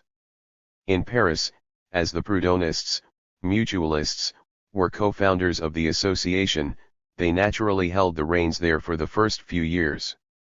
Later, of course, collectivist, positivist, etc., groups were formed in opposition to them. In Germany, the Lassalleck. I myself corresponded with the notorious Schweitzer for 2 years and irrefutably proved to him that Lassalle's Organization 1 is a mere sectarian organization and, as such, hostile to the organization of the real workers' movement aimed at by the International. He had his reasons for not understanding. At the end of 1868 the Russian, Bakunin, joined the International with the aim of forming inside it a second international under the name of Alliance de la Démocratie Socialiste J with himself as leader. He, a man devoid of theoretical knowledge, claimed that this separate body was to represent the scientific propaganda of the International, and that this propaganda was to become the special function of this second International within the International. His program was a hash superficially scraped together from the right and the left, equality of classes, abolition of the right of inheritance as the starting point of the social movement, Saint-Simonist nonsense, atheism as a dogma dictated to the members, etc., and as the main dogma, Prudenist, abstention from the political movement. This children's primer found favor, and still has a certain hold, in Italy and Spain, where the real conditions for the workers' movement are as yet little developed, and among a few vain, ambitious, and empty doctrinaires in French Switzerland and Belgium. For Mr. Bakunin the doctrine, the rubbish he has scraped together from Proudhon, Saint-Simon, etc., was and is a secondary matter, merely a means to his personal self-assertion. Though a nonentity theoretically, he is in his element as an intriguer. For years the General Council had to fight against this conspiracy, which was supported up to a certain point by the French Proudhonists, especially in southern France. At last, by means of conference resolutions I, 2-3, 9, 16, and 17, it delivered its long-prepared blow. 1. Obviously the General Council does not support in America what it combats in Europe. Resolutions I-2-3 and 9 now give the New York Committee the legal weapons with which to put an end to all sectarianism and amateur groups, and, if necessary, to expel them. 3. The New York Committee will do well to express its full agreement with the conference decisions in an official letter to the General Council. Bakunin, personally threatened moreover by Resolution 14, publication of the Nechayev trial in Egalite, which will bring to light his infamous doings in Russia, is making every possible effort to get protests started against the conference among the remnants of his following. For this purpose he has got into contact with the demoralized portion of the French refugees in Geneva and London, a numerically weak component, anyway. The slogan issued is that the General Council is dominated by Pan-Germanism, or Bismarckism. This refers to the unpardonable fact that I am by birth a German and actually do exercise a decisive intellectual influence upon the General Council. N.B. The German element in the Council is 2/3 weaker numerically than either the English or the French. The crime therefore consists in the fact that the English and French elements are dominated by the German element theoretically, and find this domination, i.e., German science, very useful and even indispensable. In Geneva, under the patronage of the bourgeoise, Madame Andrea Leo, who at the Lausanne Congress was so shameless as to denounce fair to his Versailles executioners, they have published a paper, La Révolution Sociale, which polemizes against us in almost literally the same words as the Journal de Genève, the most reactionary paper in Europe. In London they tried to establish a French section, of whose activities you will find an example in number 42 of Qui Vive, which I enclose. Likewise the issue containing the letter from our French secretary, Sarah Hillier. This section, consisting of 20 people, including many Renauchard's police spies, has not been recognized by the General Council, but another, a much larger section, has. In fact, despite the intrigues of this bunch of scoundrels, we are carrying on great propaganda in France, and in Russia, where they know what value to place on Bakunin, and where my book on Capital is just being published in Russian.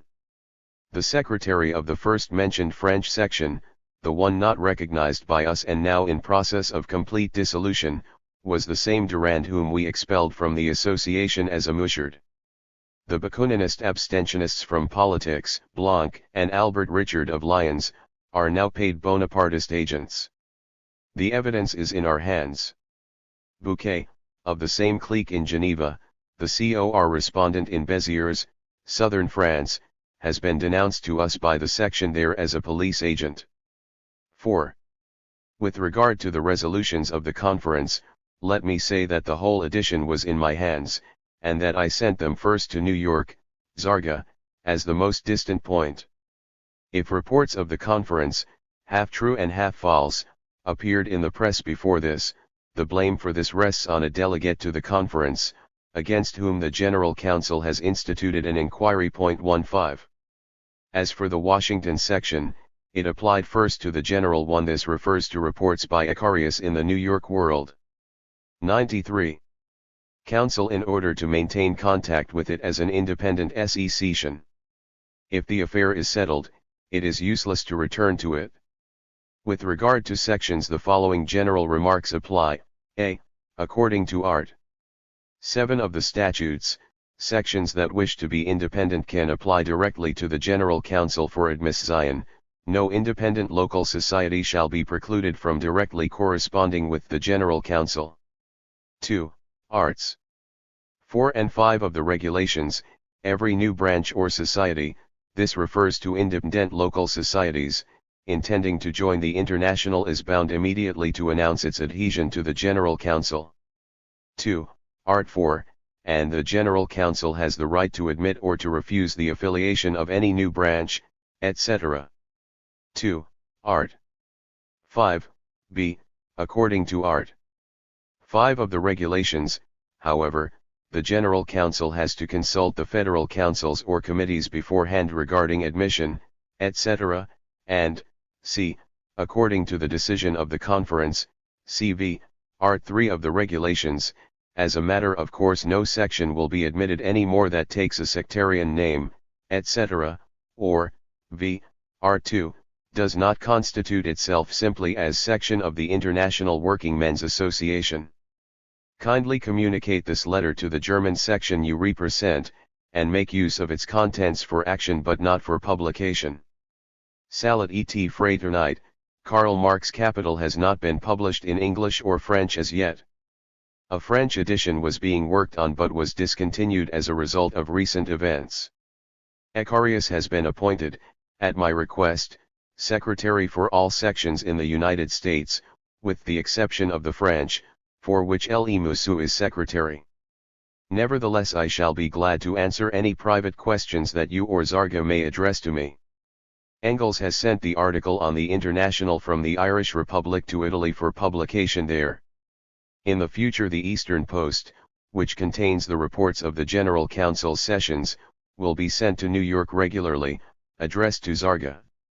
NB. As to political movement, the political movement of the working class has, of course, as its final object the conquest of political power for this class, and this requires, of course, a previous organization of the working class developed up to a certain point, which itself arises from its economic struggles. But on the other hand, every movement in which the working class comes out as a class against the ruling classes and tries to coerce them by pressure from without is a political movement. For instance, the attempt in a particular factory, or even in a particular trade, to force a shorter working day out of the individual capitalists by strikes, etc., is a purely economic movement. The movement to force through an 8-hour law, etc., however, is a political movement. And in this way, out of the separate economic movements of the workers there grows up everywhere a political movement, that is to say a movement of the class, with the object of achieving its interests in a general form, in a form possessing general, socially coercive force. Though these movements presuppose a certain degree of previous organization, they are in turn equally a means of developing this organization. Where the working class is not yet far enough advanced in its organization to undertake a decisive campaign against the collective power, i.e., the political power, of the ruling classes, it must at any rate be trained for this by continual agitation against, and a hostile attitude toward, the policies of the ruling classes. Otherwise it remains a plaything in their hands, as the September Revolution in French one showed, and as is also proved up to a certain degree by the game that Messrs. Gladstone and Co. still succeed in playing in England up to the present time. Marx to Zarga 2. London, November 2, 1871. My dear Zarga, I hope you have at last received at New York the resolutions of the conference and the different letters I sent you. Together with this letter I am sending the 3 last Eastern Post reports on the sittings of the General Council. They contain, of course, only what is meant for public use. In regard to financial matters, I have only to remark. 1. The New York Committee need pay only 2d per piece for the pamphlets on the Civil War 3 it has received. It will pay 1d per piece for the statutes and regulations of et mesure in proportion that they are sold. But you ought to write us how many French and German editions of the statutes, etc., you need. Besides what you want immediately, perhaps you will find it useful to have some stock in reserve. 2.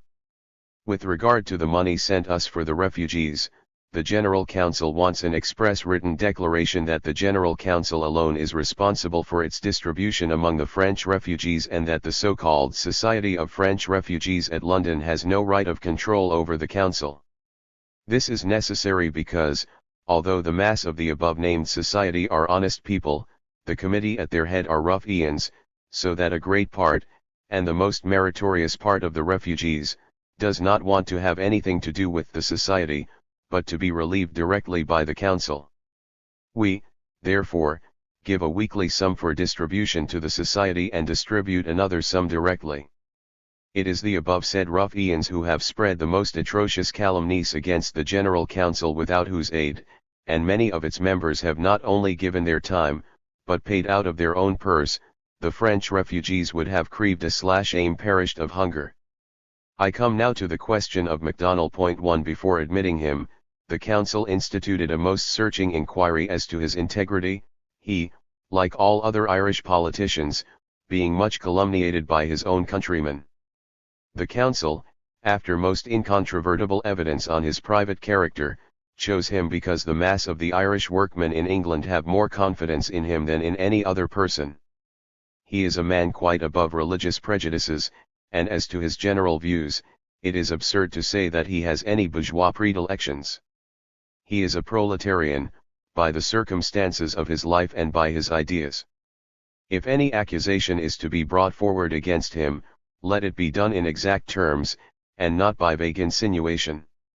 My opinion is that the Irishmen, removed for long periods by imprisonment, are not competent judges.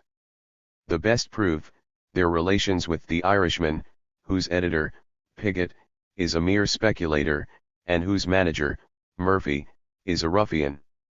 That paper, despite the exertions of the General Council for the Irish cause, has always intrigued against us.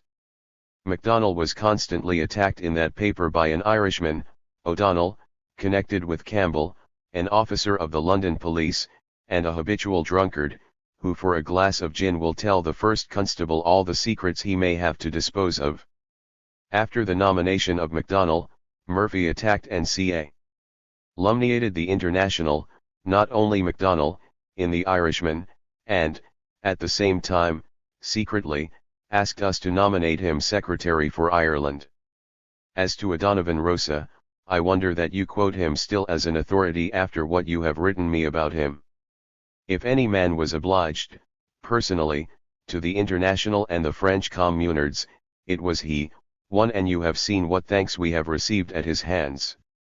Let the Irish members of the New York Committee not forget that, to be useful to them, we want above all influence on the Irish in England, and that for that purpose there exists, as far as we have been able to ascertain, no better man than MacDonald. Yours fraternally, Karl Marx.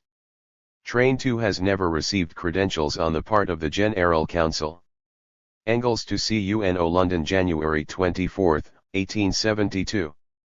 Dear Cuno, Bakunin, who up to 1868 had intrigued against the International, joined it after he had suffered a fiasco at the Berne Peace Congress III and at once began to conspire within it against the General Council. Bakunin has a singular theory, a potpourri of Proudhonism and communism, the chief point of which is, first of all, that he does not regard capital, and hence the class antagonism between capitalists and wage earners which has arisen through social development, as the main evil to be abolished, but instead the state. While the great mass of the social democratic workers hold our view that state power is nothing more than the organization with which the ruling classes, landowners and capitalists, have provided themselves in order to protect their social privileges, Bakunin maintains that the state has created capital, that the capitalist has his capital only by the grace of the state. And since the state is the chief evil, the state above all must be abolished, then capital will go to hell of itself.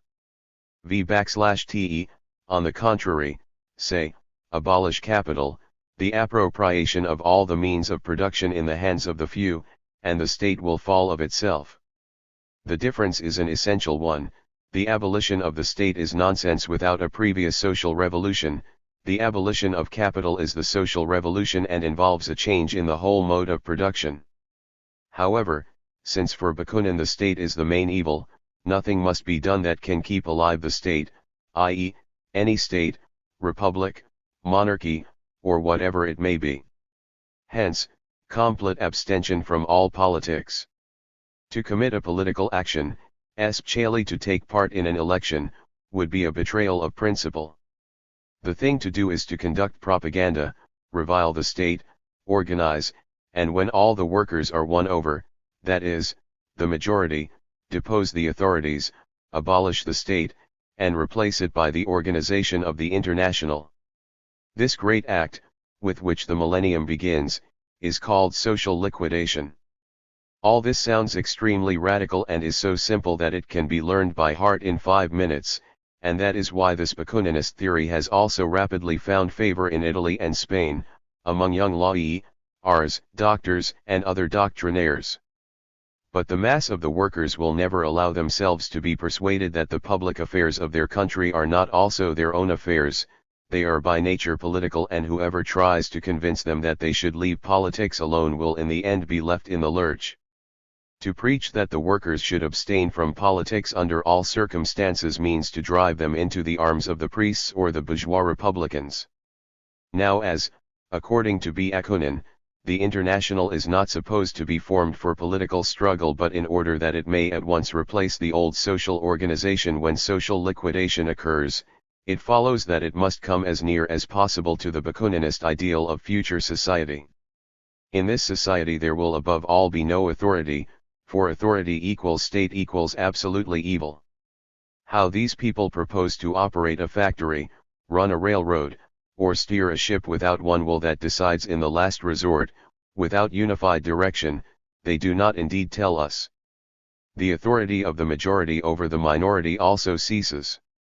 Every individual, every community, is autonomous, but how a society of even two people is possible unless each gives up some of his autonomy? Bakunin again keeps to himself. Well, the International must be organized according to this pattern as well. Every section is autonomous, and in every section every individual. To hell with the Basel resolutions, which conferred upon the General Council a pernicious authority demoralizing even to itself. Even if this authority is voluntarily conferred, it must cease just because it is authority. Here you have in brief the main points of the swindle. But who were the authors of the Basel resolutions? The same Mr. Bakunin and co. When these gentlemen saw that at the Basel Congress they would be unable to realize their plan for transferring the General Council to Geneva, i.e., getting it in their hands, they adopted another course. They founded the Alliance of Socialist Democracy, an international society within the large international under the pretext that you now encounter in the Bakuninist Italian press, in the Proletario and the Gazzettino Rosa. For example, the ardent Latin races require a more striking program than the chilly, deliberate Northerners. This little plan failed owing to the resistance of the General Council, which naturally could not tolerate the existence of any separate international organization within the International. Since then, the same plan has appeared in various forms in connection with the efforts of Bakunin and his adherents to substitute Bakunin's program for the program of the International. On the other hand, reaction beginning with Jules Favre and Bismarck and ending with Mazzini has always come down hard upon the empty and vainglorious Bakuninist phrase-mongering when it wanted to attack the International. Hence the necessity of the declaration of December 5 against Mazzini and Bakunin, which was likewise printed in the Gazzettino Rosa. The core of the Bakunin conspiracy consists of a few score jurists, who have scarcely 200 workers behind them, Its vanguard in Italy consists of young lawyers, doctors, and journalists, who now come forward everywhere as the representatives of the Italian workers, with a few of the same breed in Barcelona and Madrid, and a few individuals elsewhere in Lyon and Brussels. There are almost no workers among them, they have only one worker here, Robin. The conference, convened out of necessity, because of their inability to convoke a congress, served as a pretext, and since most of the French refugees in Switzerland went over to their side they, the Proudhonists, had much in common with them, while personal motives also played a part. They were the ones to start the campaign. To be sure, a dissatisfied minority and 99 unrecognized geniuses are to be found everywhere within the International, and they counted on them, not without reason. At the present time their fighting forces are, 1. Bakunin himself, the Napoleon of this campaign. 2. 200 jurisdictions and 40 to 50 members of the French sections, refugees in Geneva. 3. In Brussels, Hinz, editor of the Liberté, who does not support them openly, however. 4. Here, the remnants of the French section of 1871, never recognized by us, which has already split into 3 mutually hostile parts, then about 20 Lassalleans of the type of Herr von Schweitzer, expelled from the German section, for proposing resignation en masse from the International, who, as defenders of extreme centralization and a strong organization, surprisingly enough enter into an alliance with the anarchists and autonomists. 5. In Spain, a few individual friends and adherents of Bakunin, who exert a strong influence, at least theoretically, upon the workers, particularly in Barcelona. But, on the other hand, the Spaniards attach great importance to organization, and its absence among the others is obvious to them. How much success Bakunin may expect here will be revealed only at the Spanish Congress in April, but as the workers will predominate at this Congress, I have no fears about it. 6. Lastly, in Italy, as far as I know, the Turin, Bologna, and Girgenti sections have voted for convening a special Congress. The Bakuninist press asserts that 20 Italian sections have affiliated with them. I have no knowledge of them. In any event, the leadership is in the hands of Bakunin's friends and adherents almost everywhere, and they are raising a terrific hubbub. But it will most likely be found that they haven't much of a following, since a more exhaustive investigation of the matter will prove that in the last analysis the overwhelming mass of Italian workers are still Mazzinists and will remain so as long as the International is identified there with abstention from politics. At any rate, the situation in Italy is such that the Bakuninists are for the present the masters of the situation within the International. Nor does the General Council think of complaining about this.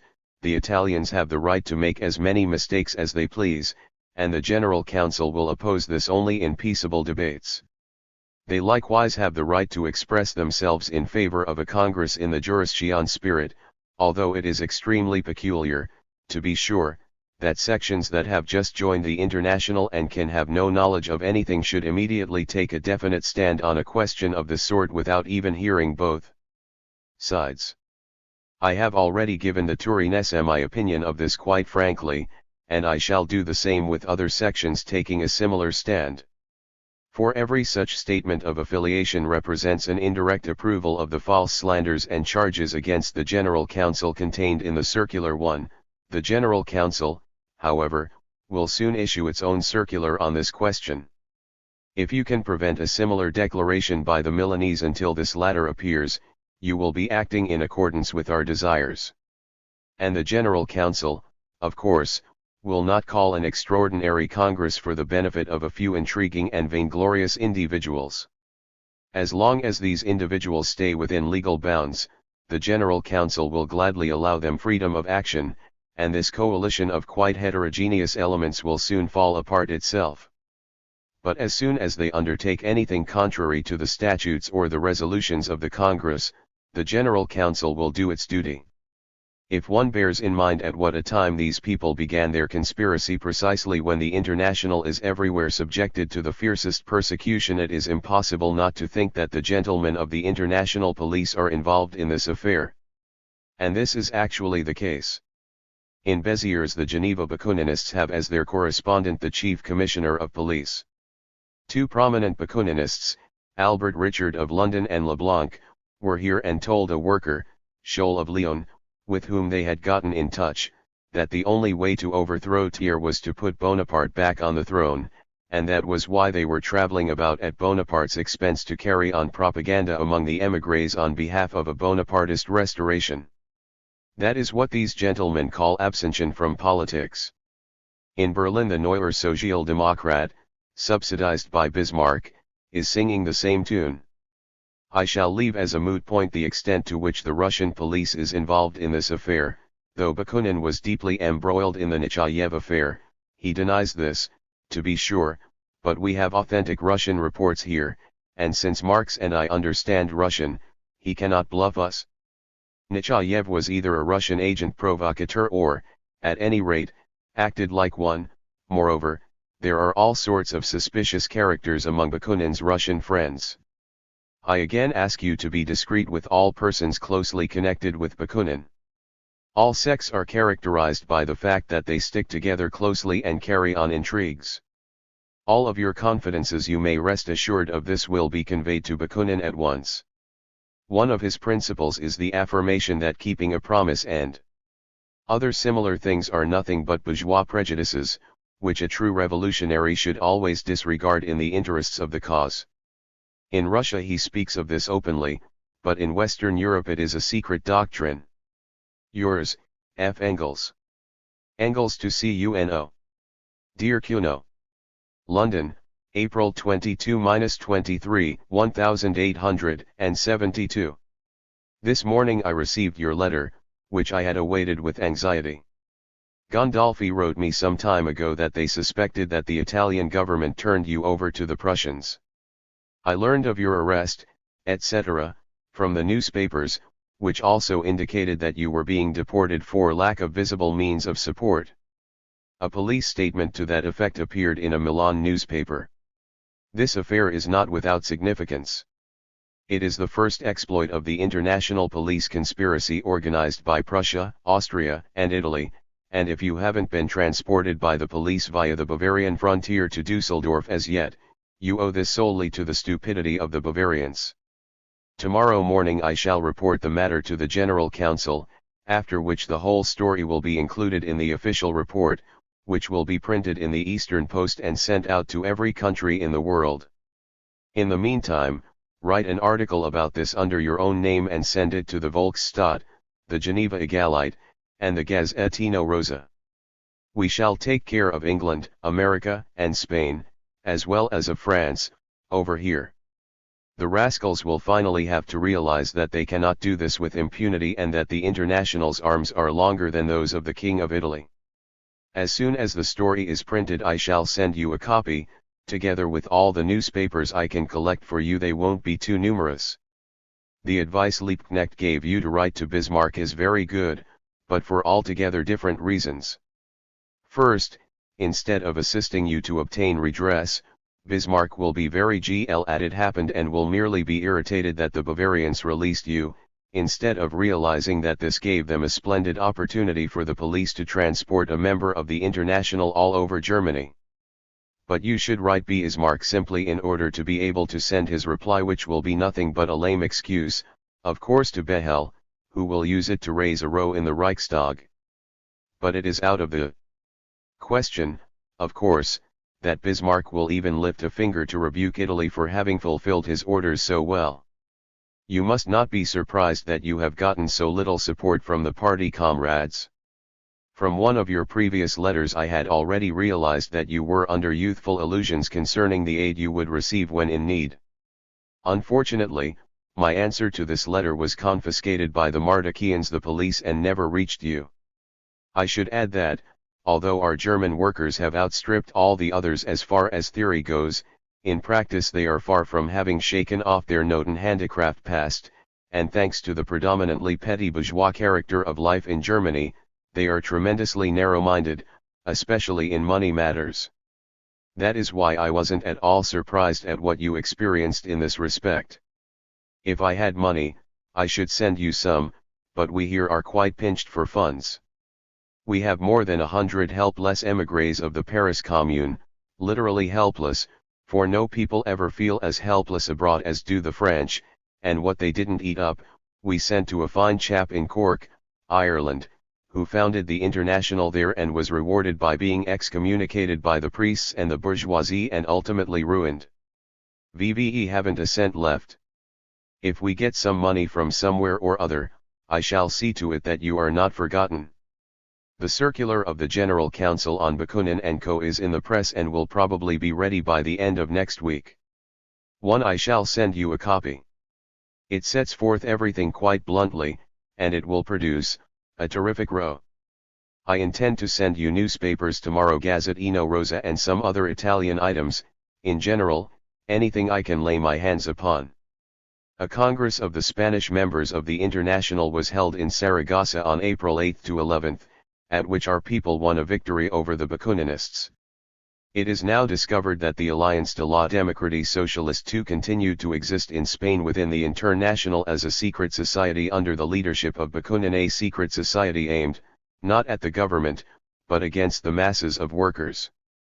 I have every reason to suspect that the same thing is going on in Italy. What information do you have on this subject? If anything comes of the job in Spain that Becker had in mind for you, let me know at once so that I can give you letters of introduction to our people. That job is probably in Catalonia, the only industrial province of Spain, and you will be able to do very useful work there, since the masses of workers there are good but leave their newspaper, the Barcelona La Federación, and the key jobs in the hands of the Bakuninists. There is only one newspaper appearing in Turin by now, El Anticristo, something on the order of a weekly Gazzettino Rosa. Then there are La Plebe in Lodi, Il Fascia Operaio in Bologna, and El Eguiglianza in Girgenti. All the other Italian newspapers are dead. Our experiences in other countries made it obvious to me long ago that this would have to happen. It is not enough to have a few persons at the top, the masses in Italy are still too backward to be able to support so many newspapers. Prolonged and dogged work, with much more theoretical content than the Bakuninists possess, is required to free the masses from the influence of the Mazzonist nonsense. Write me very soon, especially on what you are able to do in your special profession, so that I can take the necessary steps. Cordially yours, F.E. Engels to CUNO. London, May 7-8, 1872.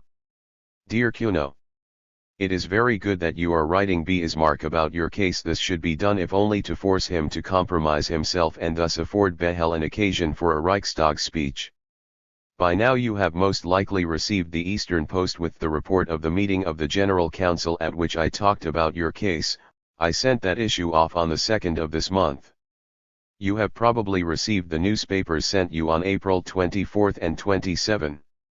I also reported on the arson plot, but this is very badly stated in the report, which I am sending you tomorrow, as is usually the case when I don't write these things myself.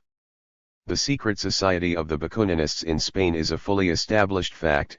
You will find the details in the report, the second one, on the Saragossa Congress in the Brussels Liberté, which you will probably find in the Volksstadt one of these days.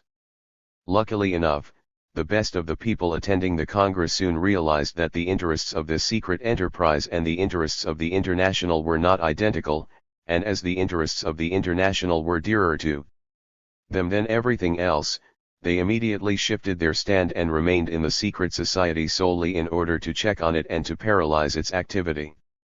One of them was here as a delegate to the conference and convinced himself that everything they had told him down there about the intrigues, dictatorship, etc., of the General Council was empty twaddle. A short time later one of our best men, Paul Lafargue, half Frenchman, half Spaniard, left for Madrid, and this settled the matter. The Spaniards have an excellent organization, of which they are rightfully proud, and, as it happens, it has shown itself in the best light during the past 6 months. I did not doubt for an instant that the same secret society existed in Italy, though, perhaps, not as rigidly as in formalistic Spain. The best proof of this for me was the almost military precision with which the very same slogan, issued from above, was simultaneously proclaimed in every corner of the country. Note that these are the very same persons who always preached the principle dal basso al alto, from the bottom to the top, to the people, and to the international. It is quite understandable that you were not initiated, for even among the Bakuninists only the leaders were admitted to this esoteric society. Meanwhile, some individual symptoms of improvement can be observed in Italy. The damned difficulty in Italy is simply getting into direct contact with the workers. These damned Bakuninist doctrinaire lawyers, doctors, and the like penetrate everywhere and behave as if they were the hereditary representatives of the workers. Wherever we have been able to break through this line of skirmishers and get in touch with the masses themselves, everything is all right and soon mended, but it is almost impossible to do this anywhere without addresses. That is why it would have been of great value for you to have remained in Milan and to have been able to visit various cities from time to time, if not now, then at any rate later on. With 1 or 2 able comrades at the key points we should have managed to deal with all this rabble in half a year or so. As for the Spanish police, all I can tell you is that apparently they are frightfully stupid and that there is no unity among them. For instance, one of our best men in Madrid, Paul Lafargue, was ordered to be deported by the Minister of the Interior, but the Governor of Madrid would have nothing to do with it, and he remained there undisturbed. Sincerely yours, F.E. May 8, even me. As I had to go into town to get the enclosed 105.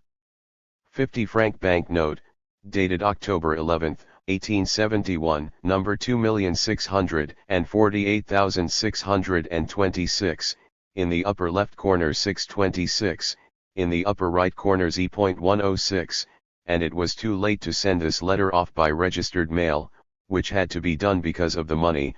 I still have time to tell you the story about Becker, which is another instance of what petty intrigues go to make up world history. For a long time old man Becker has retained his own ideas of organization, dating from the epoch before 48, little groups, whose leaders kept in touch in order to give the whole organization a general trend, a little conspiratorial activity onyx Zion, and the like. Another idea, likewise dating from that period, was that the central organ of the German organization had to be located outside Germany.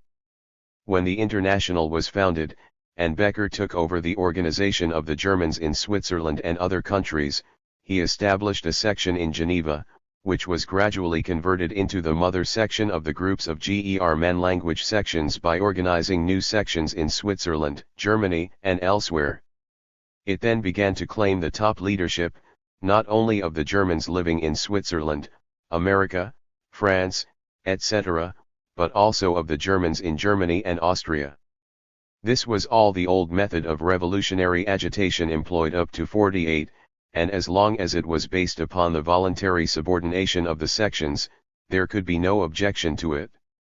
But there was one thing the good soul Becker forgot, that the organization of the International was too big for such methods and goals.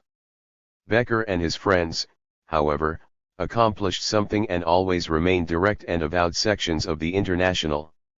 In the meantime the labor movement in Germany was growing, freeing itself from the fetters of Lassalleanism, and, under the leadership of Babel and Liebknecht, it came out in principle for the International. The movement became too powerful and acquired too much independent significance for it to be able to acknowledge the leadership of the Geneva Mother Section. The German workers held their own congresses and elected their own executive organs. The relationship of the German Workers' Party to the International never was made clear, however. This relationship remained a purely Platonic one. There was no actual membership for individuals, with some exceptions, while the formation of sections was forbidden by law. As a result, the following situation developed in Germany: they claimed the rights of membership, while they brushed aside its obligations, and only after the London Conference did we insist that henceforth they would have to comply with their obligations. Now you will understand why there not only had to arise a certain rivalry between the leaders in Germany on the one hand, and the Geneva Mother Section on the other, but that individual conflicts also became unavoidable, especially over the question of the payment of dues. The extent to which the General Council was dictatorial in this affair, as in every other, you can see from the fact that it was completely uninterested in the matter and left both sides to shift for themselves.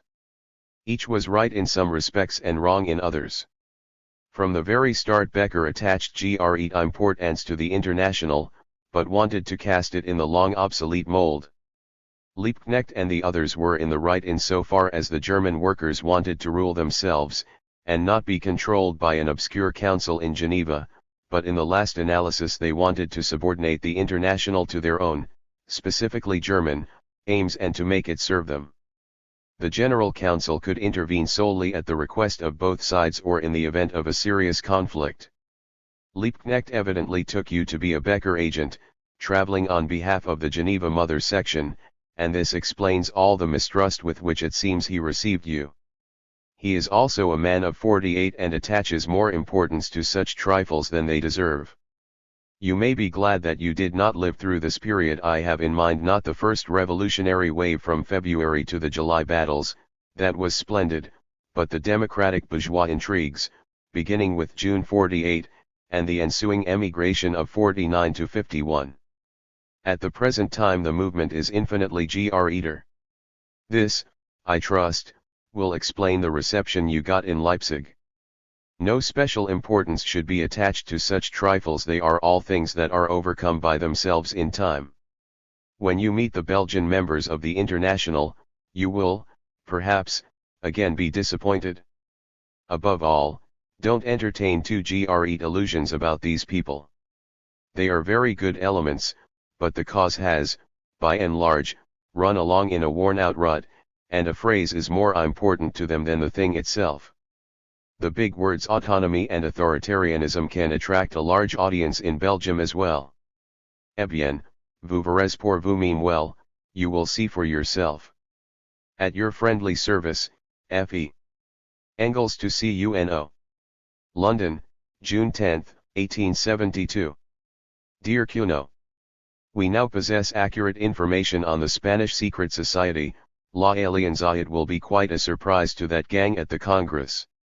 The same society doubtless exists in Italy. If only Regis could get down there. But the poor chap is now selling newspapers in Geneva, to earn a living as best he can. Caffiero in Naples and someone else in Turin whom I don't know, Carlo Terzaghi, turned letters of mine over to the jurisdictions. That doesn't matter to me, but the very fact of their perfidy is unpleasant. The Italians will still have to pass through a school of experience for them to realize that a peasant people as backward as they are merely makes itself ridiculous when it tries to prescribe to the workers of big industrial countries the road they should take for their emancipation. We know that affairs are in pretty bad shape in Belgium. The apathy of this neutral nation, sit venia furbo if that word can be used, is the underlying reason for the fact that the plotters and jackasses can call the tune there. The International is declining in Belgium with every day, thanks to the inertia of the intelligent and reliable men among their leaders. Moreover, the clique's leaders have done us a tremendous service with their new draft statutes. The proposal for the abolition of the General Council has put an end to the last vestiges of their influence, which was far from small, since this was one of the oldest federations. The Spaniards call this downright treason. It's a pity that you're not going to Spain. You would like these people in the last analysis. They are the most gifted of all the Latins, and you could have been very useful there. These people require a certain dose of German theory, and they take it very well. Besides, they are distinguished by a fanaticism and a class hatred of the bourgeoisie such as we Northerners or the vacillating Italians cannot imagine. Your recent description of the impression Dusseldorf made upon you made me laugh heartily. Why, for us, the Philistine Wuppertalers, Dusseldorf was always a little Paris, where the pious gentlemen of Barmen and Elberfeld kept their mistresses, went to the theatre, and had a royal good time. But the sky always looks grey where one's own reactionary family lives. Moreover, the process of industrial development, which has spread to Dusseldorf as well, is extremely depressing and deadly boring throughout Germany, so that I can well imagine that the Wuppertal's dreariness and wretchedness have now conquered Dusseldorf as well. But one fine day we shall send them packing, and then we'll sing the old song again that they used to sing 30 years ago in Milan, none, none, semper none, es echipum la siapa la pagarimo none. We, always we, and if we go out on a spree, who'll have to pay for it? We. But the bourgeoisie will have to pay for the siapa spree. Yours, F. Engels. Marx to Zarga. London, June 21, 1872. Dear friend.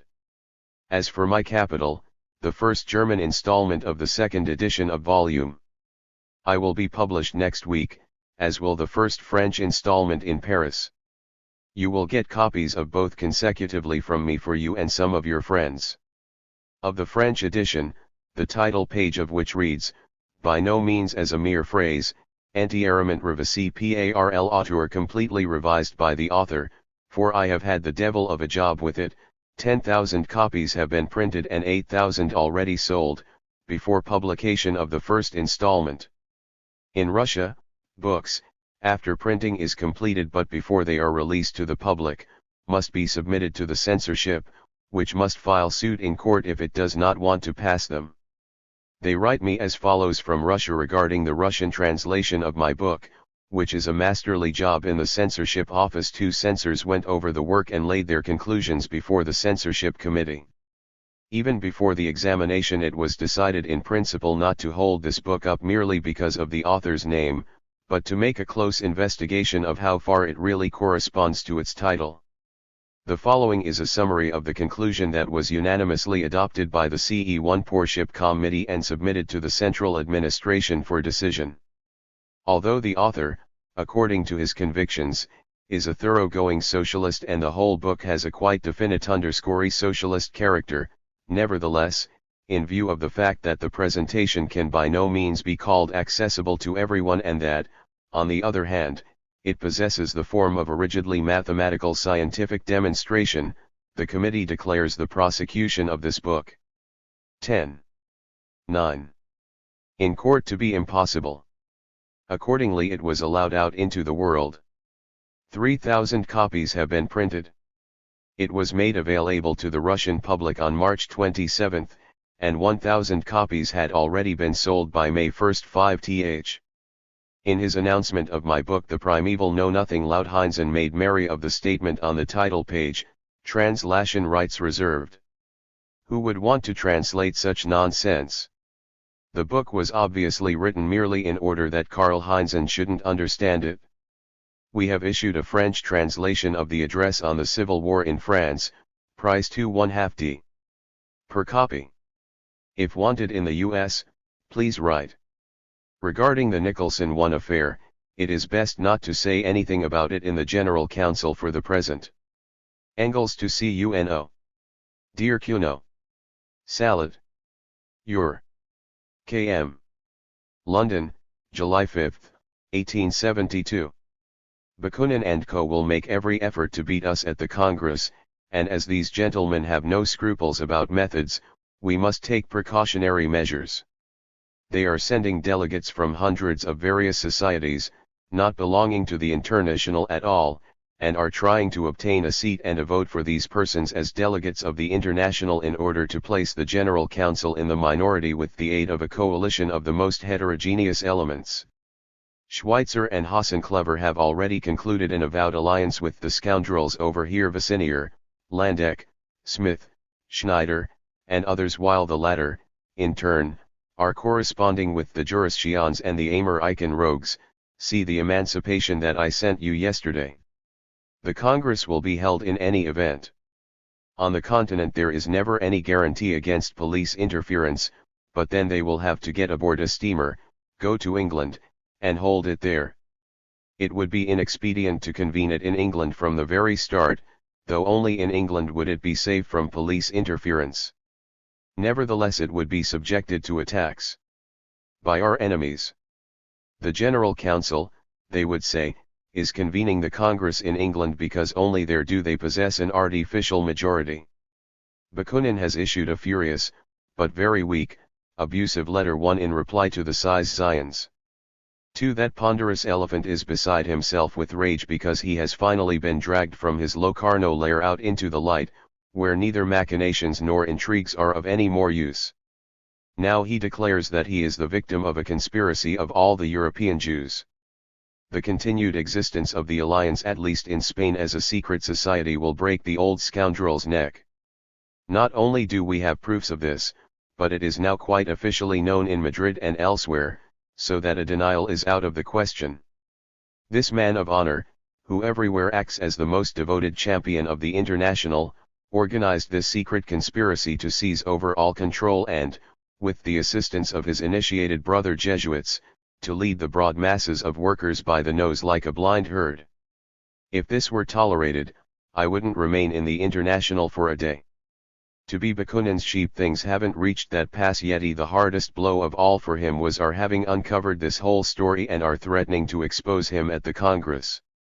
And now Lafargue, Marx's son-in-law, who has been in Madrid for 8 months, is accusing him, Bakunin, of having drawn up and sent to Spain the secret instructions on how the International was to be controlled there. Yours, F.E. Engels to Heppner. London, August 4, 1872. Dear Heppner, I was about to write a brief article for you on the latest Bakuninist stories, when it developed that the General Council would have to make a statement on the matter itself. Thus the article has turned into an address, the German translation of which you will get by Wednesday. The latest Spanish documents may well serve as a supplement. Bakunin retained the Alliance de la Démocratie Socialiste, one which you know of from the size Zions, as a secret society in order to obtain control of the International. But we learned of this, and now we have the proofs. Thus, the charge will now be M2.de publicly, as otherwise the elections to the Congress would take place in Spain under the management of the Alliance and would have resulted in its victory. Bakunin will break his neck in this affair. According to our information, the preparations for war are being made on such a colossal scale that the PNCs can be defeated only if they are opposed by Austria, in addition to France and Russia. But Austria will be on Prussia's side, unless some sudden change occurs, which cannot be assumed under the existing circumstances. Moreover, we shall soon witness the odd spectacle of Wilhelm Kaiser Wilhelm I issuing an appeal to the Poles and re-establishing some sort of Poland. And with this he, and the whole Prussian regime, will break their necks. The Prusso-German Empire is far from having reached its culminating point. This war, if it ends well, which is to be expected, will swiftly raise it to its climax, and then it will come tumbling down from the dizzy heights of Napoleonic glory. It is quite possible that this time the movement will start in Berlin. The contradictions are growing more sharply acute there, and all that is required to bring about an explosion is a change in the political situation. A Berlin revolution of that kind will certainly be pretty shabby, but still it is better for it to come from within than after a Sedan, which never turns out well. Engels to Heppner. Best regards. Yours. F.E. London, December 30, 1872. Dear Heppner, of the 2 articles on the revival of the reform movement, the first was good, while the second was straightway contrary to the facts. The many miserable little congresses, which are taken seriously in this article only because they are taken seriously by the beehive, which has sold out to the bourgeoisie, have no other purpose than 3. Footnote, p. 86. 112 Marx and Engels. As preparations for the impending parliamentary elections. All the reform leagues listed in the article are of absolutely no importance and consist, for the most part, of the very same people. And what people? With a few exceptions, they consist of the labor leaders whom Marx branded as corrupt at The Hague. It is impossible to judge the movement here from over there, taking the Beehive and Reynolds newspaper as your guides. The fact that a few trade unionists attend such congresses does not mean that the trade unions are thinking of becoming political, which they, at least most of them, and the biggest unions among them, couldn't do at all without totally revamping their bylaws. In fact, things are shockingly bad in the movement here, worse than they ever were, as is to be expected with such industrial prosperity. F.E. Marx to Zarga. London, August 4, 187-4. Dear Zarga. My long silence cannot be excused at all, suppendent ilya de circumstances attenuants. However, there are extenuating circumstances. That damned liver complaint has made such headway that I was positively unable to continue the revision of the French translation volume I of Capital, which actually amounts almost to complete rewriting, and I am very unwillingly submitting to the physician's orders sending me off to Carlsbad. They assure me that after I return I shall be fully able to work again, and being unable to work is indeed a death sentence for any man who is not a beast. The journey is expensive and so is the stay there, and what is more, it is uncertain whether the foolish Austrian government won't expel me. The Prussians would scarcely be so stupid, but they like to talk the Austrians into such compromising measures, and I actually believe that the false newspaper reports that Rochefort wants to go to Carlsbad, and so forth, stem from Herr Stieber and are, in the last analysis, meant for me. I have neither time nor money to lose and have therefore decided to apply for British naturalization, but it is very likely that the British Home Minister, who, like a sultan, decides on naturalization, will upset my plans. The matter will probably be decided this week. In any event, I am going to Carlsbad, if only because of my youngest daughter Eleanor, who was seriously, dangerously ill, is only now 113. Able to travel again, and has also been told by her doctor to go to Carlsbad. In England the International is as good as dead for the present. The Federal Council in London exists as such only in name, although some of its members are active individually. The great event over here is the reawakening of the agricultural laborers. The miscarriage of their initial efforts does no harm, au contraire, on the contrary. As for the urban workers, it is regrettable that the whole gang of leaders did not get into Parliament. That is the surest way of getting rid of the rascals. In France, workers' syndicates are being organized in the various big cities and are in correspondence with one another. They confine themselves to purely professional matters, nor can they do anything else. Otherwise they would be suppressed without further ado. Thus they keep some sort of organization, a point of departure for the time when freer movement will again be possible. By their own practical importance, Spain, Italy, and Belgium demonstrate the intrinsic value of their super-socialism. In Austria our people are working under the most difficult conditions, they are compelled to move with the greatest caution. Nevertheless they have made one great advance, they have prevailed upon the Slavic workers in Prague and elsewhere to act together with the German workers. During the final period of the General Council in London I tried in vain to achieve an understanding of this sort. In Germany Bismarck is working for us. General European conditions are such as to drive more and more toward a European war. We shall have to pass through it before any decisive activity of the European working class can be thought of. My wife and children send you their best regards. Yours, Karl Marx. In judging conditions in France, especially those in Paris, it should not be forgotten that alongside the official military and political authorities the gang of epauletted Bonapartist blaguards is still secretly active, out of which the great Republican tier formed the military courts for slaughtering the communards.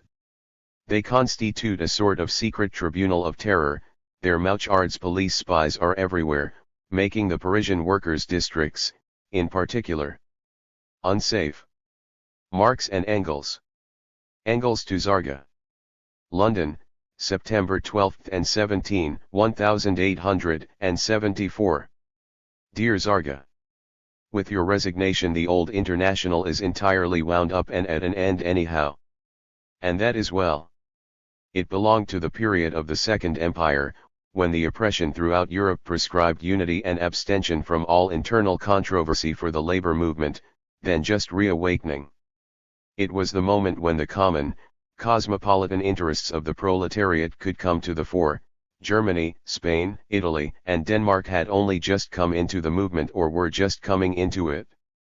In reality, the theoretical character of the movement in 1864 was still very unclear throughout Europe, that is, among the masses. German communism did not yet exist as a workers' party, Prudhonism was too weak to be able to insist on its particular fads, Bakunin's new trash did not yet exist even in his own head, and even the leaders of the English trade unions thought they could enter the movement on the basis of the program laid down in the preamble to the statutes. The first great success was bound to explode this naive conjunction of all fractions. This success was the Commune, which was beyond doubt the child of the International intellectually, though the International did not lift a finger to produce it, and for which the International, to that extent with full justification, was held responsible. When, thanks to the Commune, the International became a moral force in Europe, the row began at once. Each tendency wanted to exploit the success for itself. The inevitable decomposition set in. Jealousy of the growing power of the only people who were really ready to continue working along the lines of the old comprehensive program, the German Communists, drove the Belgian Proudhonists into the arms of the Bakuninist adventurers. The Hague Congress was actually the end, and for both parties. The only country where something could still be accomplished in the name of the International was America, and by a happy instinct the executive was transferred there. Now its prestige is exhausted there too, and any further effort to galvanize it into new life would be folly and a waste of energy. The International dominated 10 years of one side of European history, the side on which the future lies, and can look back upon its work with pride. But in its old form it has outlived itself. In order to produce a new International like the old one, an alliance of all the proletarian parties of all countries, a general suppression of the labor movement like that which prevailed from 1849 to 1864 would be necessary. For this the proletarian world has now become too big, too extensive. I think the next International, after Marx's writings have been at work for some years, will be directly communist and will openly proclaim our principles. The squabbles in New York, which made it impossible for you to remain in the General Council any longer, are just as much proof as consequence of the fact that the thing has outlived itself. When circumstances no longer allow a society to act effectively, when the first thing to be done is simply to keep the bond of union tied so that it can be used again upon occasion, there are always people to be found who cannot fit themselves into this situation, definitely want to play the busybody, and demand that something be done, and this something can then only be folly. And if these people succeed in getting the majority, they compel everyone who does not want to bear the responsibility for their absurdities to resign. What good fortune that we did not send the minute books over. Best regards, yours, F. Engels. Marx to Zarga. London, September 27, 1877. Dear friend. This crisis, the Russo-Turkish War and Near Eastern crisis, is a new turning point in European history. Russia, and I have studied conditions there from the original Russian sources, unofficial and official, the latter accessible to but few persons, but obtained for me through friends in St. Petersburg, has long been standing on the threshold of an upheaval. All the elements for it are prepared. The gallant Turks have hastened the explosion by years through the blows they have dealt not merely to the Russian army, and Russian finances, but to the very persons of the dynasty commanding the army, the Tsar, the heir to the throne, and 6 other Romanovs. The upheaval will begin secundum artem according to the rules of the art, playing at constitutionalism, et pus ilyra un bota page, and then there will be a fine row. If Mother Nature is not particularly hard on us, we shall yet live to see the fun. The stupid nonsense the Russian students are perpetrating is merely a symptom, worthless in itself. But it is a symptom. All sections of Russian society are in full decomposition economically, morally, and intellectually.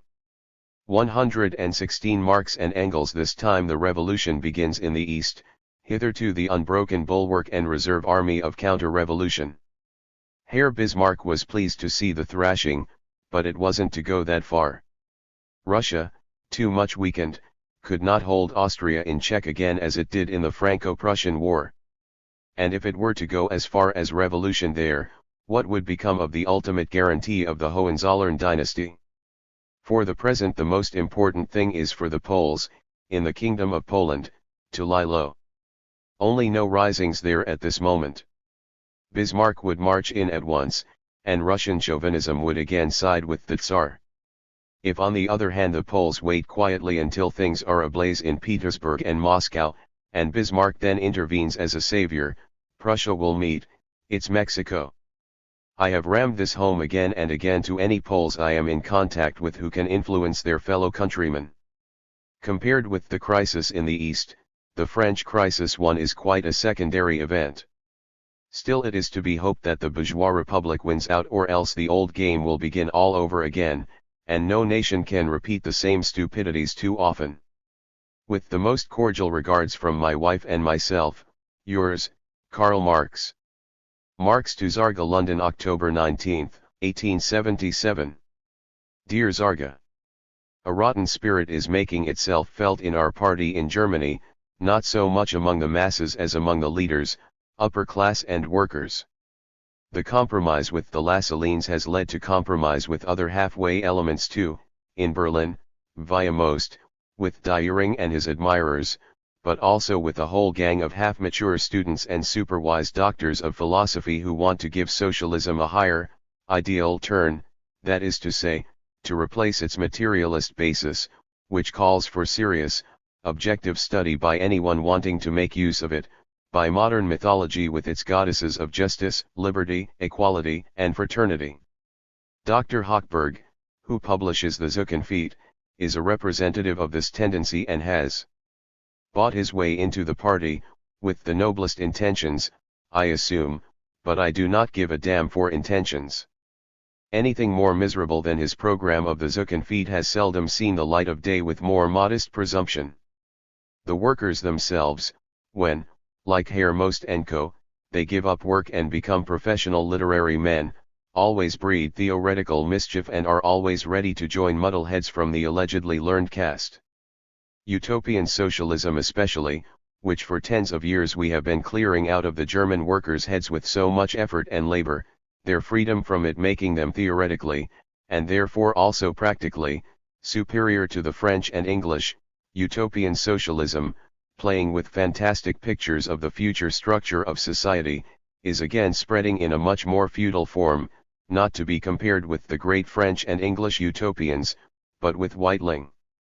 It is natural that utopianism, which before the era of materialist critical socialism concealed the latter within itself in a nutshell, coming now post festum after the event can only be silly, stale, and fundamentally reactionary. Of late the Vorwort seems to be following the principle of accepting manuscript, copy as the French call it, no matter where it comes from. In one of the latest numbers, for example, first a fellow who doesn't know the economic ABC makes grotesque disclosures regarding the laws of crises. He discloses nothing but his own inner crisis. And then there is the impertinent youngster of Berlin, who is allowed to print his unauthoritative thoughts on England and the shallowest panslavism nonsense in endless tapeworm articles at the expense of the sovereign people. Satissuperk enough and more than enough. Yours, Karl Marx. Apropos. A few years ago, not many, a sort of blue book was published, I don't know whether official or not, on the conditium of the miners in Pennsylvania, who live, as we know, in the most feudal dependence upon their money lords. I think the thing was published after a bloody conflict won. It is of the greatest importance for me to have this publication, and if you can get it for me I shall send you what it costs. If not, perhaps you can get me the title, and I shall then ask Harney, in Boston. Marx to Zarga. London, September 19, 1879. Dear friend, I did not receive the new edition of Weitling. One of the American periodicals I receive only the Patterson Labor Standard, which has but very little in it. Thanks for your latest shipments of Pennsylvania, Ohio, and Massachusetts Labor Bureau statistics, as well as for Stewart's speech. 2. I am much pleased that the chief of the Massachusetts Bureau will, as he writes me, from now on send me their publications, including census, as soon as published. As for Most & Co., we maintain a passive attitude towards them, that is to say, we have no relationship with them, although I see Most now and then at my house. Mr. Lubeck lies when he says that Engels and I have issued any statement against Most or against the Freiheit. Bernstein wrote Engels from Zurich that Most wrote to Germany and Switzerland, saying we backed him. Engels replied, if Bernstein submitted proofs of this, he would issue a public statement against this untruth. But Bernstein, nephew of the Berlin Rabbi Riebenstein, of the Berlin Volkszeitung, had, in fact, not a shred of proof to submit. Instead he whispered the false secret to Lubeck, who immediately sold it to the US with the usual discretion of these penny a-liners. Our points of dispute with Most are by no means those of the Zurich gentlemen of the trio, Dr. Hochberg, Bernstein, his secretary, and C.A. Schramm. We do not reproach Most for his Freiheit being too revolutionary. What we do hold against him is that it has no revolutionary content, but merely deals in revolutionary phrases. We reproach him not for criticizing the party leaders in Germany, but first, for making a public scandal instead of communicating his views to them in writing, i.e., by letter, as we do, and, second, because he merely uses this as an excuse for making himself important and putting the idiotic secret conspiratorial plans of Messrs. Weber Jr. and Kaufmann into circulation. Long before he arrived, these fellows felt themselves destined to take the general labor movement under their all-highest direction, and they contrived all sorts of endeavors in every quarter to realize this charming venture.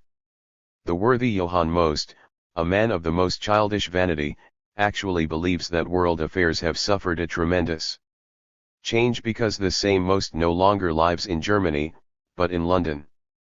The man is not without talent, but he kills his talent by too much writing. In addition, he is without esprit de sweet consistency. Every change of the wind blows him first in one direction and then in another like a weathercock. On the other hand, matters may indeed reach the point where Engels and I would be compelled to issue a public statement against the Leipzigers one and their Zurich allies. This is the state of affairs. Behel wrote us that they wanted to found a party organ in Zurich and he requested our names as collaborators. Hirsch's name was given us as the responsible editor. Thereupon we accepted, and I at once wrote Hirsch, then in Paris, from which he has since been banished, for the second time, to accept the editorial post, since he alone affords us the certainty that a crew of doctors, students, and the like, and professorial socialist rogues, such as strut in the Zuckenfeet, etc., and has already begun to penetrate the Vorwärts, would be kept out, and the party line would be adhered to strictly. But it turned out that Hirsch had uncovered a hornet's nest in Zurich. The 5 men, Dr. Hochberg, who has bought his way into the party with his money, an emotional driveler, the cousin of Sonman. Bernstein, his secretary, C.A. Schramm, a Philistine though meaning well, Viereck, sent from Leipzig, also a Philistine lout, the natural son of the German Kaiser, and the businessman Singer of Berlin, a petty bourgeois paunch, paid me a visit some months ago. These 5 men constituted themselves, with the highest permission of Leipzig, the constituent committee, and appointed the trio. Asterisk. Asterisk. Hochberg Bernstein C.A. Schramm, as the administrative committee, which was to supervise the editorial board and have immediate jurisdiction. Behel, Liebknecht, and a few others of the German leaders stood above them as the final court of appeal. Hirsch demanded to know, first, from whom the money is to come. Liebknecht had written, from the party plus Dr. Hochberg. Hirsch stripped off the rhetorical flourish and reduced this quite correctly to Hochberg. Second, Hirsch did not want to submit to the trifolium Hochberg-Bernstein C.A. Schramm, in doing which he was all the more justified since Bernstein, answering a letter in which he had asked for information, had bureaucratically written Rushot over him, rejected his Latern, Mirabile dictu wonderful to relate, as ultra-revolutionary, etc. After a prolonged correspondence, in which Liebknecht did not play a shining part, Hirsch withdrew. Engels wrote to Behel that we are also withdrawing, as we had from the very start refused to write for the Zukunft, Hochberg, and Neue Gesellschaft, Weed. These fellows zeros theoretically, incompetent practically want to take the teeth out of socialism, which they have trimmed up according to university recipes, and out of the Social Democratic Party in particular, to enlighten the workers or, as they put it, feed them the elements of education through their confused half-knowledge, and, above all, to make the party respectable in the eyes of the Philistine. They are poor counter-revolutionary windbags. Well, the weekly organ is now appearing, or is to appear, in Zurich, under their supervision and the higher supervision of the Leipzigers. Vollmer editor. In the meantime, Hochberg came here to entice us. He found only Engels, who made clear to him the deep gulf between us and him by means of a critical review of the Jahrbuch issued by Hochberg, under the pseudonym Dr. L. Richter. Take a look at the miserable product, the article signed with 3 slashes by the trio Hochberg-Bernstein C.A. Scram. But honest Johann Most also figures in it with the groveling article on the book Scribbler Schaffe. Nothing more blameworthy for the party has ever been printed. What a good turn Bismarck did, not himself, but us, by making it possible for these fellows to make themselves clearly heard as a result of the enforced silence in Germany. Hochberg was stunned when Engels told him the unvarnished truth: he is a peaceable evolutionary and really expects proletarian emancipation to come only from the educated bourgeois, i.e., people like himself. He declared Liebknecht had told him that we all agreed au fond at bottom. All those in Germany, i.e., all the leaders shared his view, etc. Indeed, after making the great mistake in the transactions with the Lassalleans, Liebknecht has opened the doors wide to all these barbarians, and thus paved the way malgré in spite of himself for a demoralization in the party which could be eliminated only by the socialist law. Now if the weekly, the party organ should actually proceed along the lines initiated by Hochberg's Jahrbuch, we should be compelled to take a public stand against such dissipation of the party and its theory. Engels has drawn up a circular, letter, to Babel, etc. 1, only for private circulation among the German party leaders, of course, in which our standpoint is set forth without reserve. Thus, the gentlemen have been warned in advance, and they know us well enough to know that this means, yield or succumb. If they want to compromise themselves, tant pis, so much the worse. In no event will they be allowed to compromise us. You can see how low parliamentarism has already brought them from the fact that they are charging Hirsch with a great crime, because of what? Because he has handled the scoundrel Kaiser somewhat roughly in the Latern for the latter's disgraceful speech on Bismarck's tariff legislation. But now they say the party, i.e., the handful of parliamentary representatives of the party, had authorized Kaiser to speak like that. All the more shame for this handful, but even that is a miserable excuse. In fact, they were foolish enough to let Kaiser speak for himself and on behalf of his constituents, but he spoke in the name of the party.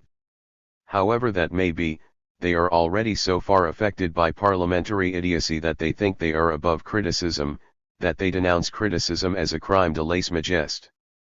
As for the Communist Manifesto, nothing has been done about it up to now because first Engels, and then I, had no time. But we must get on with it at last. Your loyally devoted Karl Marx. Marx to Swinton, 1 London, November 4, 1880. My dear Sir, I have sent you today a copy of the French edition of the Capital. I have at the same time to thank you for your friendly article in the Sun.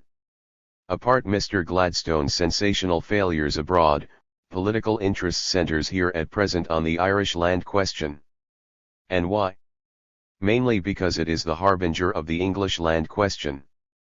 Not only that the great landlords of England are also the largest landholders of Ireland, but having once broken down in what is ironically called the sister island, the English landed system will no longer be tenable at home. There are arraigned against it the British farmers, wincing under high rents, and, thanks to the American competition, low prices, the British agricultural labourers, at last impatient of their traditional position of ill-used beasts of one. This letter was written in English.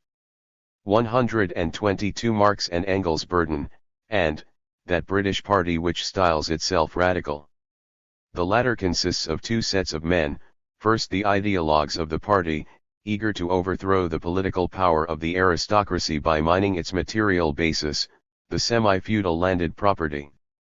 But behind these principal spouters, and hunting them on, looks another set of men, sharp, close-fisted, calculating capitalists, fully aware that the abolition of the old land laws, in the way proposed by the ideologues, cannot but convert land into a commercial article that must ultimately concentrate in the hands of capital.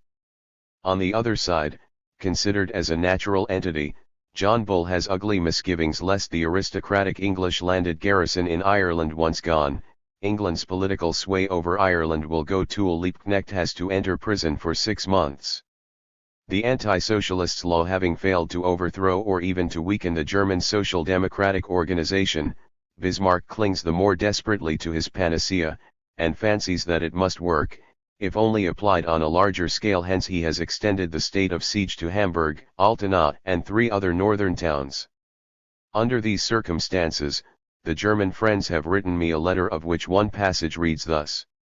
The socialist law, though it could not break and never will break our organization, does impose pecuniary sacrifices almost impossible to bear. To support the families ruined by the police, to keep alive the few papers left to us, to keep up the necessary communications by secret messengers, to fight the battle on the whole line, all this requires money. We are nearly exhausted and forced to appeal to our friends and sympathizers in other countries. So far this extract. Now we here at London, Paris, etc., will do our best. At the same time, I believe that a man of your influence might organize a subscription in the United States. Even if the monetary result were not important, denunciations of Bismarck's new coup d'état in public meetings held by you, reported in the American press, reproduced on the other side of the Atlantic, would sorely hit the Pomeranian Hobaro country squire and be welcomed by all the socialists of Europe. More information you might get from Mr. Zarga, Hoboken. Any money forthcoming to, be sent over to Mr. Otto Freitag, Landtagsabgeordneter, Amt Manshof, Leipzig. His address ought, of course, not be made public, otherwise the German police would simply, confiscate. Apropos. My youngest daughter Eleanor, who was not with us at Ramsgate, just tells me that she has cut my portrait from the copy of the Capital I sent _you, on the pretext that it was a mere caricature. 123. Tour. Well, I shall make up for it by a photogram to be taken on the first fine day. Mrs. Marx and the whole family send you their best wishes. Yours most sincerely, Karl Marx. Marx to Zarga, London, November 5, 1880. Dear Zarga, you must attribute my long silence, 1, to a very great pressure of work, and, 2, to the grave illness of my wife, which has already lasted over a year. You have seen the heights to which Johann Most has developed, and on the other hand, how miserably the so-called party organ, the Zurich Social Democrat, not to mention the Arbuk there, has been managed, Duce under the leadership of Dr. Hochberg. Engels and I have been engaged in constant correspondence with the Leipzigers one in this connection, with sharp clashes occurring often. But we have avoided intervening publicly in any way. It is not fitting for those who sit quietly, comparativement parlant comparatively speaking, abroad to make the position of those working within the country under the hardest conditions and with the greatest personal sacrifices more difficult, to the delight of the bourgeois and the government. Liebknecht was here a few weeks ago, and improvement has been promised in every respect. The party organization has been renewed, which could be done only in a secret manner, i.e., so far as secret means a secret to the police.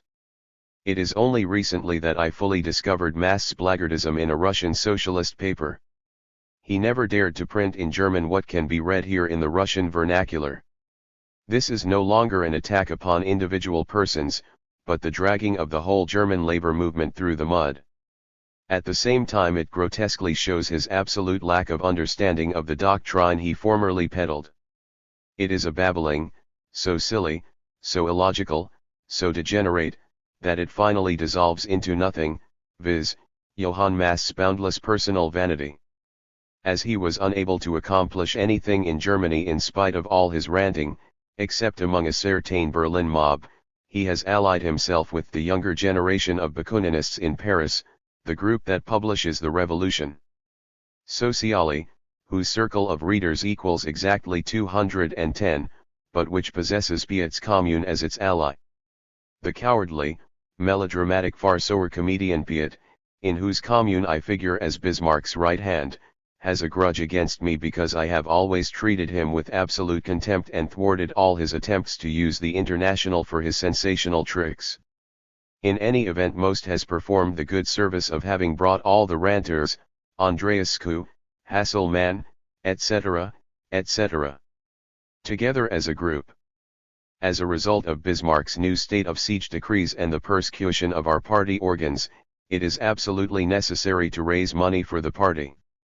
I have therefore written to John Swinton, for a well-meaning bourgeois is best suited for this purpose, and told him to apply to you for detailed information regarding German conditions.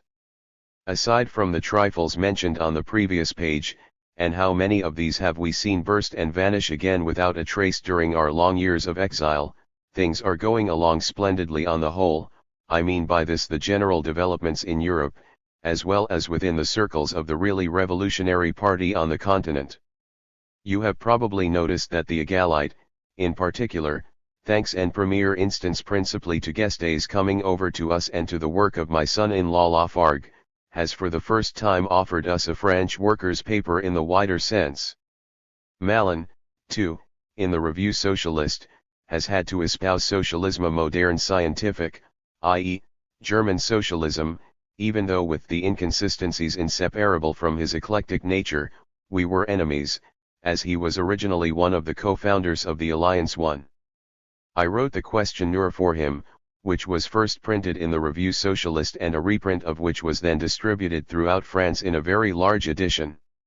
Shortly afterward Guesde came to London to draw up a workers' election programme, together with us, myself, Engels, Lafargue, for the coming general elections. With the exception of some trivialities which Guesde found it necessary to throw to the French workers, despite my protest, such as fixing the minimum wage by law, and the like, I told him, if the French proletariat is still so childish as to require such bait, it is not worthwhile drawing up any program whatever. The economic section of the very brief document consists solely of demands that have spontaneously arisen out of the labor movement itself, except for the introductory passages, where the communist goal is defined in a few words. It was a tremendous step forward to pull the French workers down to earth from their fog of phraseology, and hence it was a violent shock to all the French giddy heads, who live by fog-making.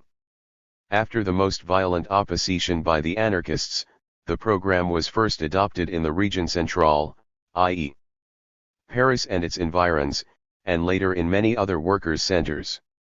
The simultaneous formation of opposed groups of workers, which accepted, however, most of the practical demands of the program, softly anarchists accept the anarchists, who do not consist of actual workers, but of déclasses with a few duped workers as their rank and file soldiers, and the fact that very divergent standpoints were expressed solely regarding other questions, prove to me that this is the first real labor movement in France. Up to the present time only sects existed there, which naturally received their mot d'ordre slogan from the founder of the sect, whereas the mass of the proletariat followed the radical or pseudo-radical bourgeois and fought for them on the day of decision, only to be slaughtered, deported, etc., the very next day by the fellows they had put into power. The emancipation that was put out in Lyons a few days ago will be the organ of the Parti Ouvrier Workers' Party that has sprung up on the basis of German socialism. Meanwhile we also have had and have our champions in the camp of the enemy itself, i.e., in the radical camp. Thiers has taken up the labor problem in the intransigent, Rockefeller's organ, After the defeat of the Commune he came to London a Prudenist, like all thinking French socialists, and there he changed completely, through personal contact with me and conscientious study of capital. On the other hand, my son-in-law Charles Longuet gave up his professorship in King's College, returned to Paris, his family is still here fortunately, and became one of the most influential editors of Justice, which belongs to Clemenceau, the leader of the extreme left. He has done such good work that Clemenceau, who came out publicly as late as last April against socialism and as the advocate of American democratic republican views, has swung over to us in his latest speech in Marseilles, against Gambetta. This is true of both its general tendency and its principal points, as contained in the minimum program. Whether he will keep what he promises is wholly immaterial. In any event, he has introduced our element into the Radical Party, whose organs, comically enough, consider wonderful, now that it comes from the mouth of Clemenceau, what they had ignored or ridiculed as long as it was merely issued as the slogan of the Parti ouvrier. I need hardly tell you, for you know French chauvinism, that the secret threads by which the leaders, from Guest de Malin to Clemenceau, have been set in motion are entre nous between us. Il n'en faut pas parler. Quand on veut agir pour messévers les Français, il faut le faire anonymement, pour ne pas coquer le sentiment national. One must not talk about this. When one wishes to influence Messrs the French, one must do so anonymously in order not to shock national feeling. As it is, the anarchists denounce our cooperators already as Prussian agents, under the dictatorship of the notorious Prussian agent, Karl Marx. In Russia, where capital is more read and appreciated than anywhere else, our success is even greater. On the one hand, we have the critics, mostly young university professors, some of them personal friends of mine, as well as some writers for the reviews, and, on the other, the terrorist Central Committee, whose program, secretly printed and issued in Petersburg recently, has provoked great fury among the anarchist Russians in Switzerland, who publish the Black Redistribution 1, this is the literal translation from the Russian, in Geneva. These persons, most, not all, of them people who left Russia voluntarily, constitute the so-called party of propaganda as opposed to the terrorists who risk their lives. In order to carry on propaganda in Russia, they moved to Geneva. What a quid pro quo exchange! These gentlemen are against all political revolutionary action.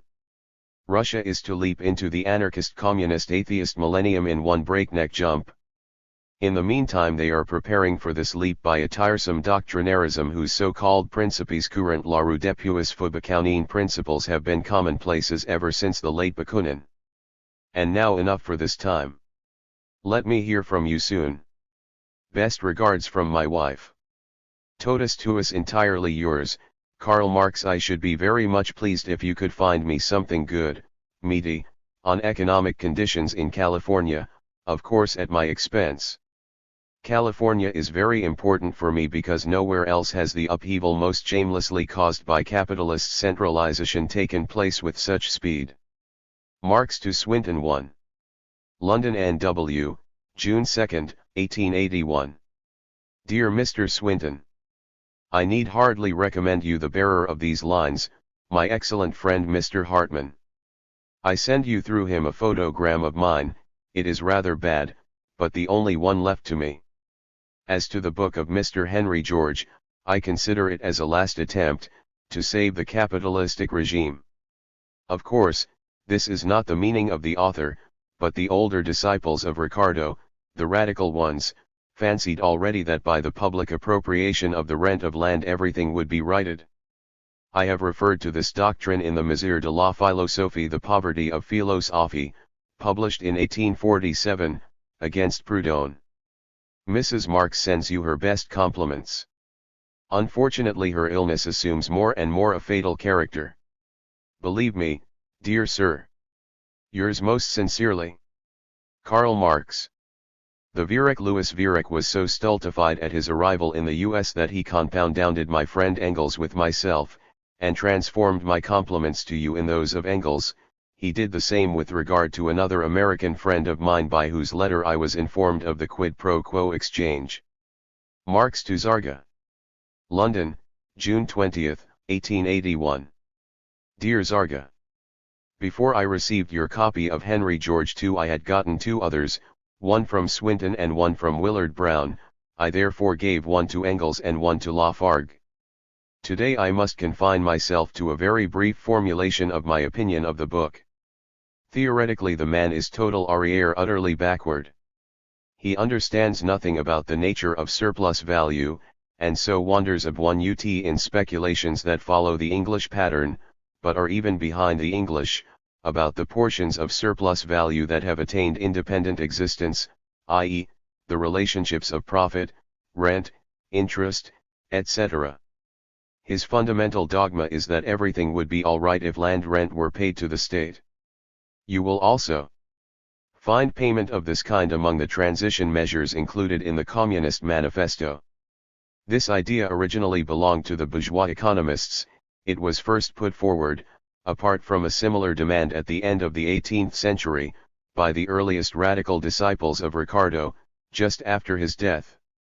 I said of it in 1847, in my book Against Proudhon, New Conc Evans K. de Economists Telephones K. Mill, der Altair, Nick Senson John Stewart, der dies auch etwas modifiziert wiederholt, Turbules, Hildich et autre, ont demande que Laurence it attribue l'état pour servir l'équipement d'impots.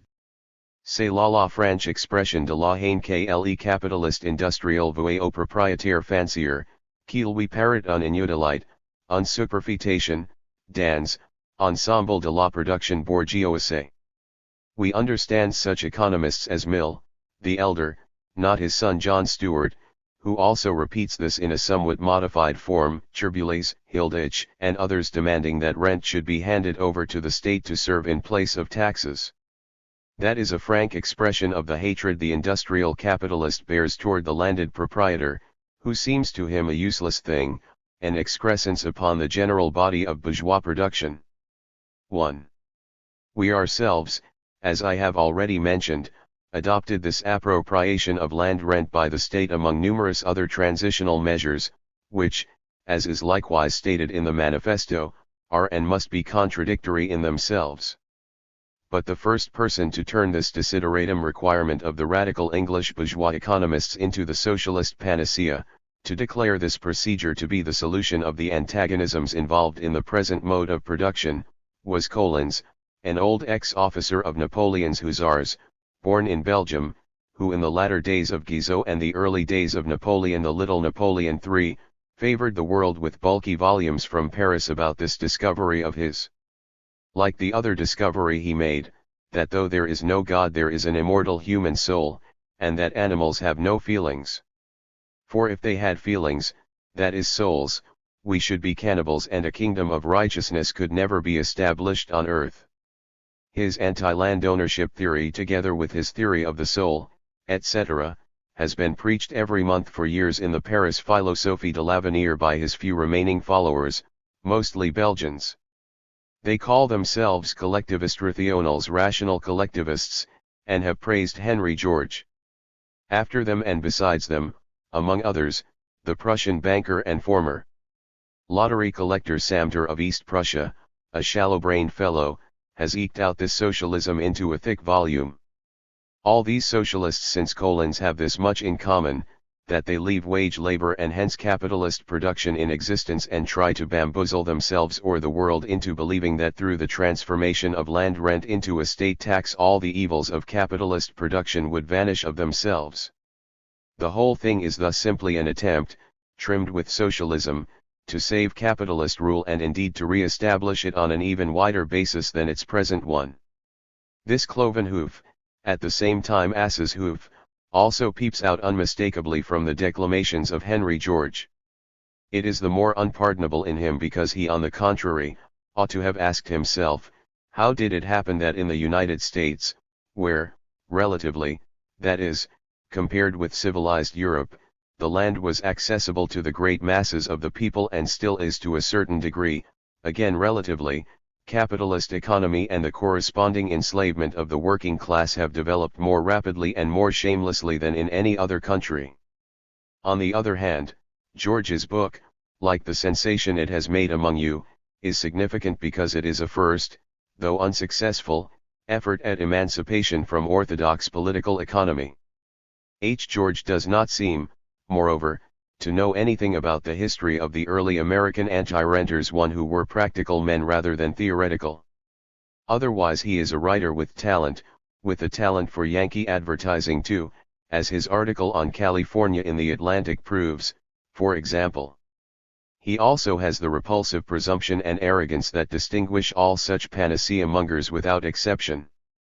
Salad Fraternal, yours, K. Marx.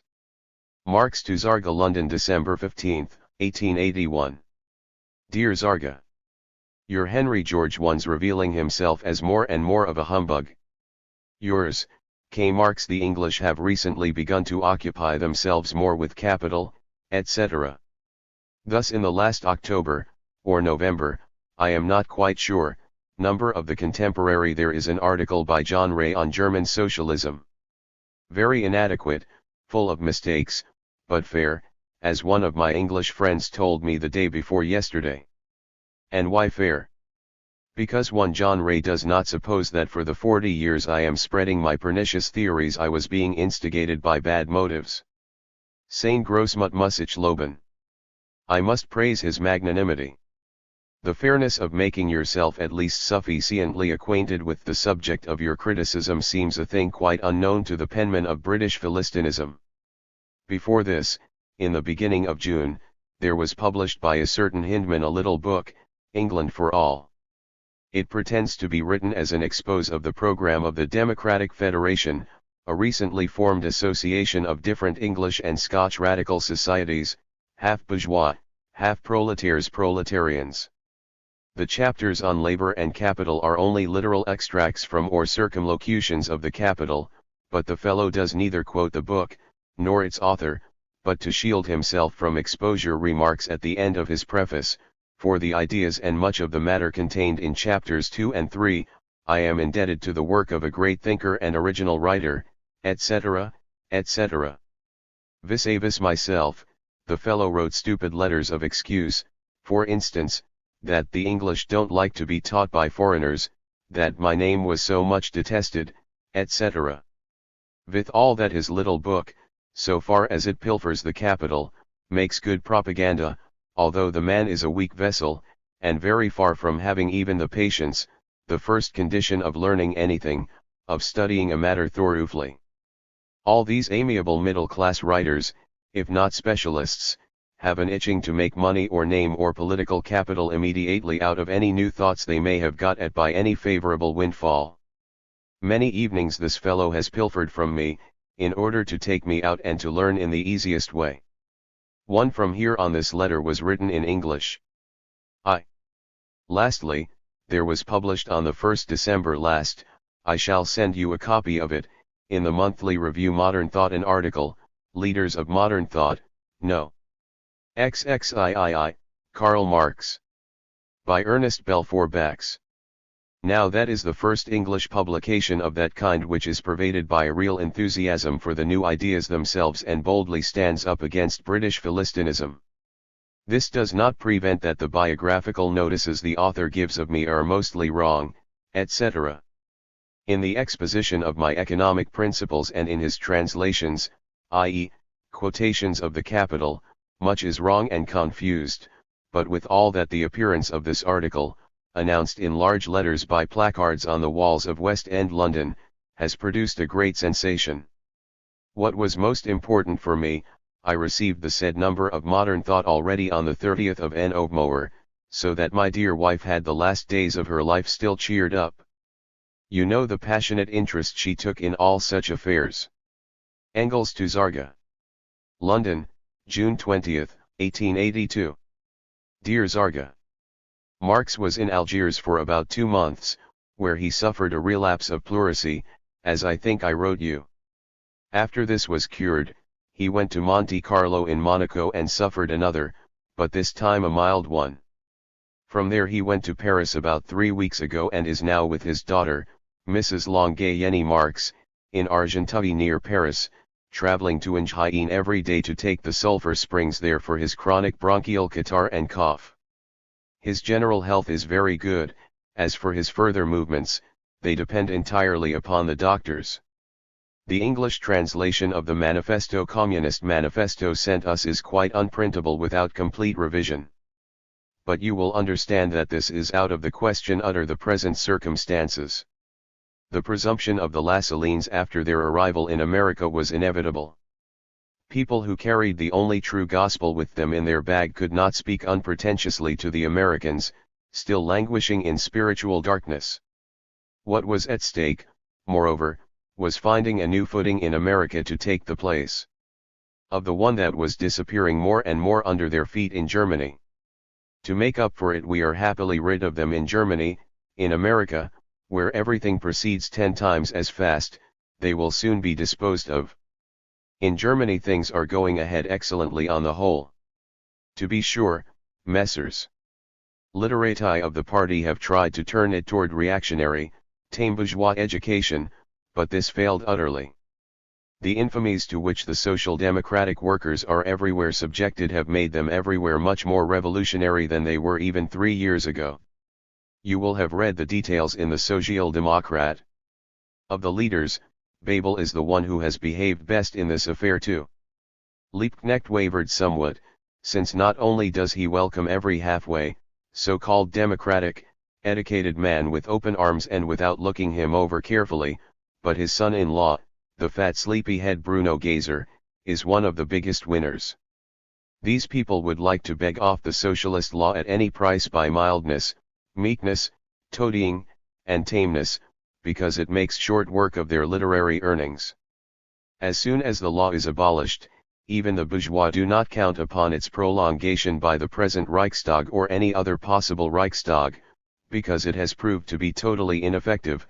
The split will probably become an open one, and the Vierecks, Hochbergs, Gazers, Blows, and Co. will form a separate right wing, where we can negotiate with them from case to case until they finally collapse.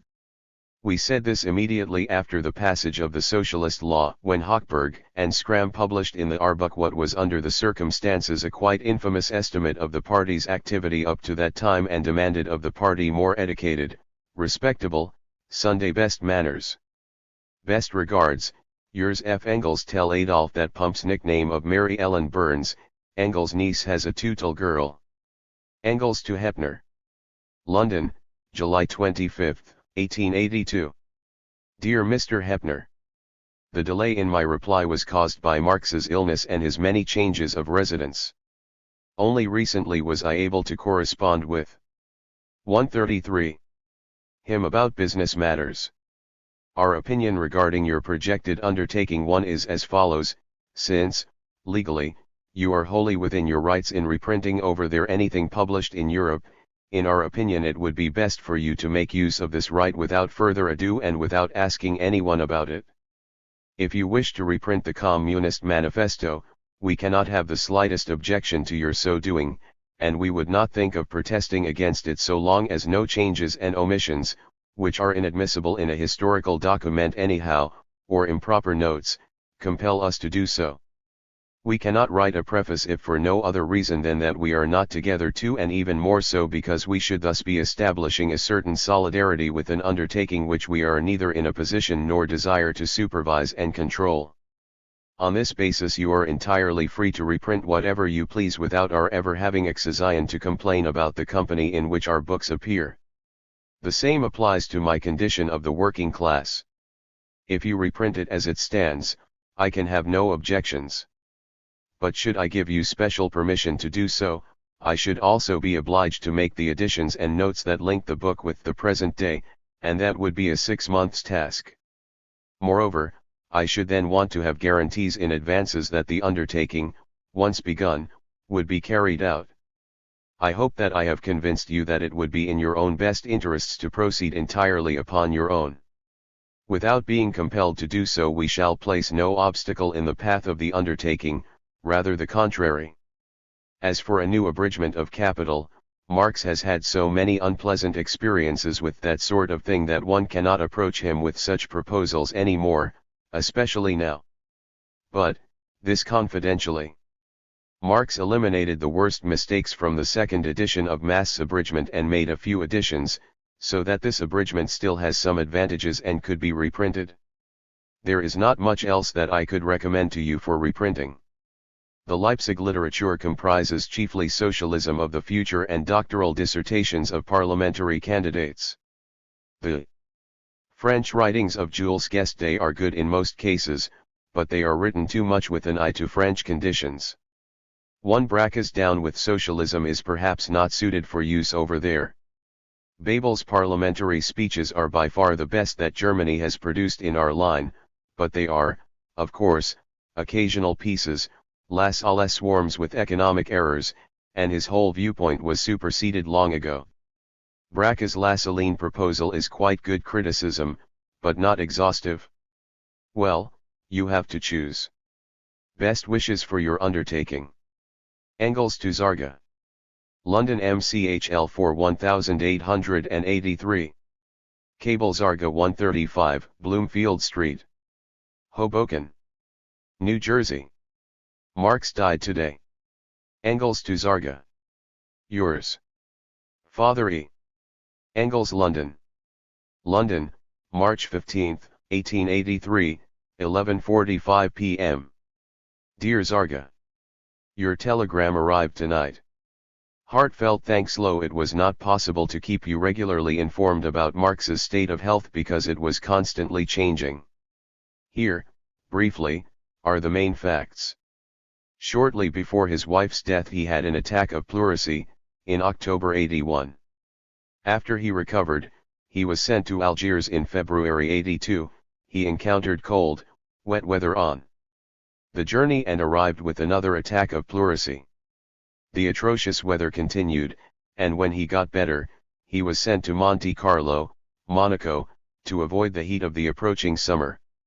Again he arrived with a milder attack of pleurisy. Again abominable weather. Cured at last, he went to Argenteuil near Paris to stay with his daughter, Madame Longuet.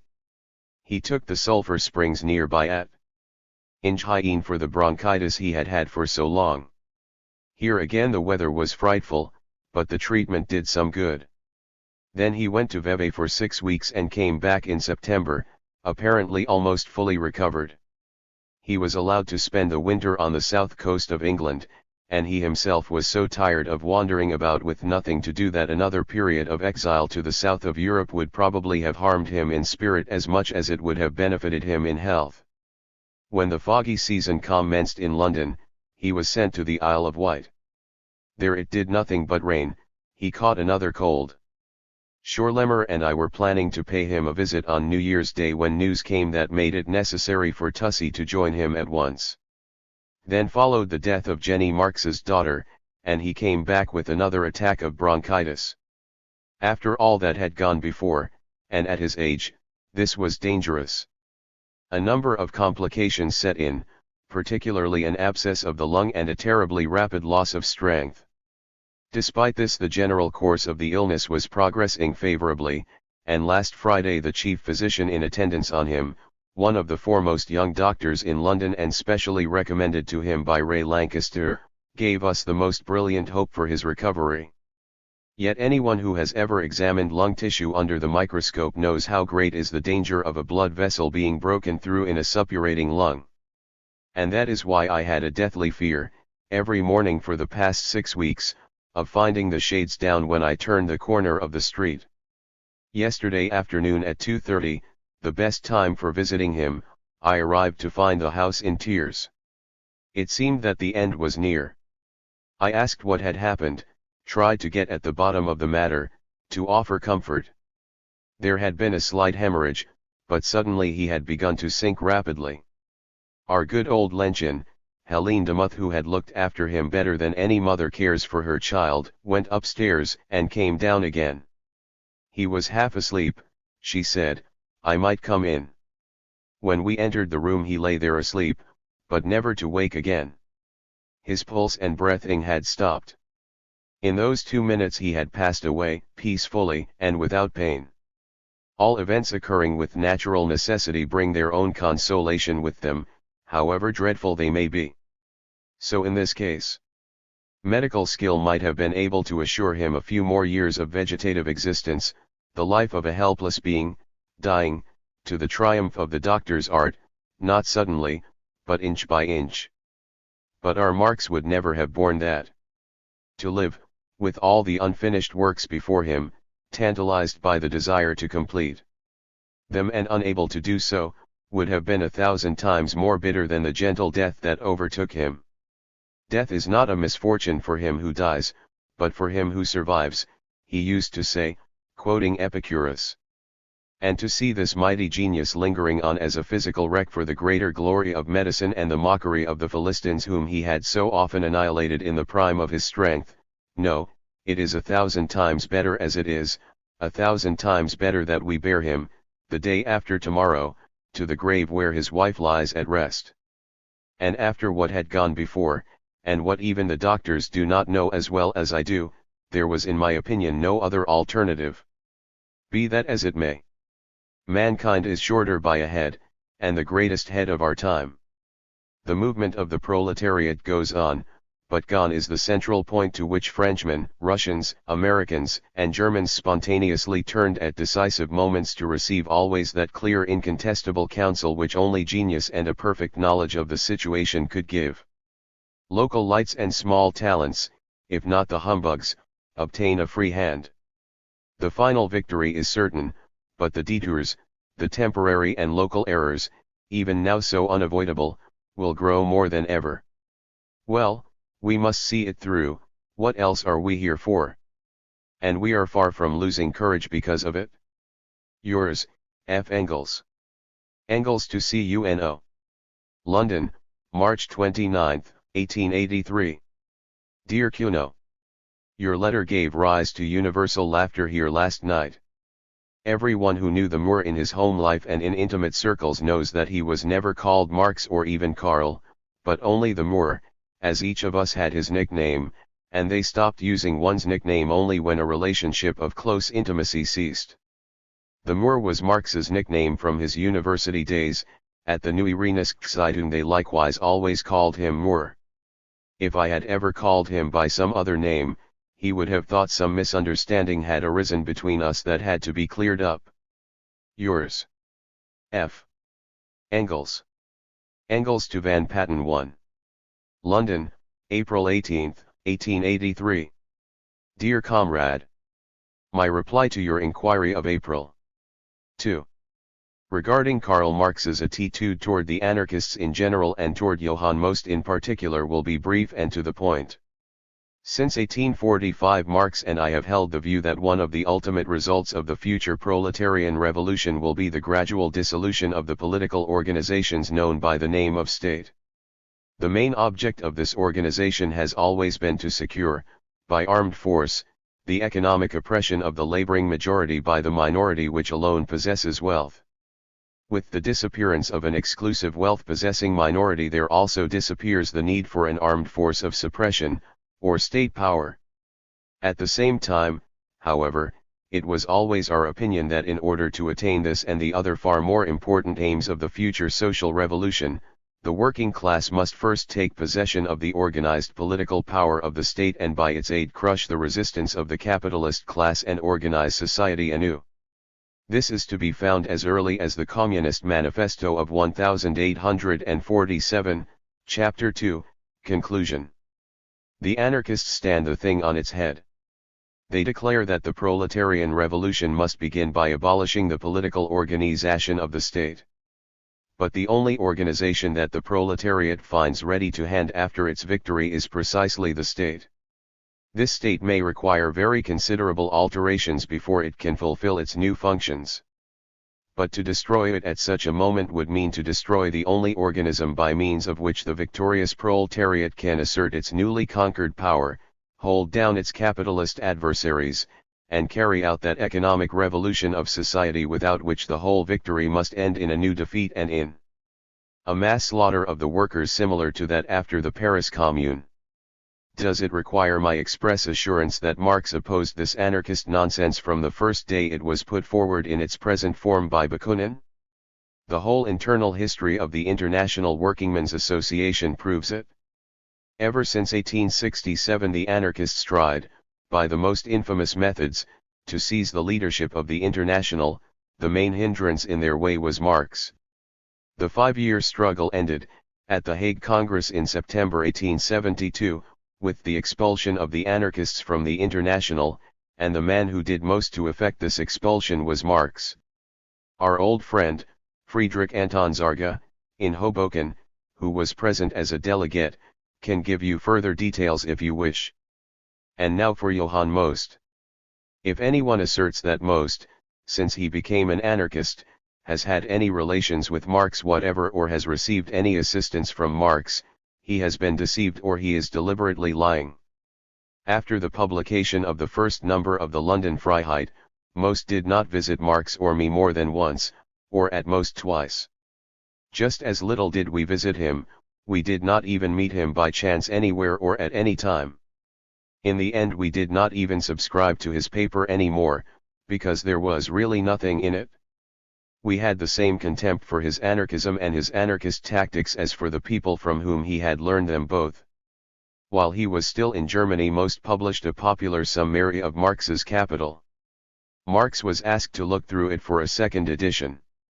I did this work together with Marx. We found that it was impossible to do more than strike out the very worst of Most's blunders unless we were to rewrite the whole thing from beginning to end. Moreover, Marx allowed his corrections to be inserted only on the express condition that his name should never be brought into any connection even with this corrected edition of Johann Most's compilation.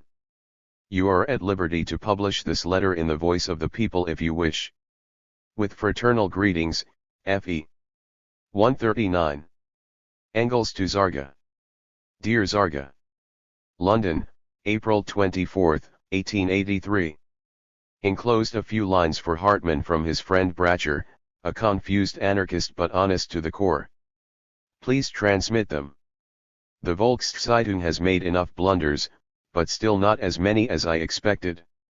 And all of them have done their part, Skoich, Kuno, Dway, Hepner. They were a no better quartet of people who know damned little, jointly and severally. Still I felt obliged to write a few lines to the editors. They had printed my cable to you as one addressed to them, and merely falsified the second one, to them, to the effect that Marx died in Argenteuil. We wrote that we here refused to put up with that. In doing this they would make it impossible for me to send them any more communications, and if they again permitted themselves to misuse my name in such a manner they would compel me to ask you at once to state publicly that the whole thing was a forgery on their part. The gentlemen should practice their Yankee humbug among themselves. Moreover, the Americans are much more decent. According to the Volkszeitung a telegram had been sent to me, which I never received, and almost believed the gentlemen of the Volkszeitung had pocketed the money themselves. Now Van Patten writes that no money at all had been available. Now I am compelled to publish this here, otherwise it would be said that I had kept the telegram from the Paris press and the Social Democrat. The answer regarding Most that I sent Van Patten in reply to his inquiry will no doubt have been published before this letter arrives. At the Copenhagen Congress it was decided that Liebknecht and Behel visit America next spring. It is a question of money for the election campaigns of 1884 to 85, all this between the two of us. Liebknecht has suggested that Tussie Eleanor Marx go along as his secretary, and she would very much like to do so, thus you are very likely to see her there soon. We haven't made any plans at all as yet. Literary work, 3rd edition of Capital, Volume I, publication of Volume II, the manuscript has been found, but we still do not know how ready it is for the press or in need of additions. The biography based on the voluminous correspondence, etc., absorbs all our free time, and Tussie has a number of literary engagements to fill besides. You have a perfect right, of course, to print the passages of Marx's letters dealing with Henry George. The question is, however, whether it wouldn't be better to wait until I can send you Marx's marginal notes in his copy of George's book and then print them all together. Theoretically acute but brief and unexemplified summaries, such as Marx gives, are still too difficult for the everyday American, nor is there any hurry. As soon as I have time I shall look the things over. If you send me the passage in question from Marx's letter 1 in the meantime, that will simplify the job. Yours, F.E. Engels to Zarga. London, June 29, 1883. Dear Zarga. My evening at work has been ruined by visitors, and that gives me some free time to write you. The criticism of Henry George that Marx sent you to is such a masterpiece in content and so homogeneous in style that it would be a pity to weaken it by adding the desultory marginal notes written in English in Marx's copy. These will always remain for eventual use later. The whole letter to you was written with a view to subsequent publication verbatim, as Marx usually did in such cases. Thus you are not committing any indiscretion in having it printed. If it is to be printed in English, I'll translate it for you, since the translation of the manifesto again shows that there doesn't seem to be anyone over there who can translate our German, at least, into literary, grammatical English. That requires training as a writer in both languages, and training not merely in the daily press. It is dreadfully hard to translate the manifesto. The Russian translations are still by far the best I have seen. The third edition of Capital is giving me a tremendous amount of work. We have a copy in which Marx notes the changes and additions to be made according to the French edition, but all the detail work is yet to be done. I have finished it as far as accumulation, but here this involves almost a total reworking of the whole theoretical section. 3. Then there is the responsibility. For the French translation is in part a simplification of the German, and Marx would never have written like that in German.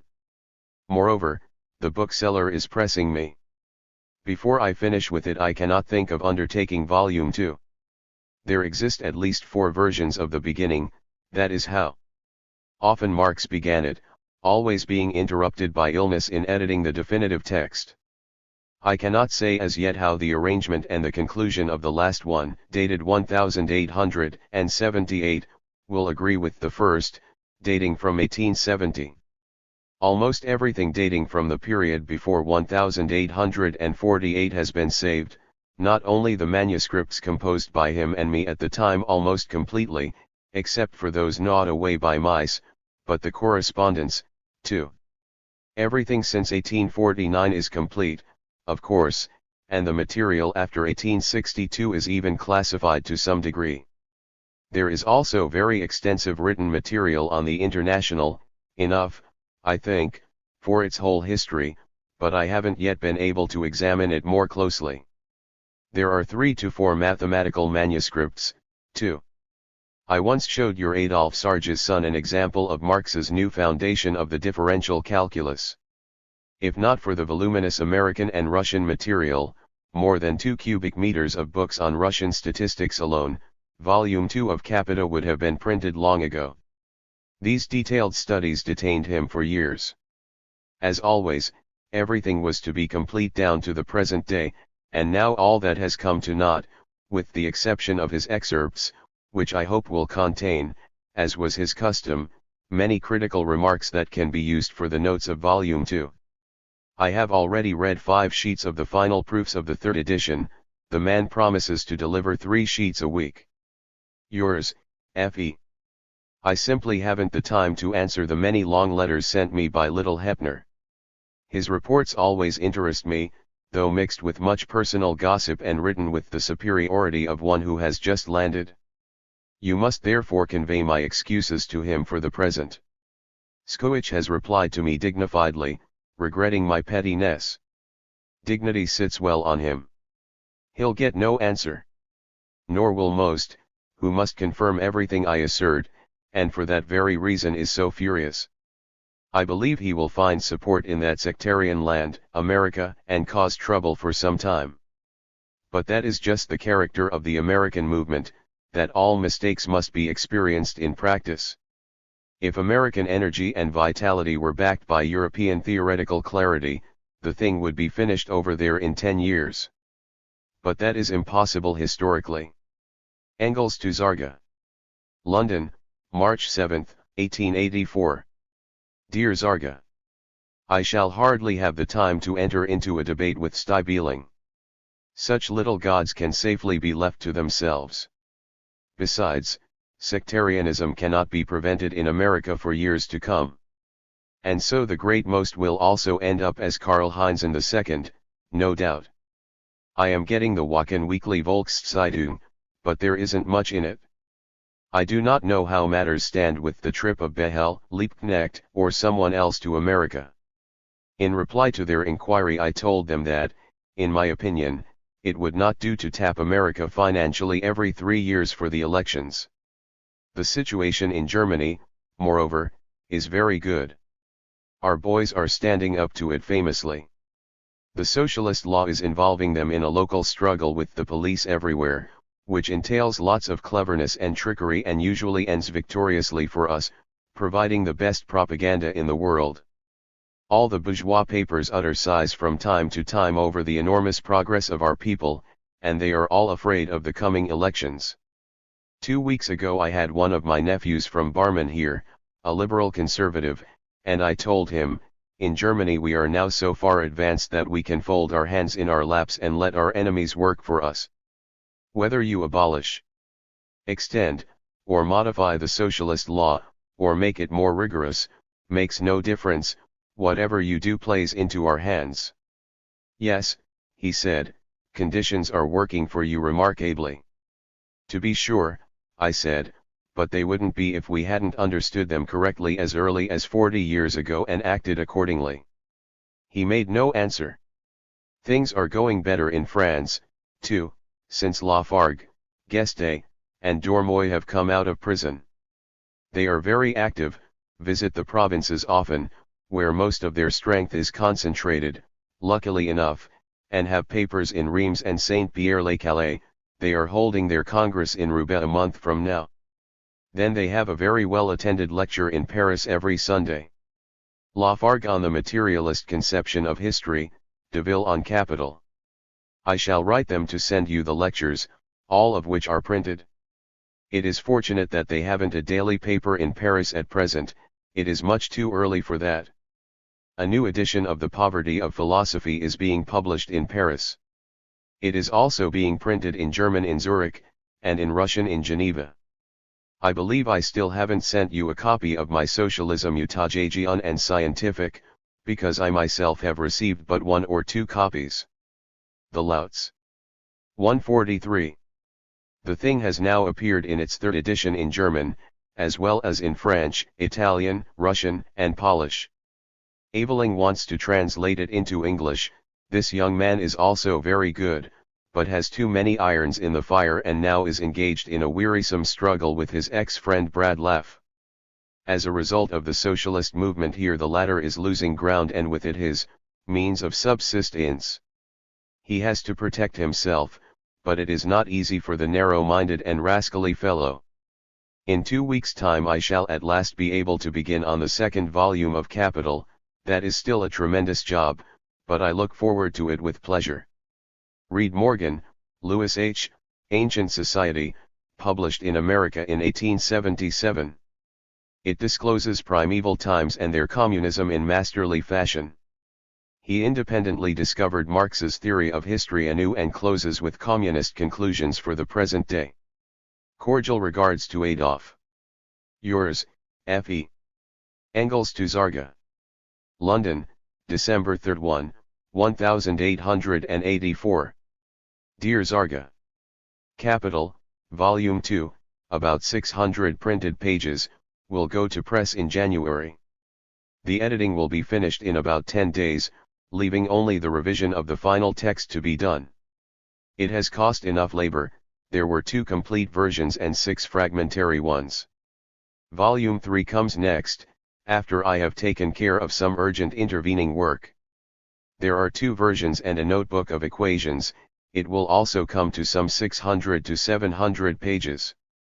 Lastly, Volume 4, Theories of Surplus Value, £, the oldest manuscript dating from 1859 to 1861. That is still shrouded in total darkness. It can be undertaken only after everything else is completed. It comprises some 1,000 closely written quarto pages. I am completely revising my Peasant War. It will become the pivotal point of all German history. That too means work. But the preliminary studies are practically completed. The English translation of Capital is going forward slowly. More than half is finished.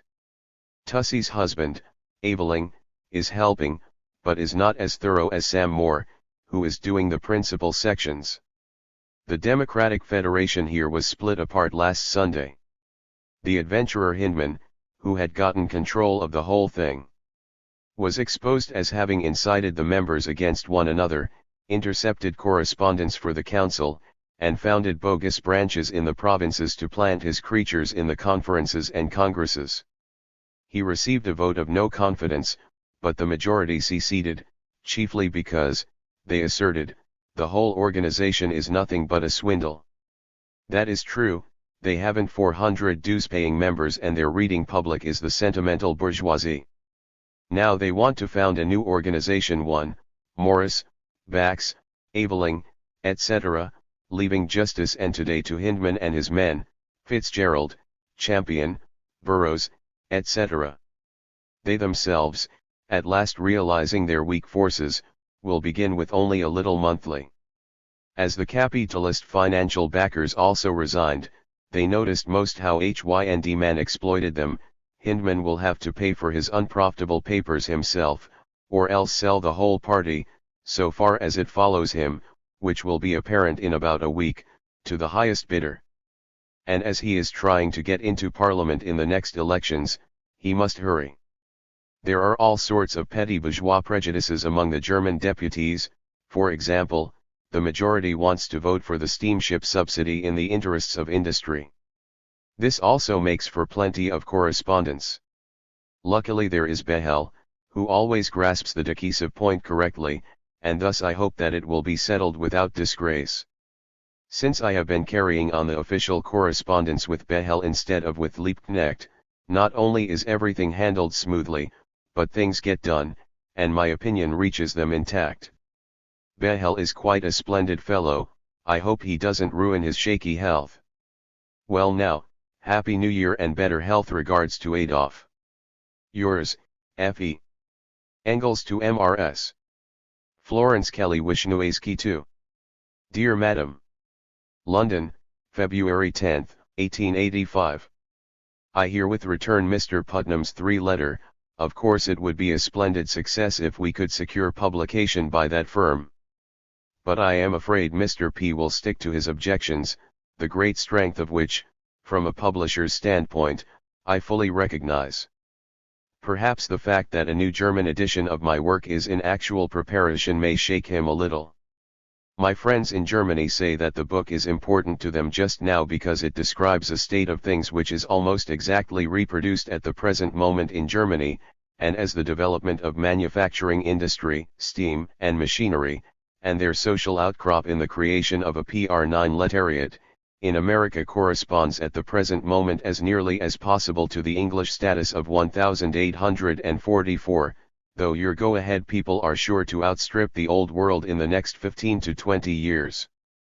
Altogether, the comparison of industrial England of 1844 with industrial America of 1885 might have its interest too. Of course, in the new preface to the English translation I shall refer as fully as space will permit to the change in the condition of the British working class which has taken place in the interval, to the improved position of a more or less privileged minority, to the certainly not alleviated misery of the great body, and especially to the impending change for the worse which must necessarily follow the breakdown of the industrial monopoly of England in consequence of the increasing competition, in the markets of the world, of continental Europe and especially of America. Very sincerely yours, F. Engels. Engels to Schluter. London, May 15, 1885. Dear Mr. Schluter. As for the poems, the Marseillaise of the Peasant War was, Ein Festburg ist unser Gott, a mighty fortress is our God, and conscious of victory as the text and melody of the song are, it cannot and need not be taken in this sense today. Other songs of the time are to be found in collections of folk songs, Deneben Wunderhorn, and the like. More may perhaps be found there. But the mercenary soldier largely preempted our folk poetry even then.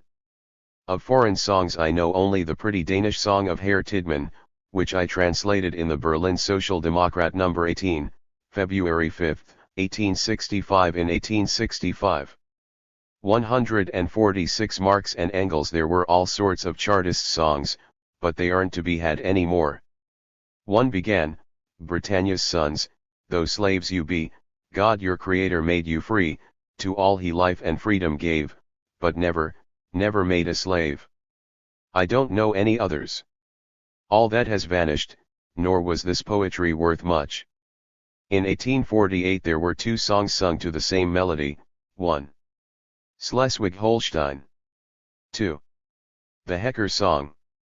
Hecker, hoch dein Namensschule. En dem ganzen Deutschen Rhein. Die ein Großmut, ja dein Och. Flossen schon vertrauen ein.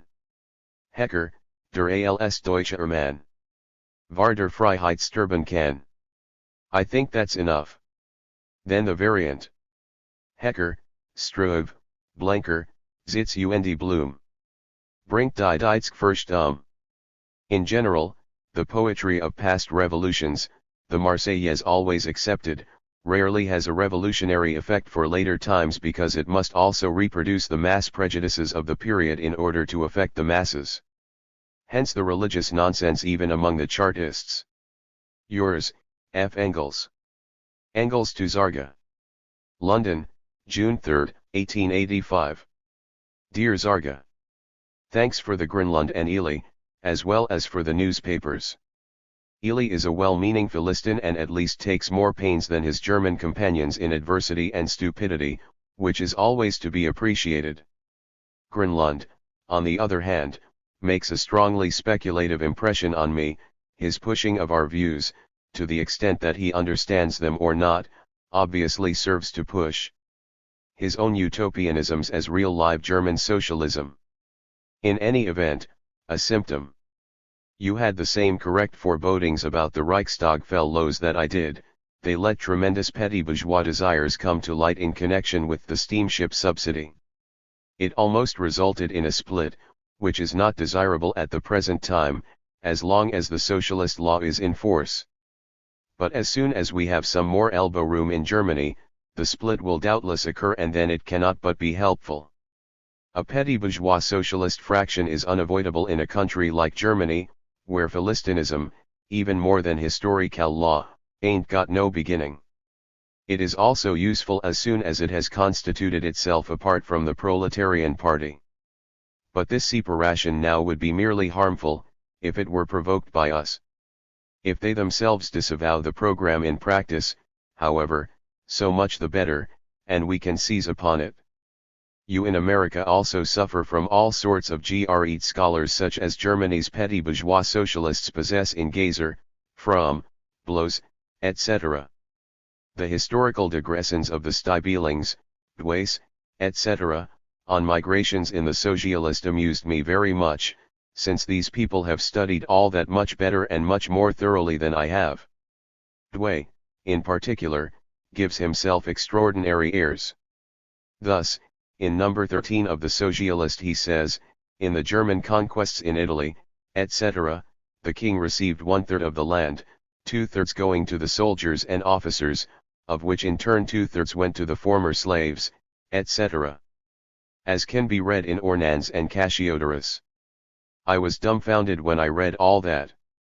The same is reported regarding the Visigoths. Nor was it otherwise in France. Now all that is invented from A to Z, and neither in Ornans nor in Cassiodorus nor in any other contemporary source is there a word of it. It is both colossal ignorance and impudence to throw such nonsense up to me and to tell me I am demonstrably wrong. The sources, practically all of which I know, state exactly the contrary. I have let it pass this time because it happened in America, where one can hardly fight such a matter out. Let Monsieur Douay take care in the future, I might lose patience sometime. Yours, F.E. Engels to Mrs. Florence Kelly Wisniewski. London, January 7, 1886. Dear Mrs. Wisniewski, I have received your Ms. but have not as yet been able to look at it, so cannot say how long it will take me. Anyhow I shall lose no time, you may be sure. As to those wise Americans who think their country exempt from the consequences of fully expanded capitalist production, they seem to live in blissful ignorance of the fact that sundry states, Massachusetts, New Jersey, Pennsylvania, Ohio, etc., have such an institution as a labor bureau, from the reports of which they might learn something to the contrary. Yours very truly, F. Engels. Engels to Zarga. London, January 29, 1886. Dear Zarga, an American woman, Florence Kelly Wisniewski, has translated my book on the working class in England and has also sent me the manuscript for revision, some passages of which will take some time. Publication in America is assured, but I can't understand what this person now finds in the old thing. Give Dietzgen my regards. He has a hard row to hoe, but it will come out all right. After all, the movement in America is making fine progress. It was not to be expected that the Anglo-Americans go at the thing other than in their way, contemptuous of reason and science, but they are coming closer nonetheless. And, finally, they will come over altogether. Capitalist centralization is proceeding there with 7-league boots, quite otherwise than over here. I trust your health is again fully restored. I am quite well, on the whole, else I could never get through with my work. I am persuading Bibi to go over there together with Liebknecht. Perhaps Tussie and Aveling will go along. But that is still far off. Best regards to Adolf. Yours, F. Engels. 149. Engels to Mrs. Florence Kelly Wisniewski, London, February 3, 1886. My dear Mrs. Wisniewski, today I forwarded to you, registered, the first portion of the Ms. up to your page 70, inclusive. I am sorry I could not possibly send it sooner. But I had a job on my hand which must be finished before I could start with your Ms. Now I shall get on swimmingly. As I proceed I find we get better acquainted with each other, you with my peculiar old-fashioned German, I with your American. And indeed, I learn a good deal at it. Never before did the difference between British and American English strike me so vividly as in this experimentum in proprio corpore vili experiment on my own poor body. What a splendid future must there be in store for a language which gets enriched and developed on two sides of an ocean, and which may expect further additions from Australia and India. I do not know whether this portion of the Ms. will arrive in time to reach Miss Foster one before her sailing, but I hope you will not be put to any particular inconvenience through my delay, which was indeed unavoidable. I cannot be grateful enough to all the friends who wish to translate both Marx's and my writings into the various civilized languages and who show their confidence in me by asking me to look over their translations. And I am willing enough to do it, but for me as well as for others the day has but 24 hours, and so I cannot possibly always arrange to please everybody and to chime in with all arrangements made. If I am not too often interrupted in the evenings, I hope to be able to send you the remainder of the Ms. and possibly also the introduction in a fortnight. This latter may be printed either as a preface or as an appendix. As to the length of it I am utterly incapable of giving you any idea. I shall try to make it as short as possible, especially as it will be useless for me to try to combat arguments of the American press with which I am not even superficially acquainted. Of course, if American workingmen will not read their own state's labor reports, but trust to politicians' extracts, nobody can help them. But it strikes me that the present chronic depression, which seems endless so far, will tell its tale in America as well as in England. America will smash up England's industrial monopoly whatever there is left of it, but America cannot herself succeed to that monopoly. And unless one country has the monopoly of the markets of the world, at least in the decisive branches of the trade, the conditions, relatively favorable, which existed here in England from 1848 to 1870 cannot anywhere be reproduced, and even in America the condition of the working class must gradually sink lower and lower. For if there are three countries, say England, America, and Germany, competing on comparatively equal terms for the possession of the world market, there is no chance but chronic overproduction, one of the three being capable of supplying the whole quantity required.